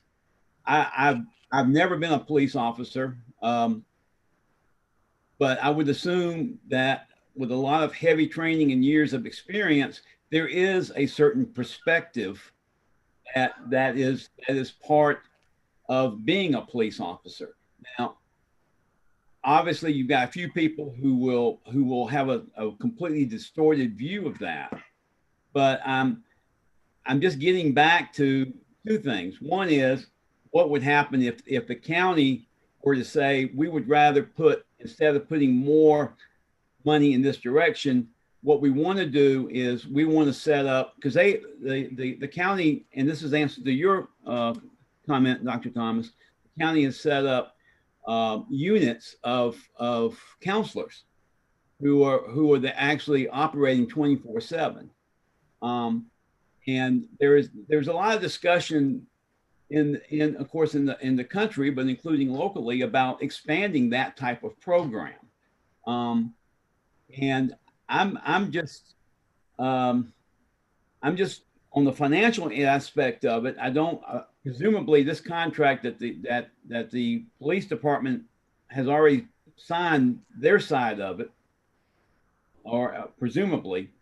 But my understanding is that the county commission hasn't looked at it yet for this coming year. But the other thing is again, putting so much, I mean, it seems like that the difficulties that we've had to some degree is regardless of how much extra training a police officer gets, when they're confronted with a person suffering some type of mental breakdown, may not be the best person to be there on the scene, or if they're very, very agitated, but without a weapon, they may not be the best person on the scene. So I'm just raising that as a philosophical question, but then also raising the financial piece of it, so that we understand that the funding, you know, the argument that you're making about how much money we would save by working with the Athens Police Department may change, but I don't know where everything is in terms of negotiations. But anyway, thank you. That's very good insight, Mr. Davis, to hear and to know, because and I personally and professionally believe we're at a place where we need to begin evaluating the model, evaluating the services, and evaluating the most appropriate way to support the needs of our students and our staff. And, you know, looking at it from the perspective, even if we just looked at it financially, like you said, that might not be an option. So we're going to have to start considering other ways to provide that support, and not saying supporting it in the same structure that it currently exists. You know, this might not be the most effective structure. There, you know, are always other ways, as we've learned through the pandemic. There are other ways to address issues, and sometimes we look at things from a traditional model because it's tradition, it's what we're most comfortable with, it's our go-to, but it might not be the most effective. And what was most effective 10 or 15 years ago might not be what's most effective today or next year. And so I think this is a good time for us to step back and really look at what is the intent and what is the need, and then how do we most effectively address that need for our students and for our staff. And so, you know, you bring into light that, you know, we might not even have the option of that funding moving forward, helps to really show us that this is an excellent time to begin looking at how we're supporting students and staff in Clark County schools, and, you know, how we need to move forward with that. I ask, well, not ask, but just a couple of things as it relates to funding and, you know, officers. I do think it's helpful, you know, if in fact funding may be an issue and that funding may not be there, that would be something that's great for the school district to know. I think that goes back to our building relationships across governing bodies, that, you know, if that is something that has been in the back of people's minds, then that is something that should be shared with the school board, because, you know, we all have our, you know, varying opinions about, well, police in general, and then our set of officers. But, you know, there's this whole other aspect out there of, you know, getting feedback from parents, getting feedback from principals and leaders and things like that. And, it sort of puts people in a peculiar place, unless you've been in a high school, you don't know what, you sort of don't know what you may not know. And so I'm not, necessarily defending. I do understand, well, one, the history of police in America. So, we can't ignore that, there's a racial history that's built on, supremacy and a whole lot of other things, racism and oppression. And so I'm not as, naive to believe that, that filters into some of the work that can filter into some of the work that we do. I also know, that, the set of officers that we have, while certainly not perfect, I do sort of see some of their work and see them as an outlier of sorts. It doesn't mean that, we don't have situations. And so, but, those are just like some of the things to consider. And then the larger picture, when you go back to not necessarily the need for police in America, but when you look inside of schools and how we use our officers, but really looking at the larger picture of school safety, not necessarily from students, but from people outside. And we know generally schools are safe places overall, but until they're not, that's typically when we see the flare up of data.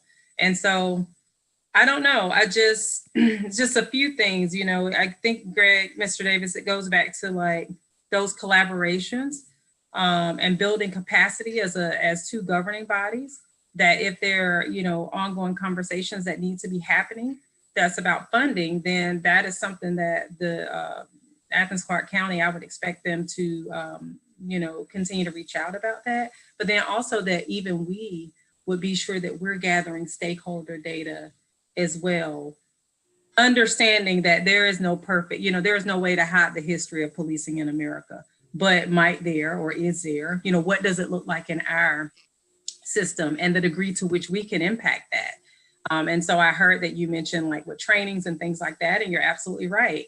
When people get into mental health situations, and not just mental health situations by and large out in the world, when they encounter Black people, there tends to be a breakdown and people are treated, there are different outcomes. And, we don't really know a lot about the training, right? Training you can't train a lot of this, out of people in one training, but one unique thing that we have is the training that we offer, not just our CCSC officers, but that we require and that other officers from the county get. So I also see policy as well as trainings as opportunity if we continue, be it with 4 officers, 3 or 2, but to really, really be able to build capacity there as well. Dr. Gann, I have to use the phrase from Mr. Gaskins earlier. I think you looked on my paper. So you took everything I was going to say. So you said exactly what I was going to say. There are real issues in America, in Georgia, that we cannot deny. And yet I don't want to project what's happening nationally on some of the officers we have here who are amazing. I watch what they do for kids. I watch how they mentor and how they work with our children. I think what Mr. Chief Sizemore said about they want to be there. And again, but it is not perfect. And we've made some mistakes and some things have gone wrong. And there are some things we definitely need to address just because of the culture we live in. But the flip of that is we do have some very committed officers. And the other thing I had written on my paper was about training. And I had written this earlier today. And we need to do this carefully and it needs to be thought out. But I had written we need to engage all stakeholders. So we need to talk to the community, but we need to talk to teachers. We need to talk to school leaders. I want to talk to students and hear how they feel. And I think it's important to get voices from everyone because it is very easy to assume that we know how someone feels, but we don't have their life experiences.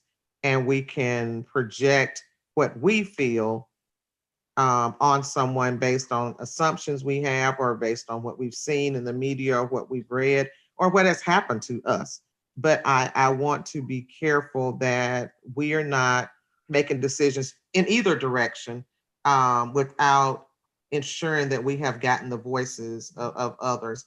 And then I'm equally concerned that if this is something where there's the potential that funding is going to be eliminated immediately, we have to work together and have those conversations and be proactive. And that should not be something we find out in the midst of a contract being signed. That's also something that should be done methodically and strategically, and allowing time for both entities to ensure that we're planning so that we have the appropriate supports in place. So you cheated, I cheated, one of us cheated, we both get 100 on that test, but but we did, we had very similar comments down. So there are very real and legitimate issues, and I want Clark County to be responsive to that and be respectful of the needs of our students and the feelings of our students. And I want us to do that in an appropriate way. Mr. Davis. Yes, Dr. Thomas, I agree with you in terms of getting feedback, and I think that the county is in. They're doing with their next year budget, just like, you know, your staff is beginning to do next year's budget. So what this spells in terms of this particular contract, I don't know.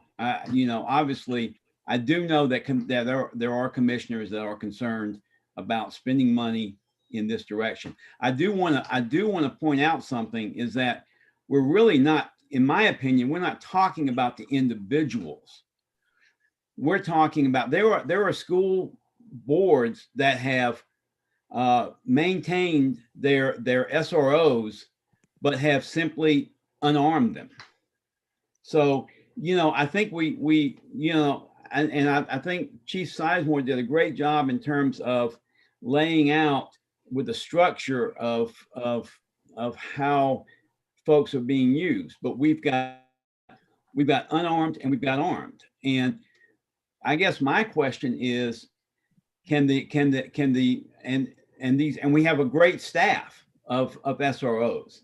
So is that great staff, is that dependent on some of them having a pistol on their person? Is that what builds their relationship building skills, or is it like with education teachers? Is that wanting to relate and developing the skill set to work with young people? So to me, as we do this survey that you're talking about and reaching out, I think we need to look at not that we need to do away with SROs, but do they need to be armed to do their job effectively?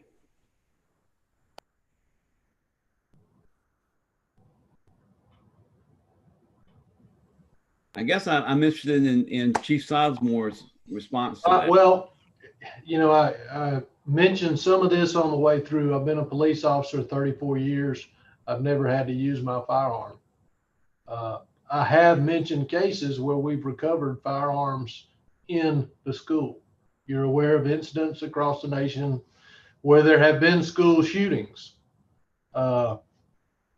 Thankfully, we haven't had anything like that happen in our community. And thankfully, there haven't been that many occasions that police officers had to even draw a firearm on a campus. However, if you want those children to be protected as much as possible, I think that there needs to be armed police officers. It's too long to call necessarily and get somebody on the site. My own son went to Bernie Harris Lines and was out on the playground one day when a man walked up on the campus with a machete. And he was disoriented and having some type of problem. And fortunately, you know, the officer, he was able to de-escalate it. And fortunately, nothing bad happened. But there are bad things that happen. And if you don't have someone there trained and to handle it and equipped. You know, you are sacrificing some safety. And I just want to say, I'm listening to this conversation and I hear it and see it from multiple sides. And if, I'm not sure where we're going to go in our decision making with not having weapons or not having SRO cops, but I did have an opportunity to interview a district who, in my opinion, slightly just removed SROs very quickly as this movement is trending across our nation. And, they said they've had incidents in their school district where the response time was seriously slow, where they needed someone to be there. And then their mandated reporting processes kind of failed because they didn't put things in place to replace what the police officers were doing. Another piece is what we find is in elementary schools, there is a lot of custody issues for which our SROs help us tremendously with, as one of recent, right before Christmas. And so, I think we just need to think about what the role is of SRO cops in schools. I will say that here, I find it to be very unique in terms of the selection criteria. You don't find that sometimes. The selection criteria is not that a person should have a background in working with students or children or have a passion for that. That I think is an extra, kind of like Dr. Gant was saying earlier, like an outlier. And so that's something that I think should be a little bit considered here. I'm not, sure where we go, but it's just something to think about. My recommendation would be, and I'm reading the comments in the chat, and I agree. And we started this conversation a little earlier, kind of in the midst of a lot of other transitions. But I think that this is definitely something we need to look at, we need to explore, we need to take advantage of research and other districts' experiences and what has happened. Take time to get the feedback that we need to get. I would recommend that we would move forward. I've taken a lot of notes this evening and have heard some excellent feedback, ideas, and suggestions. I would suggest, Dr. Gant, that we move forward in our agenda, and when we get to the point of the vote, we will see where we are with that. But it would be my suggestion that we either this becomes a committee, or, okay, Ms. Gallagher had a comment, that this becomes a committee, or that we as a group work to get information based on the feedback we received tonight and any additional information that the board would like for us to obtain data and information on, and be in a position in the fall to make a recommendation of what we do at this point in 2022, rather than trying to change our model right when the MOU is due.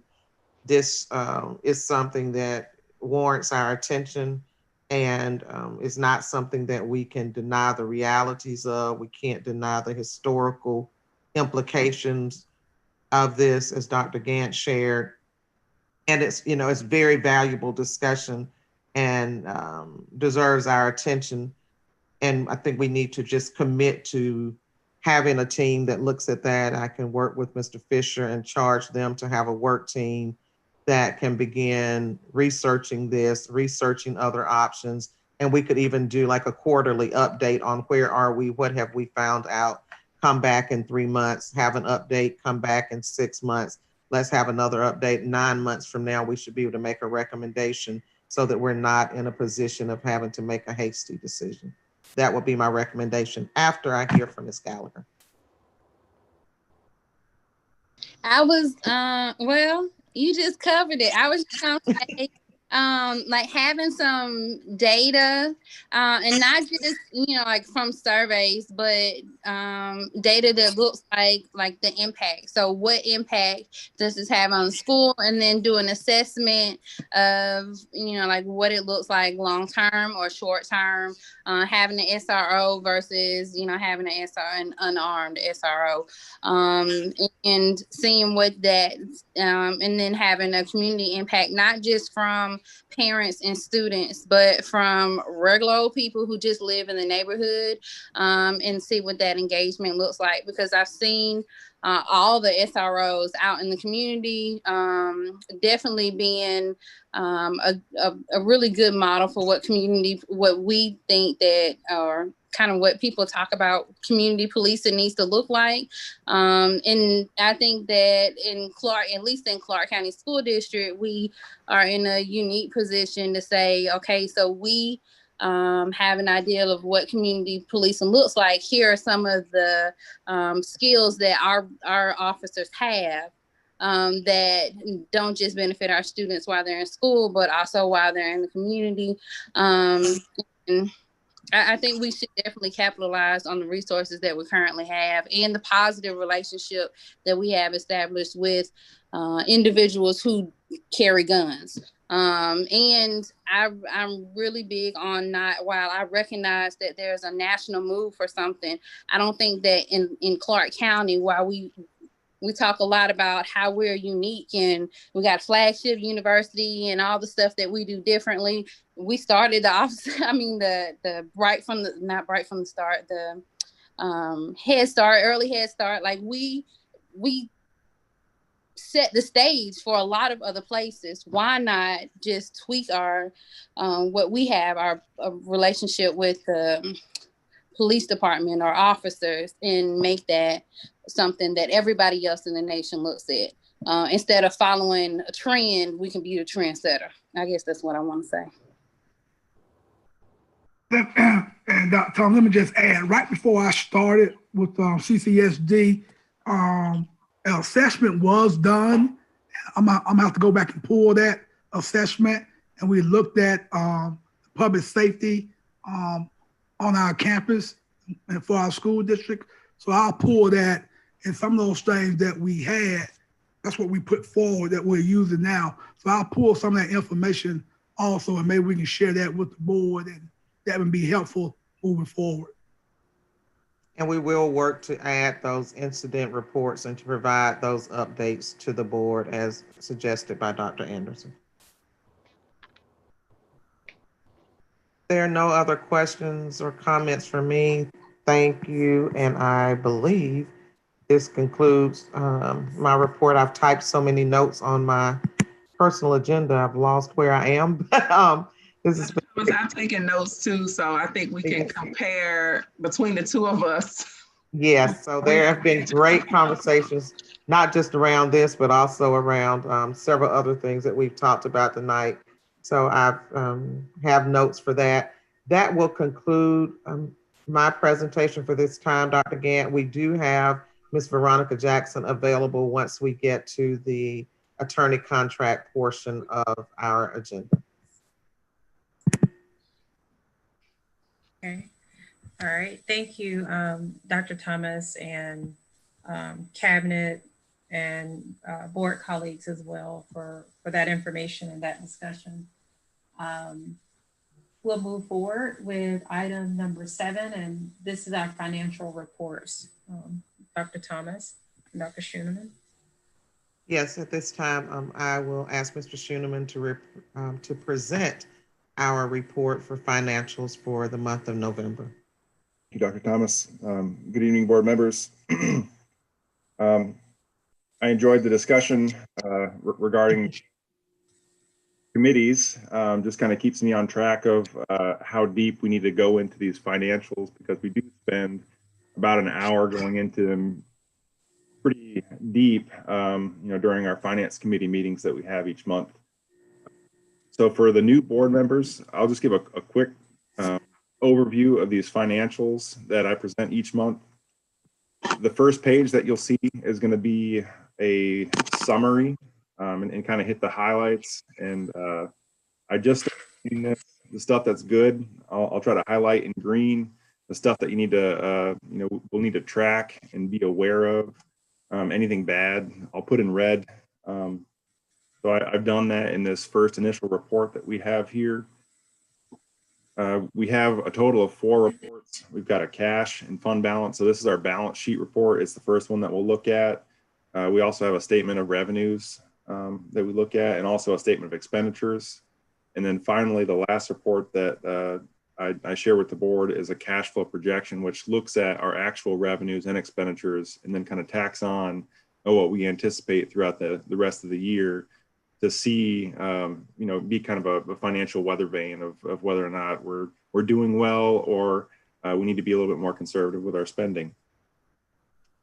So looking at our overview here, our cash and fund balance, we're continuing to track above FY20. So the amount of money that we have in the bank compared to last year, it's still above where we were at.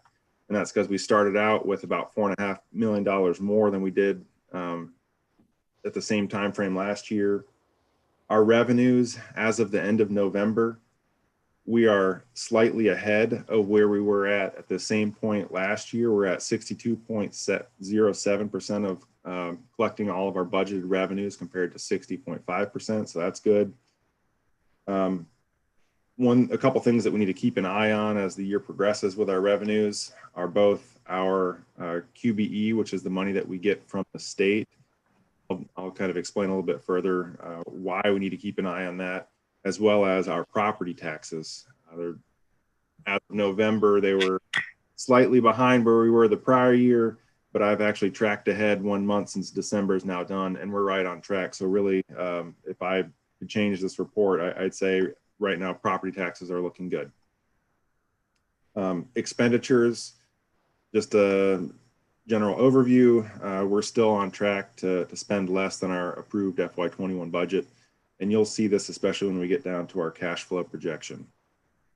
And that final report, the projected change in fund balance, so the amount of money that we're going to go down in our bank account is projected at about $4.2 million. And while that sounds bad, just keep in mind that what's budgeted for this year is about a loss of 5.5 million. So we're actually trending a little bit better than what was budgeted for the year. So here's our first report. It's the balance sheet. The big things that we're looking at are cash and our unassigned fund balance. And we track that in two graphs down here below. And as you can see, the yellow line, which is our FY21, it's above the blue line, which is our FY20 for both cash as well as our fund balance. Our cash and fund balance are above where we were at the prior year by roughly $3.5 million.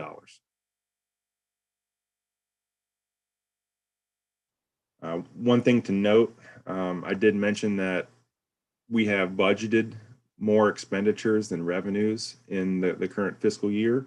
So although we are above the blue line, I do anticipate both our cash and our fund balance to dip below this blue line as the year progresses.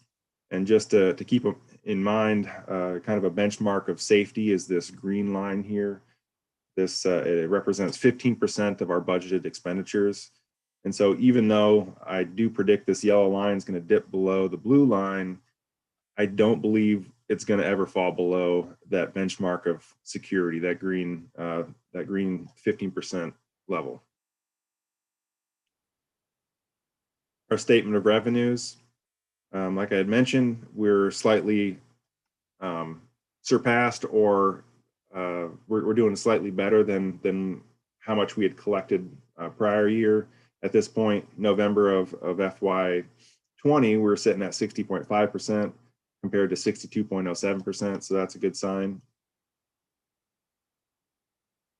And our statement of expenditures, we're slightly spending more money than we had at this point compared to our budget for FY20. So it's a very slight 0.7% ahead.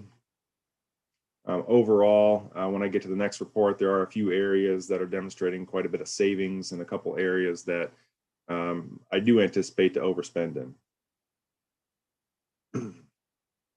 And here's our final report. It's the cash flow projection.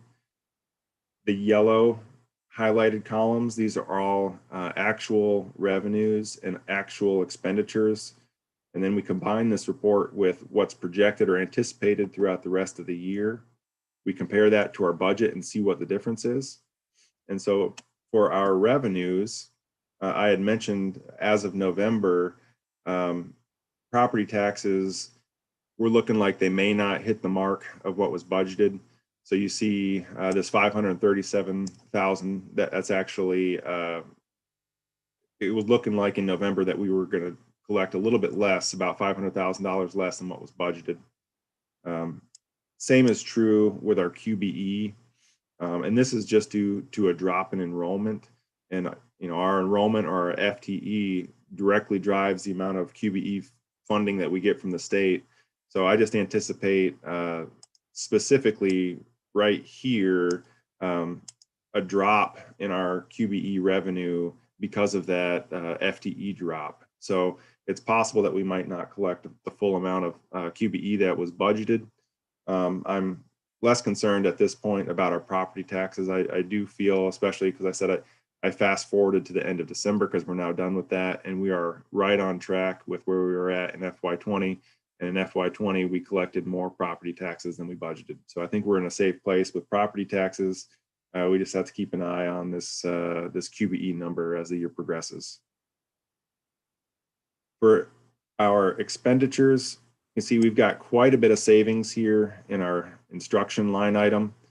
And that's not necessarily due to salaries and benefits, since we are paying all of our salaries and benefits. It's more along the lines of all of your other operational cost savings that we've had throughout the year. On the flip side, our general admin looks like it might go over, as well as school admin. We'll have quite a bit of savings, it looks like, anticipated in maintenance and operations of plant services. Overall, though, we're trending positive in our expenditures. And by positive, I mean, it looks like we're not going to spend the full amount of our budget. We're trending spending less than our budget, so about $2 million less.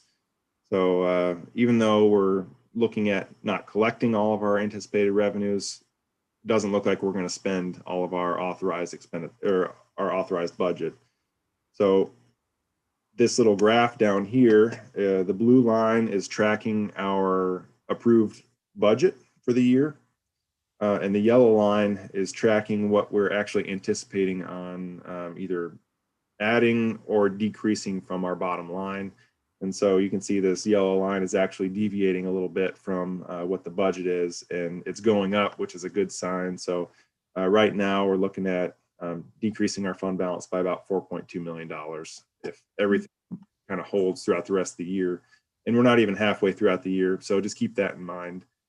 This report will be a little bit more important and will become increasingly more important as the year progresses. So that wraps up my financial report, and I'll be happy to answer any questions at this time.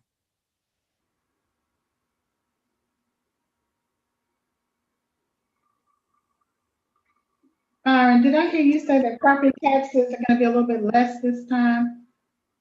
I don't know if you recall, but when we were in our property tax, or not our, excuse me, when we were in our finance committee, I had contacted the tax commissioner just to kind of get a feel for whether or not she saw any trends, collecting less than anticipated. And she said, no, we're right on track to collect exactly what is budgeted. She pulled her year-to-date revenues through November for when we spoke. She said, any differences that you see are just going to be due to the timing of when we get you the check. So she was confident that we'll hit the budget amount for property taxes. And she was right. I did look through the end of December, and we're right on track in terms of percentage-wise what we collected in FY20. And if you remember, in FY20, we collected more property taxes than we budgeted. So I feel like we're in a good position with property taxes. Okay, great. Thank you. I made a note, and I was looking at my notes, and that didn't make sense to me. So, okay, great. I appreciate it. You're welcome.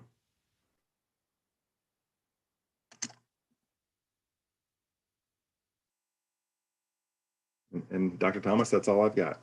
Thank you. Dr. Yeager, it looks like you've got a question. I just had a quick question. Can you remind me how we budgeted for the new board offices in the current budget? Did we? So let me share my screen again, just a moment.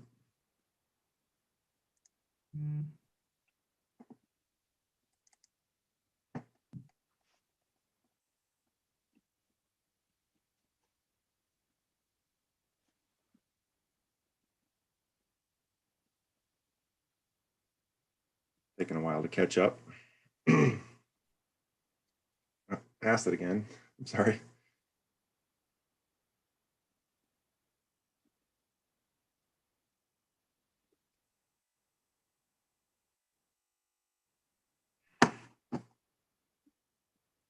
This is going really slow. I apologize. Here's our revenues, and I'm trying to get down to our expenditures.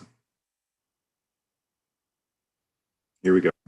So the way that the new property is being paid for currently, we are this other outlays here.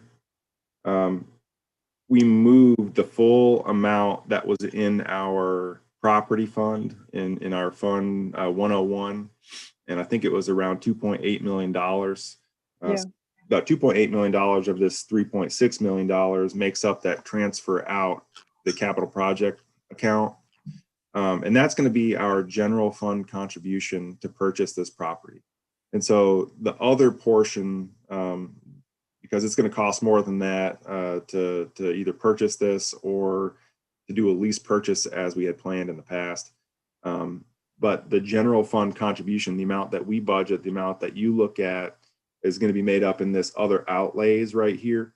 And that transaction has already taken place. So I've already moved the money out and it's reflected in our current budget. Thank you. You're welcome.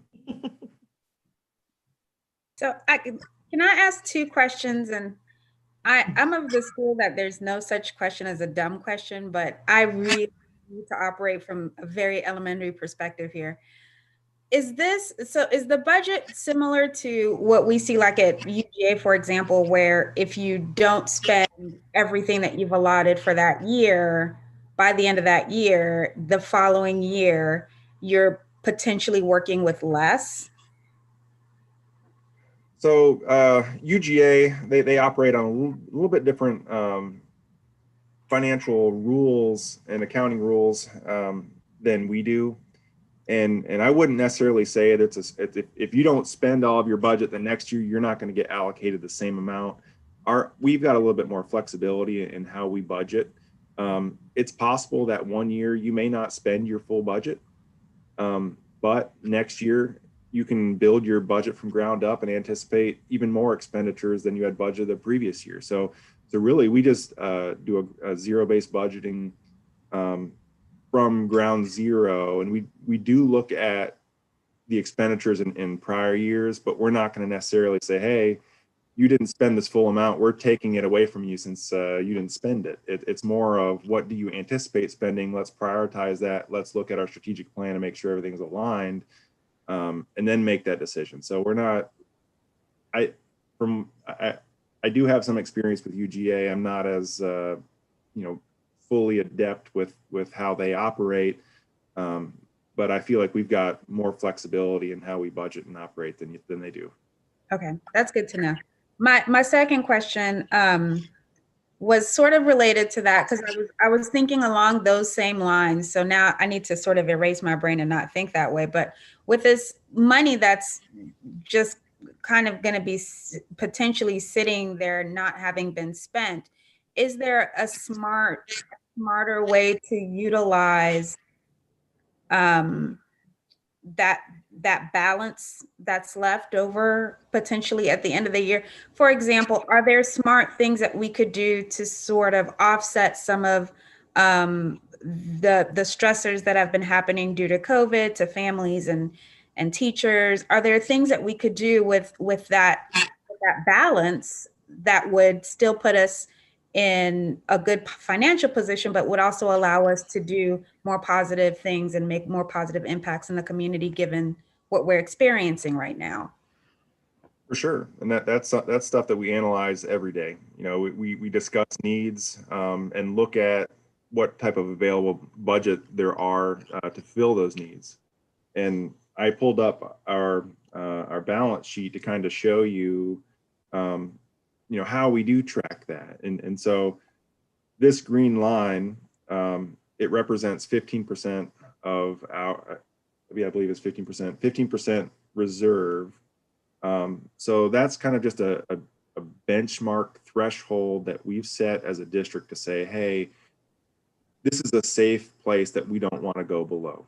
So I would say each year, if we did add to the fund balance and there was room between where we end up or where we, dip below the lowest point that we go, if there is room between that green line and where we go, we do have some additional resources that we could use and spend other ways.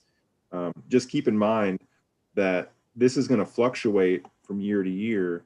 And what was budgeted this year was to actually decrease our fund balance by about $5.5 million. So a lot of that reserve that you're talking about looking at and how can we spend it differently, it's being done. Last year, we added quite a bit of money to our fund balance just due to the savings in the second half of the year. But we're using it all this year because of QBE reductions that we're getting from the state. We're having to make up for that, A, with property taxes, and B, using what money we already have in the bank to kind of make ends meet and have a balanced budget. So we are using, in my opinion, we're using our fund balance and available resources wisely. Thank you.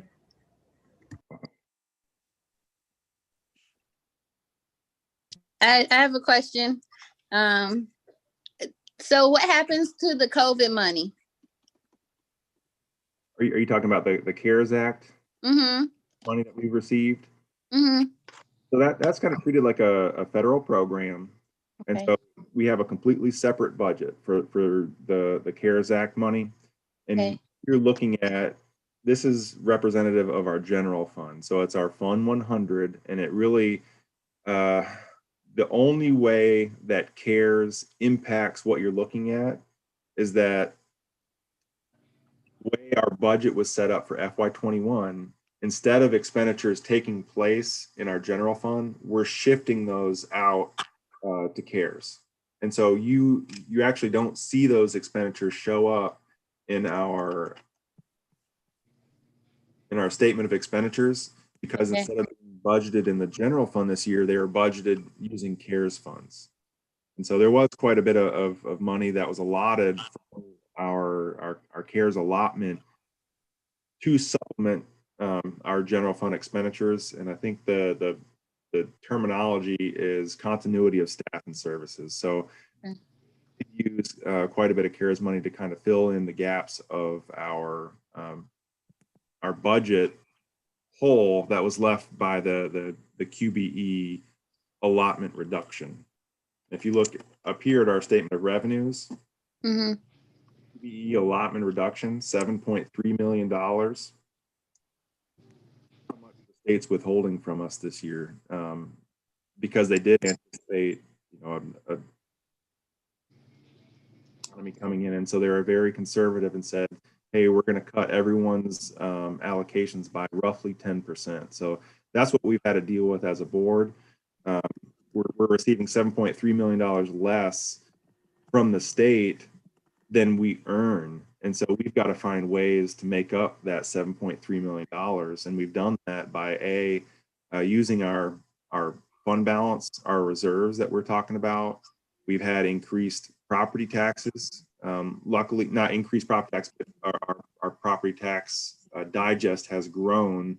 And as a result, our property tax revenues have also grown.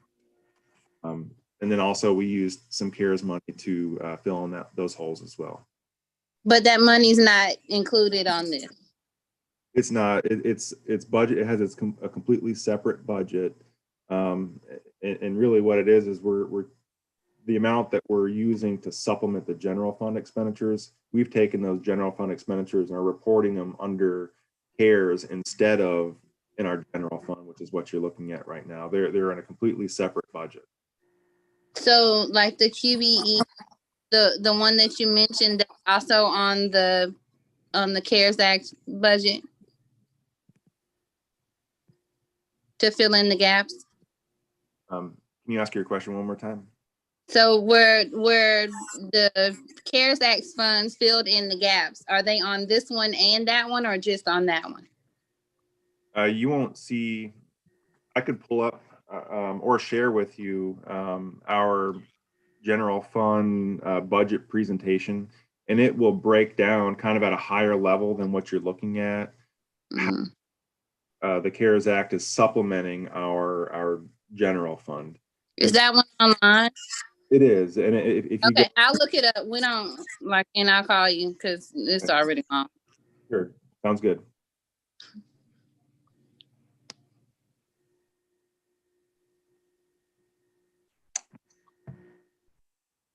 As long as there's no more questions, I think that's all.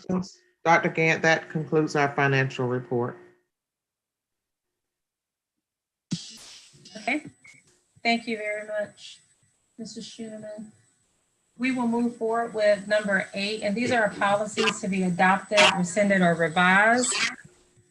And I think they've been all packaged together. Dr. Yeager. Yeah, so these were policies I presented to you last meeting, and they went up for public comment, and I don't believe we've had any public comment, at least last time I checked. So they're pretty much ready to go unless there are questions. I know at least one board member voted against moving these forward last month, so I'm happy to address any questions.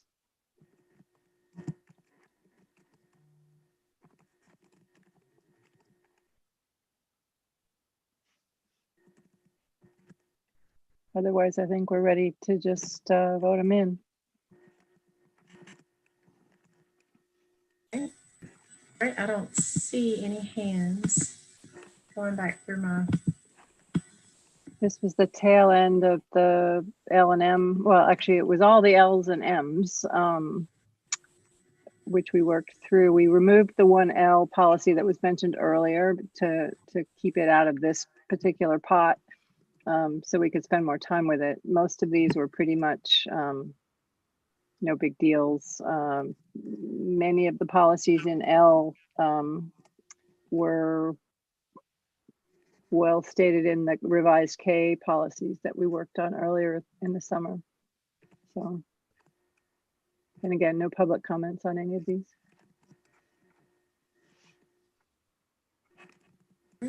Well, if there are no questions or additional comments, we will move forward with personnel. Item number 9 is personnel, 9.1 and 9.2. Dr. Thomas.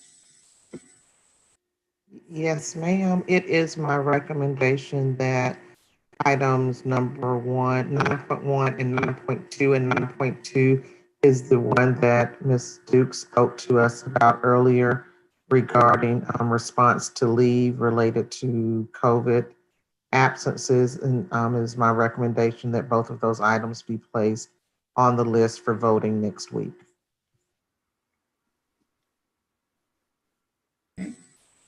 Thank you. Are there any questions or additional discussion for Dr. Thomas about any of these items? I really like that solution to be able to try and extend those benefits. I think that'll be very helpful in keeping our staff a little bit more stable. So thank you. Thank you. Can I ask a question? Yes, ma'am. I'm delighted, but sorry to see Ms. Duke is still here. Can you update us on the status of the HR search? Is this an appropriate time to do that? If not, you can just email me. Yes, ma'am. We are. She changed her mind, right? She's coming back. No, we are finishing interviews this week and hope to have information for you, actually, ideally by the end of the day tomorrow. I hope to be able to share some information in your Friday board update.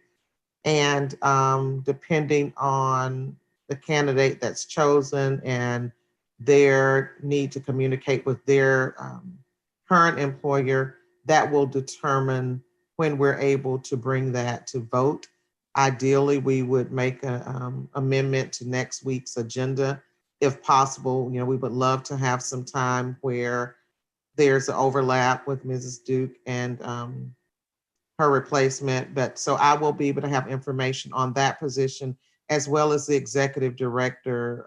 I can give you an update on that position that was held by Mr. Michael Harris. So by tomorrow at 4 o'clock, you all should have an update.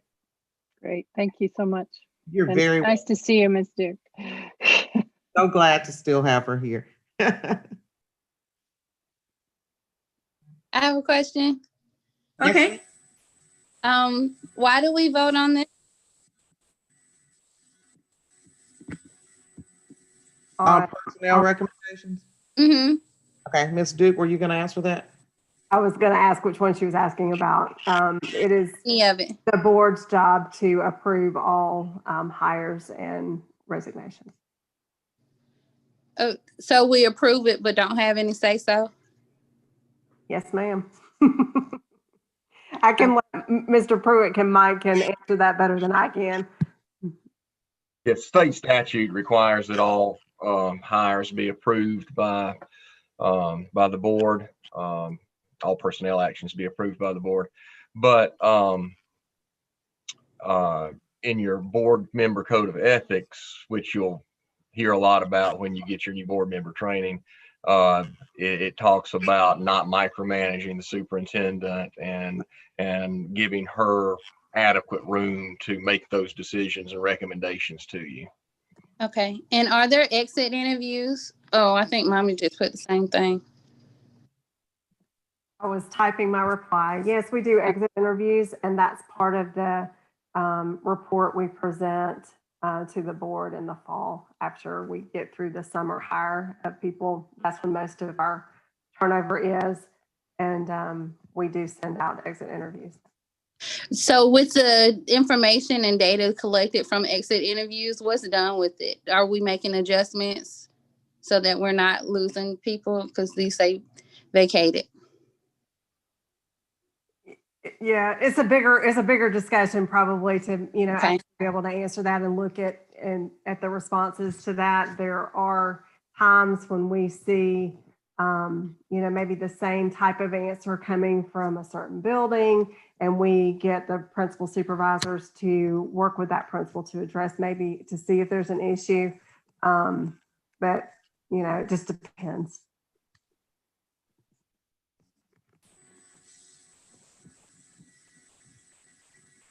So, sorry, just for a little clarity, you're saying that the exit interviews only happen in the fall when staff are leaving? No, we start, so when we get, most of our staff, the people that y'all are interested in exit interviews are usually from our largest employee group, which is teachers. And so we send those out to the teachers as they start to leave at the end of the school year. And so we collect all that data over the summer and then present it to you guys in the fall. What about staff that leave in other times of the year? Do they not get exit interviews? Right now, we're only doing exit interviews with teachers, and so any teacher that has left throughout that year, when we kick them off in May, they will get it. Okay. It's just a labor. Administrators don't get exit interviews at all? I mean, we could do it. We could add it. We started doing that, I think, last year, maybe the year before. I think this would be the third year this year. And we just haven't added additional employees yet. But you can talk to my predecessor about adding the rest of them. It's an excellent idea. I've now added that to my notes. Mm-hmm. I mean, they're pretty essential to just kind of understanding, especially at the administrative level, some operational things that you may want to adjust or improve or that are going well. So, I mean, I feel like that's a really important piece of data you'd be missing if you're not interviewing administrators as well as teachers. Yes, I agree. I have added that here. And paras, because we always have a shortage of those, and bus drivers to figure out why they're not staying so that we can make the proper adjustments so that we can keep people. Because if we're always having a shortage, we won't be able to fill any gaps. And that's actually a part of our strategic plan. This will make Ms. Davis happy, and Dr. That aligns specifically with our strategic plan, the HR priority in terms of recruiting, developing, and retaining staff. And so one of the ways that we're able to better retain is to understand why we're losing people. So adding that component aligns perfectly with our strategic plan.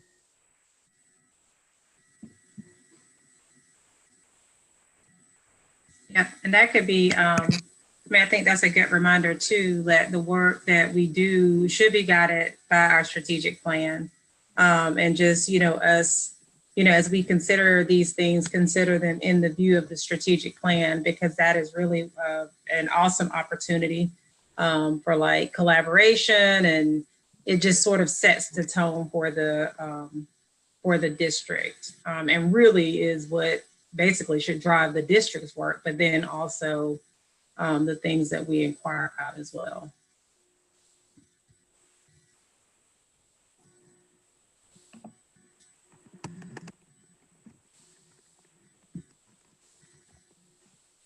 Other questions?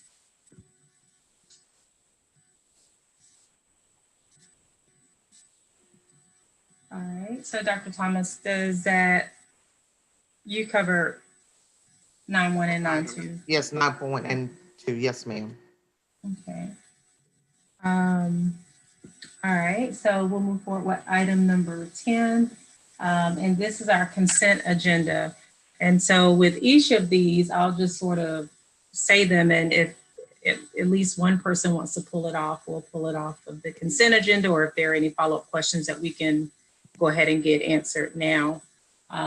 Well, if there are some questions, ideally, they would have, if we had questions, it's good to reach out before now, but certainly additional questions may come up. 10.1 is our action to approve the December board minutes. Dr. Gant, can I just wanted to make sure that the new board members knew what the consent agenda meant and what we were doing right now, because I remember in my first meeting that I didn't know what was happening. So just wanted to clarify for them. Thank you, Dr. Dykeman. Want to explain a little bit further? Oh, I thought you could. No, you. So the consent agenda is a list of items that we will vote on for next week. And ideally, we take them as a group and then just vote on the consent agenda. So we go through them at the work session. And if people say, yes, leave it on consent, that means that they feel fine voting on it next week without further clarification, or they can vote on it as part of the package. If there are any items that people have additional questions on, or feel like they might want to vote in a different way on that item versus the other items, you can pull any item off the consent agenda, and then that item will be voted on separately at the meeting.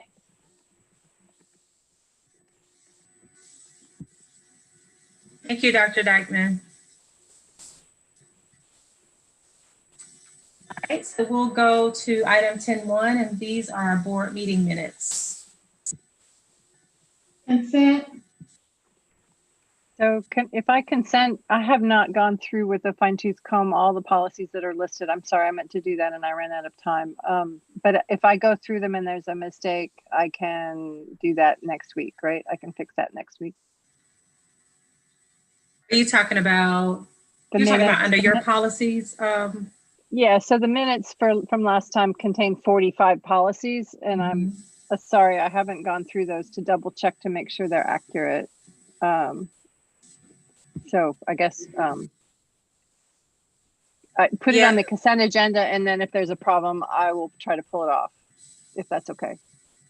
Okay. Yeah, that would be my understanding, Mr. Okay, I was gonna say, they're Mr. probably fine. I just haven't double checked them. Okay, I think you would pull it off just before we start, but I don't. Okay, Mr. Pruitt, if you can. I can't hear you, Mr. Pruitt. I am muted, sorry. Yes, that's correct. Anything can be pulled off before you approve the agenda at the start of next week's meeting if you need to.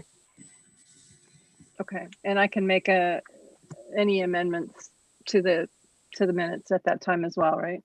That's right. Okay. So you pull it off, and then when it comes up individually, you'd make a motion to approve the minutes with the following corrections. Okay, thank you. I just needed that little bit of giving wiggle room. Thanks. Apologies. Thank you, Dr. Yeager and Mr. Pruitt. Item 10.2. This is our action to approve legal services. Consent. Consent. Consent. Consent. I do have a question. Okay. Can I ask my question now? Yes, is that Ms. Davis? Yes. Yes. I'm curious about the, I guess as our new board, once we leave our retreat, maybe this can also be a part of our discussion in terms of support or legal services for the board, for the district. And maybe just have a little discussion about that to see if we are actually correctly engaging, over engaging, or how we're doing in engaging our attorney. I would like some feedback on that in terms of, just how we're doing. And we also have Ms. Jackson here related to that item, not how we use, but how we develop the contract. So if you all have questions, or Dr. Gann, if you would just like for her to give a very brief overview of the timeline on that contract, she's available now to do so. And honestly, with the new board members coming on board, it might be a worthwhile discussion for maybe Mike at some point to consider sharing with us, some of our results in terms of the kinds of things that you're addressing, because that's how I got to know what our attorneys did for us, through some reports that were given periodically. Okay. Dr. Gant, would you like Ms. Jackson just to give a brief overview of why the contract is written like it is? Yeah, I think that would be helpful. I also agree with Ms. Davis. At some point, I guess the board, might be able to decide. I do think it'll be useful, for the board to have a full understanding of the types of services. I know it's hard to believe that Mr. Pruitt works with other people besides us and answers all of our questions, but I think it's probably a range of different things that could be helpful for us to know. Yes, if Ms. Jackson can give us a brief overview, I think that would be great. Absolutely. Good evening, everyone. Madam President, Dr. Thomas, can you all hear me? Yes. Yes, ma'am. Great. This contract is actually one of our professional services contract. We do have several service contracts, which include HVAC services. We do ground maintenance. So we have other service contracts as well. This contract was written in a term of 3 years, and I think that kind of startles people. But you have to remember that when it comes to contracts, and when it comes to multi-year contracts, especially for a Board of Education, they are not allowed to enter into true multi-year contract because they have to be allowed to, you have to be able to cancel those contracts. And that comes from the Georgia Constitution. But the Georgia General Assembly, what they do, they have provided authority that we could do, as far as we school districts can do multi-year agreements, but only if we have explicit language in that contract. And that language you will see under background once you look at that recommendation. And with that language, it stays within the constitutional bounds, which the Georgia Constitution has already established. So that's why you see that OCGA 20-2-506, because it gives us the right to terminate a contract at the end of any contract period. As a matter of fact, we have terms in our contract that we can also end those contracts due to termination. That's why it's very important too for service contracts. So you can have a metrics, and you can also do some type of performance assessment of those contracts as well, knowing that you do you do have that right to end that contract, or the district can take that positive action and they can renew it or they not to renew it.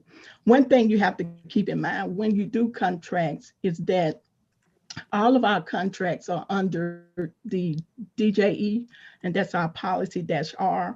So those, if you see any contracts over $80,000, just know that those contracts have to come to the board to be approved.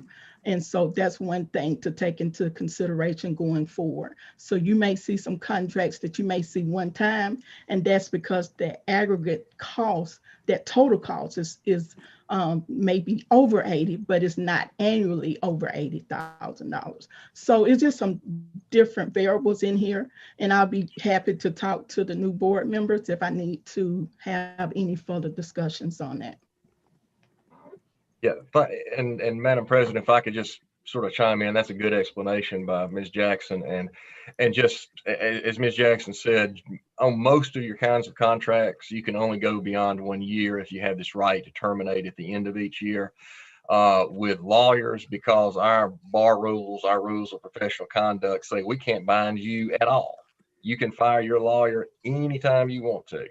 So it's not just at the end of the year for us, it's anytime. And that's just because of the nature of our profession. So what this does, I mean, it binds me and my firm to the rates and the things that we've represented to you in the proposal, but it doesn't bind you. Right. I noticed in the proposal that there were some, I guess, documents that had, basically you were comparing two firms, and I guess it was a blind comparison with some reviewers to sort of rate two different firms. Was this a part of the contractual process that happens? Absolutely. Okay. Yeah. Anytime we do RFPs, if there is a criteria that is set forth in the RFP, meaning some type of matrix, then you will have an evaluation team. On this particular contract, we had our human resources, the investigator. We also had our director of special education and behavior supports, and we also had our chief financial officer. So they are considered the evaluation team. Once you see that document shows the two proposals that we received.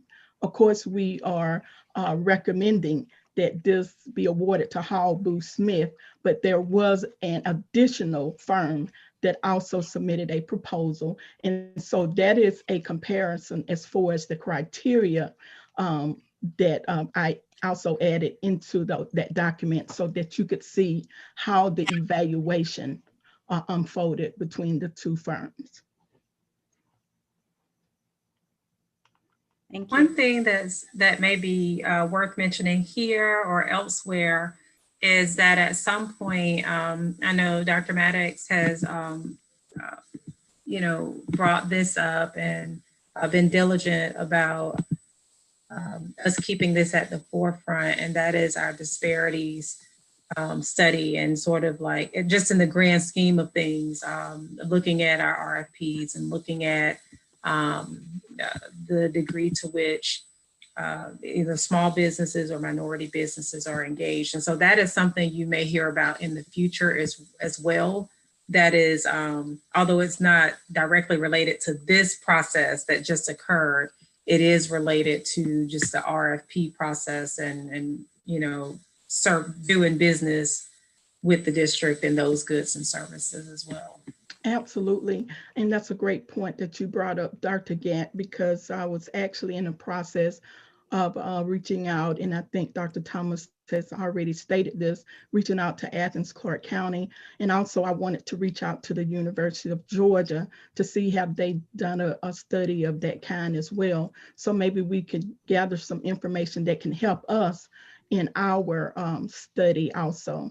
So thank you for bringing that. But one thing we do have to remember is that in our matrix, one of the things, even the board have our always wanted us to do is that local preference. So as you can see, one of the evaluation criteria was local preference and also added value as well. So those are included in that also.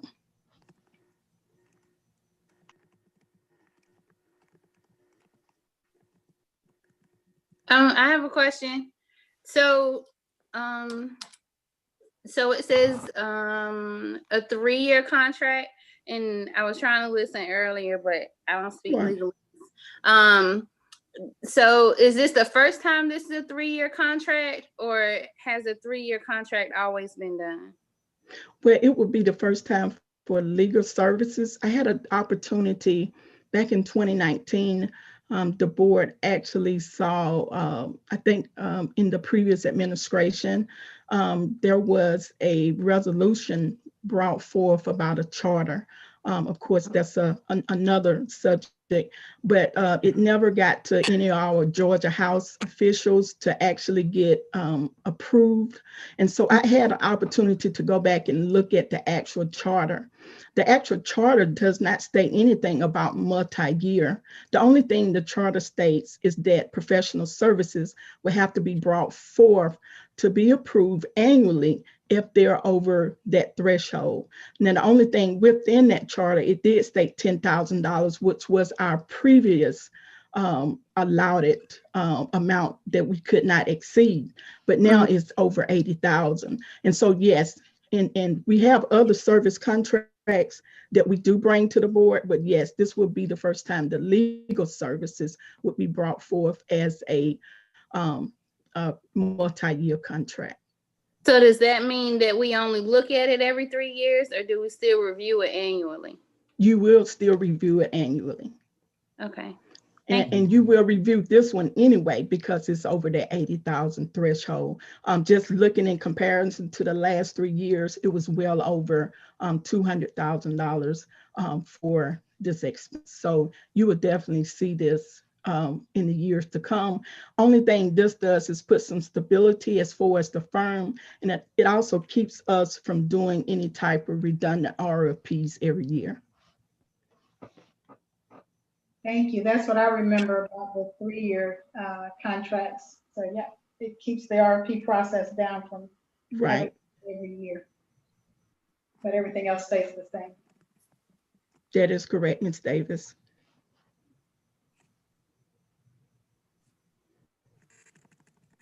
All right, so I'm happy been... to answer anything else. Just ask away.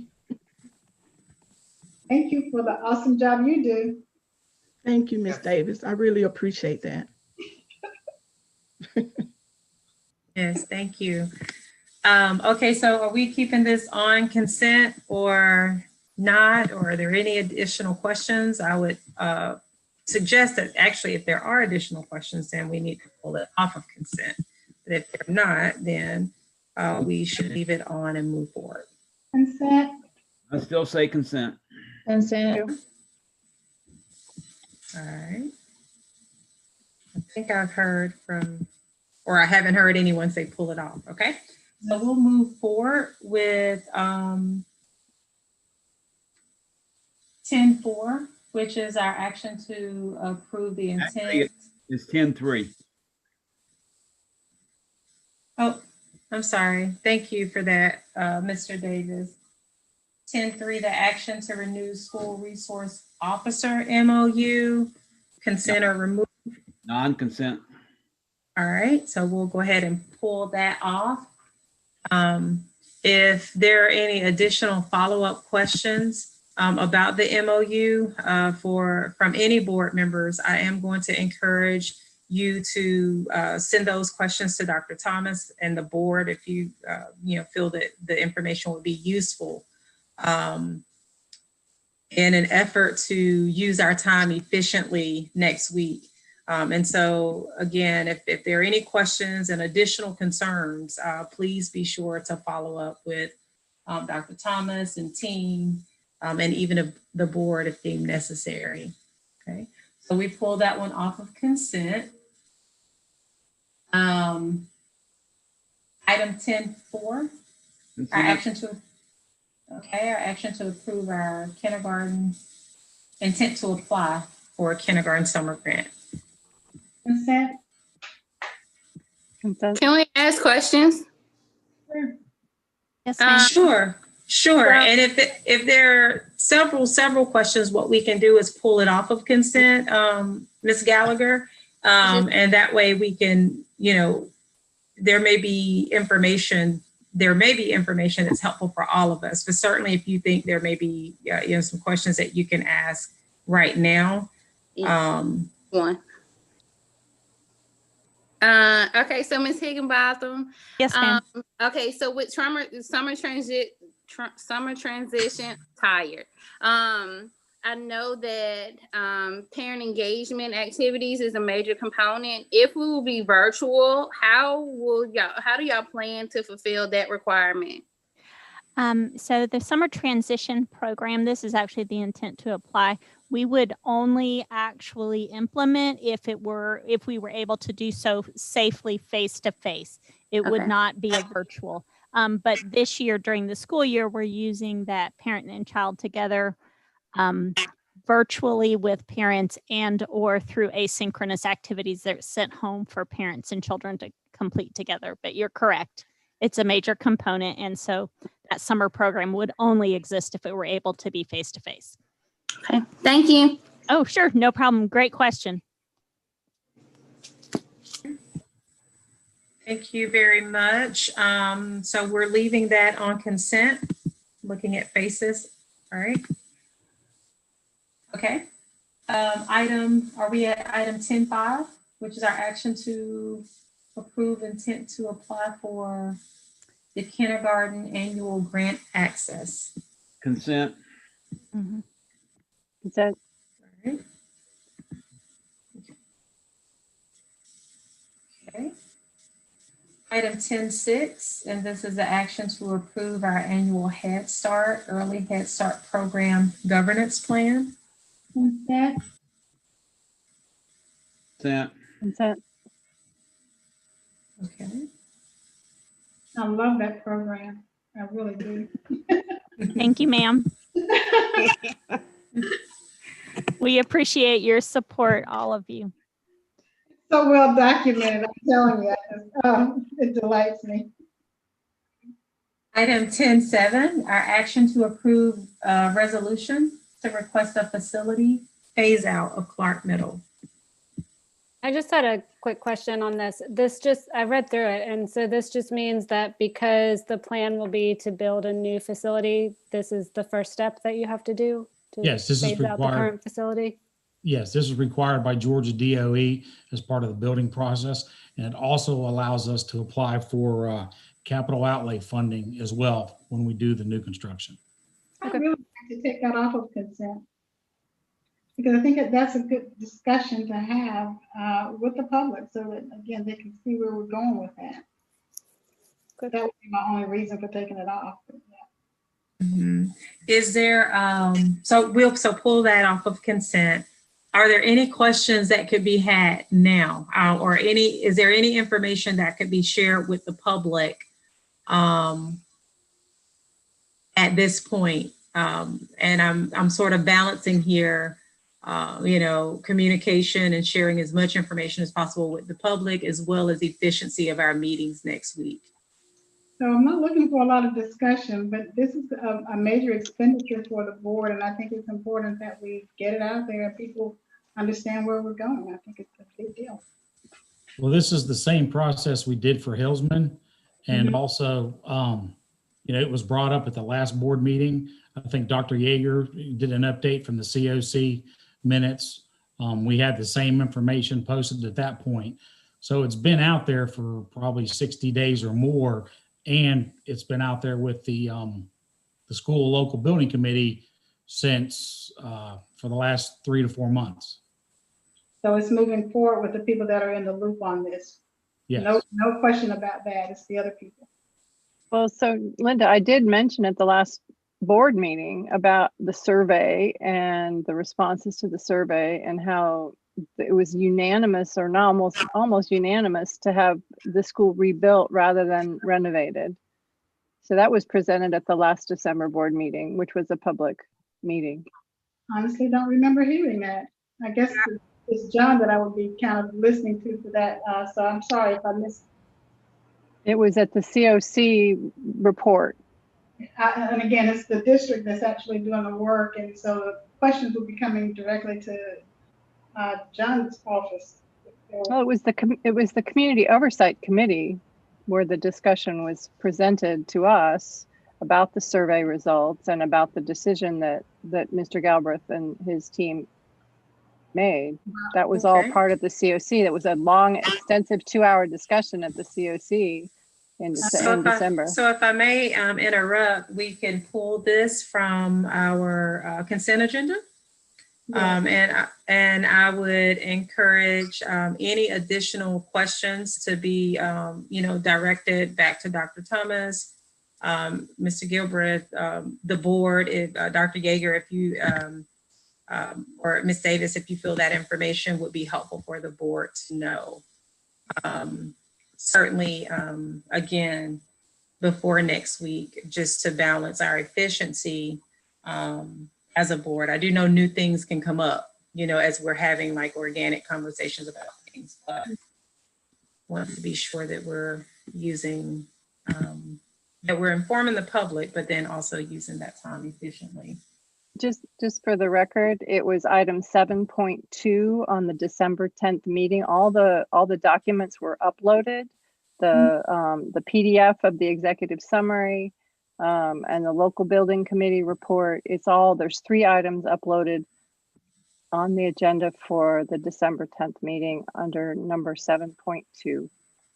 Can I also add that I have seen community members talk about these plans, so they're pretty public. I'm just having that same experience. So I'm sorry, and it's okay. It's fine. So for right now, we'll pull it. Well, not right now. We're going to pull it off of consent because there is one person that wants it pulled off, at least one person that wants it pulled off of consent. And as I mentioned earlier, with the things we pull off consent, reach out to Dr. Thomas and staff and the board as necessary. Thank you. Yes, you can just let us know if there are specific questions in addition to what's already been provided and shared. If there are additional questions that need to be answered, then I'll work with Mr. Gilbert to have responses for those. Right. Okay. Moving forward to item 10.8, I think we're at, and that's our action to approve the FY 2022 budget timeline. I say consent, and I want to compliment Dr. Thomas because this is the earliest that the board has had, that I remember, some type of discussion on the budget. So I applaud you. Thank you, and I give all the credit to Mr. Schoeneman. Thank you, Mr. Davis. I wish I could accept it, but it's been his team. I will add too that in the finance committee meeting, we talked about it a little bit, and they would actually like to present some of that stuff earlier to us. But given everything that's happened this year, that didn't happen. So the next time it might even be earlier. Yeah, well, the year before last, I think that sounds very strange to say. I think we had a tentative outline actually that was sent to us for a budget calendar. And then, the things happened, and then we moved into another year and things happen again. So hopefully this gets us part of the way there. So thank you. Consent again. All right. Consent. Okay. I don't hear anyone opposing and saying pull it off. So we'll keep that at consent. All right, it is 10:24 and we are at item 11.1, which is adjournment.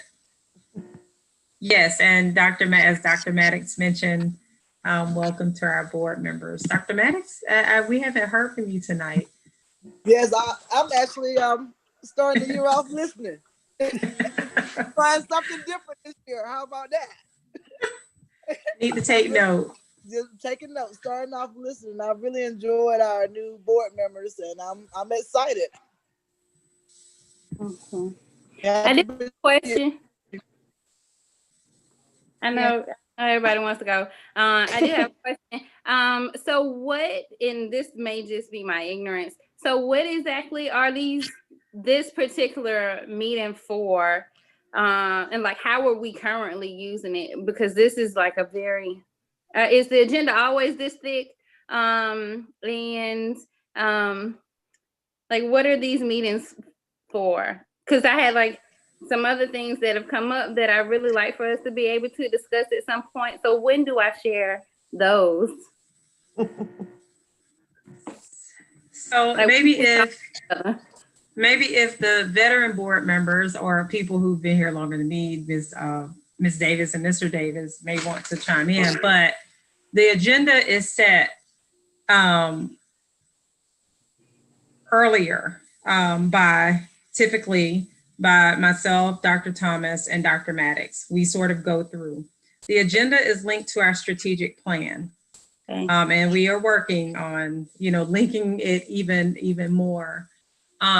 If there are particular like questions that you have, then reach out to Dr. Thomas. But if it's an issue that you feel like needs to be like actually on the agenda, our specific process with that is, I don't want to say lacking, but right now it's just a matter of the leadership team discussing those things. And part of the reason for that, Karina, is that, there are a lot of wonderful things to discuss, but, figuring out how does it link to the work that the district is supposed to be doing. And so that's always the balance. But I would encourage you to, like, when we get the agenda, or even before we have the meeting for the agenda, if there are some things very specific, reach directly out to Dr. Thomas, and say, hey, this is something that, would be great if we can discuss. Then she brings it to myself and Dr. Maddox. And we do this, we sort of do the same. This session is a work session. And so what that means is that this is the time really to discuss and ask questions. Ideally, we have the information even before tonight. And so this is not the only time to discuss and ask questions. That means that leading up to this meeting, discussion should have been had. And so that's always a balance, right? Because when we get in public meetings, it's like, yay, this is time. But it really is partially the time, but also before getting to the meeting is the time to also ask additional questions if there's going to be information requested of the district leading up to the work session, so that when we get to the official business meeting, we're not rehashing the things that should have been done like in the work session. And so I don't know if that's clear, but yeah, it is. Thank you. So when do we talk to each other? Anytime. I mean, because we can't meet like more than 5 of us, because then it's considered a meeting. So when do we talk? So Karina, give me a call. How about that? But if it's or call the board president. When I want to talk about something and I'm not sure where it needs to go, I'll start there. If I know it's board kind of business as opposed to the school district. If it's anything that's dealing with operations, that's Dr. Thomas's world, and she owns it. And so we might have some ideas about it, but we can't tell her how to run the district. That's not our work. And so the goal here is to, again, chances are the things on your list, we live in the same community, they might be on a list already, because we have a list of things that we want to address as a board. And we started that not only with this board, but even prior to this board. So run it by somebody. Lakeisha knows what's on the list. I know what's on the list. Some of the things on the list, talk to each other. So we can talk to each other one-on-one anytime. The problem comes when you try and build a quorum or a walking quorum. That's illegal. But yeah, we can talk to each other. I would like to interject, Karina.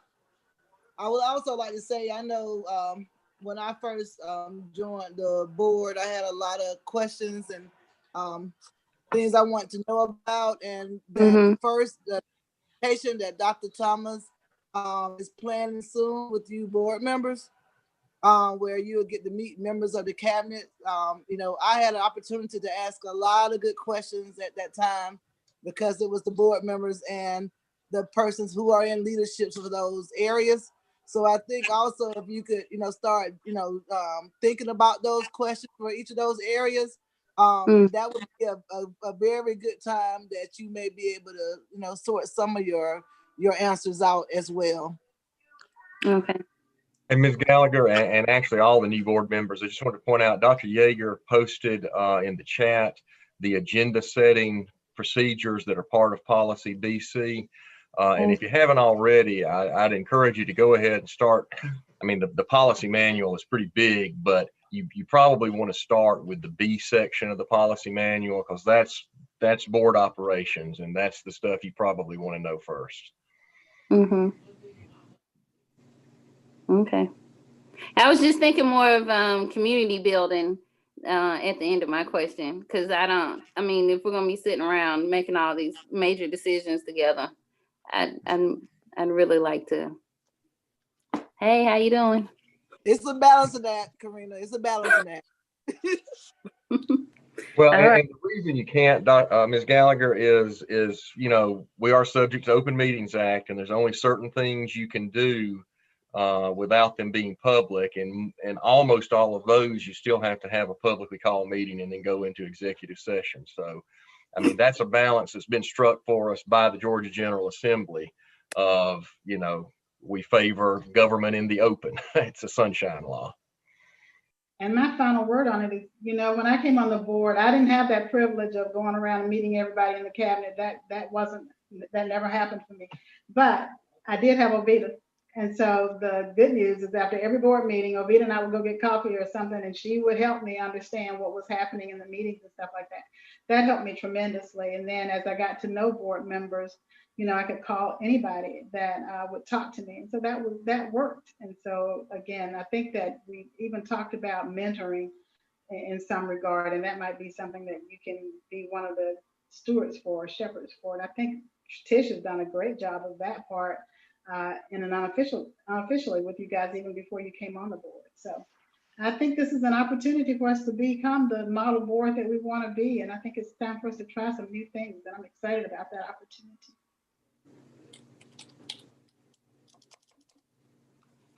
Thank you, Karina, for those questions. I definitely, want our new members to feel that you can ask questions and you can ask, these types of questions. I still have questions, and Mr. Pruitt will tell you, sometimes, all of us have to be just guided on back or whatever. Say, consult, say, hey, Mike, what about this or what about that? But there is a lot of, work to be done. There are a lot of relationships to be built. And so it's like a learning curve that I think we're all still on, to be quite frank, at least I am, in figuring out how do I maximize, my power and my role as a board member while staying within sort of the definition of what my role should be. And so, as Dr. Maddox said, I know you all have local new member orientation. Is it next week? I think it is. Is it the 25th? Let me look. I don't think it's the 25th. I probably just made that up, Dr. Gant. Don't listen to me. It's the 20th. The 20th. Okay. 20th. And so as Dr. Maddox mentioned, there'll be like an orientation, and Dr. Dykeman, myself, and Dr. Maddox, I think, sat in on a similar orientation that was really helpful. And then we'll also share a few things about just general, like a board overview. And then I think two of you all also have the state new member orientation left, I think, right? And so hopefully with that information and really just continuing to ask questions like you have, and we're learning together. Hopefully, we figure it out.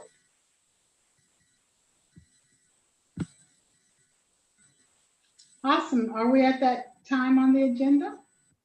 We are. We're at 11:01. I motion that we adjourn. Second. All right. Okay, we have a motion at 10:35 to adjourn. Who was that second by? Nicole. Okay, Attorney Hull. So the motion by Ms. Davis, the second by Attorney Hull. I don't see any objections. And so we are adjourned at 10:35 p.m. DeVos resigned. Yes, she did. Be safe. Have a good evening.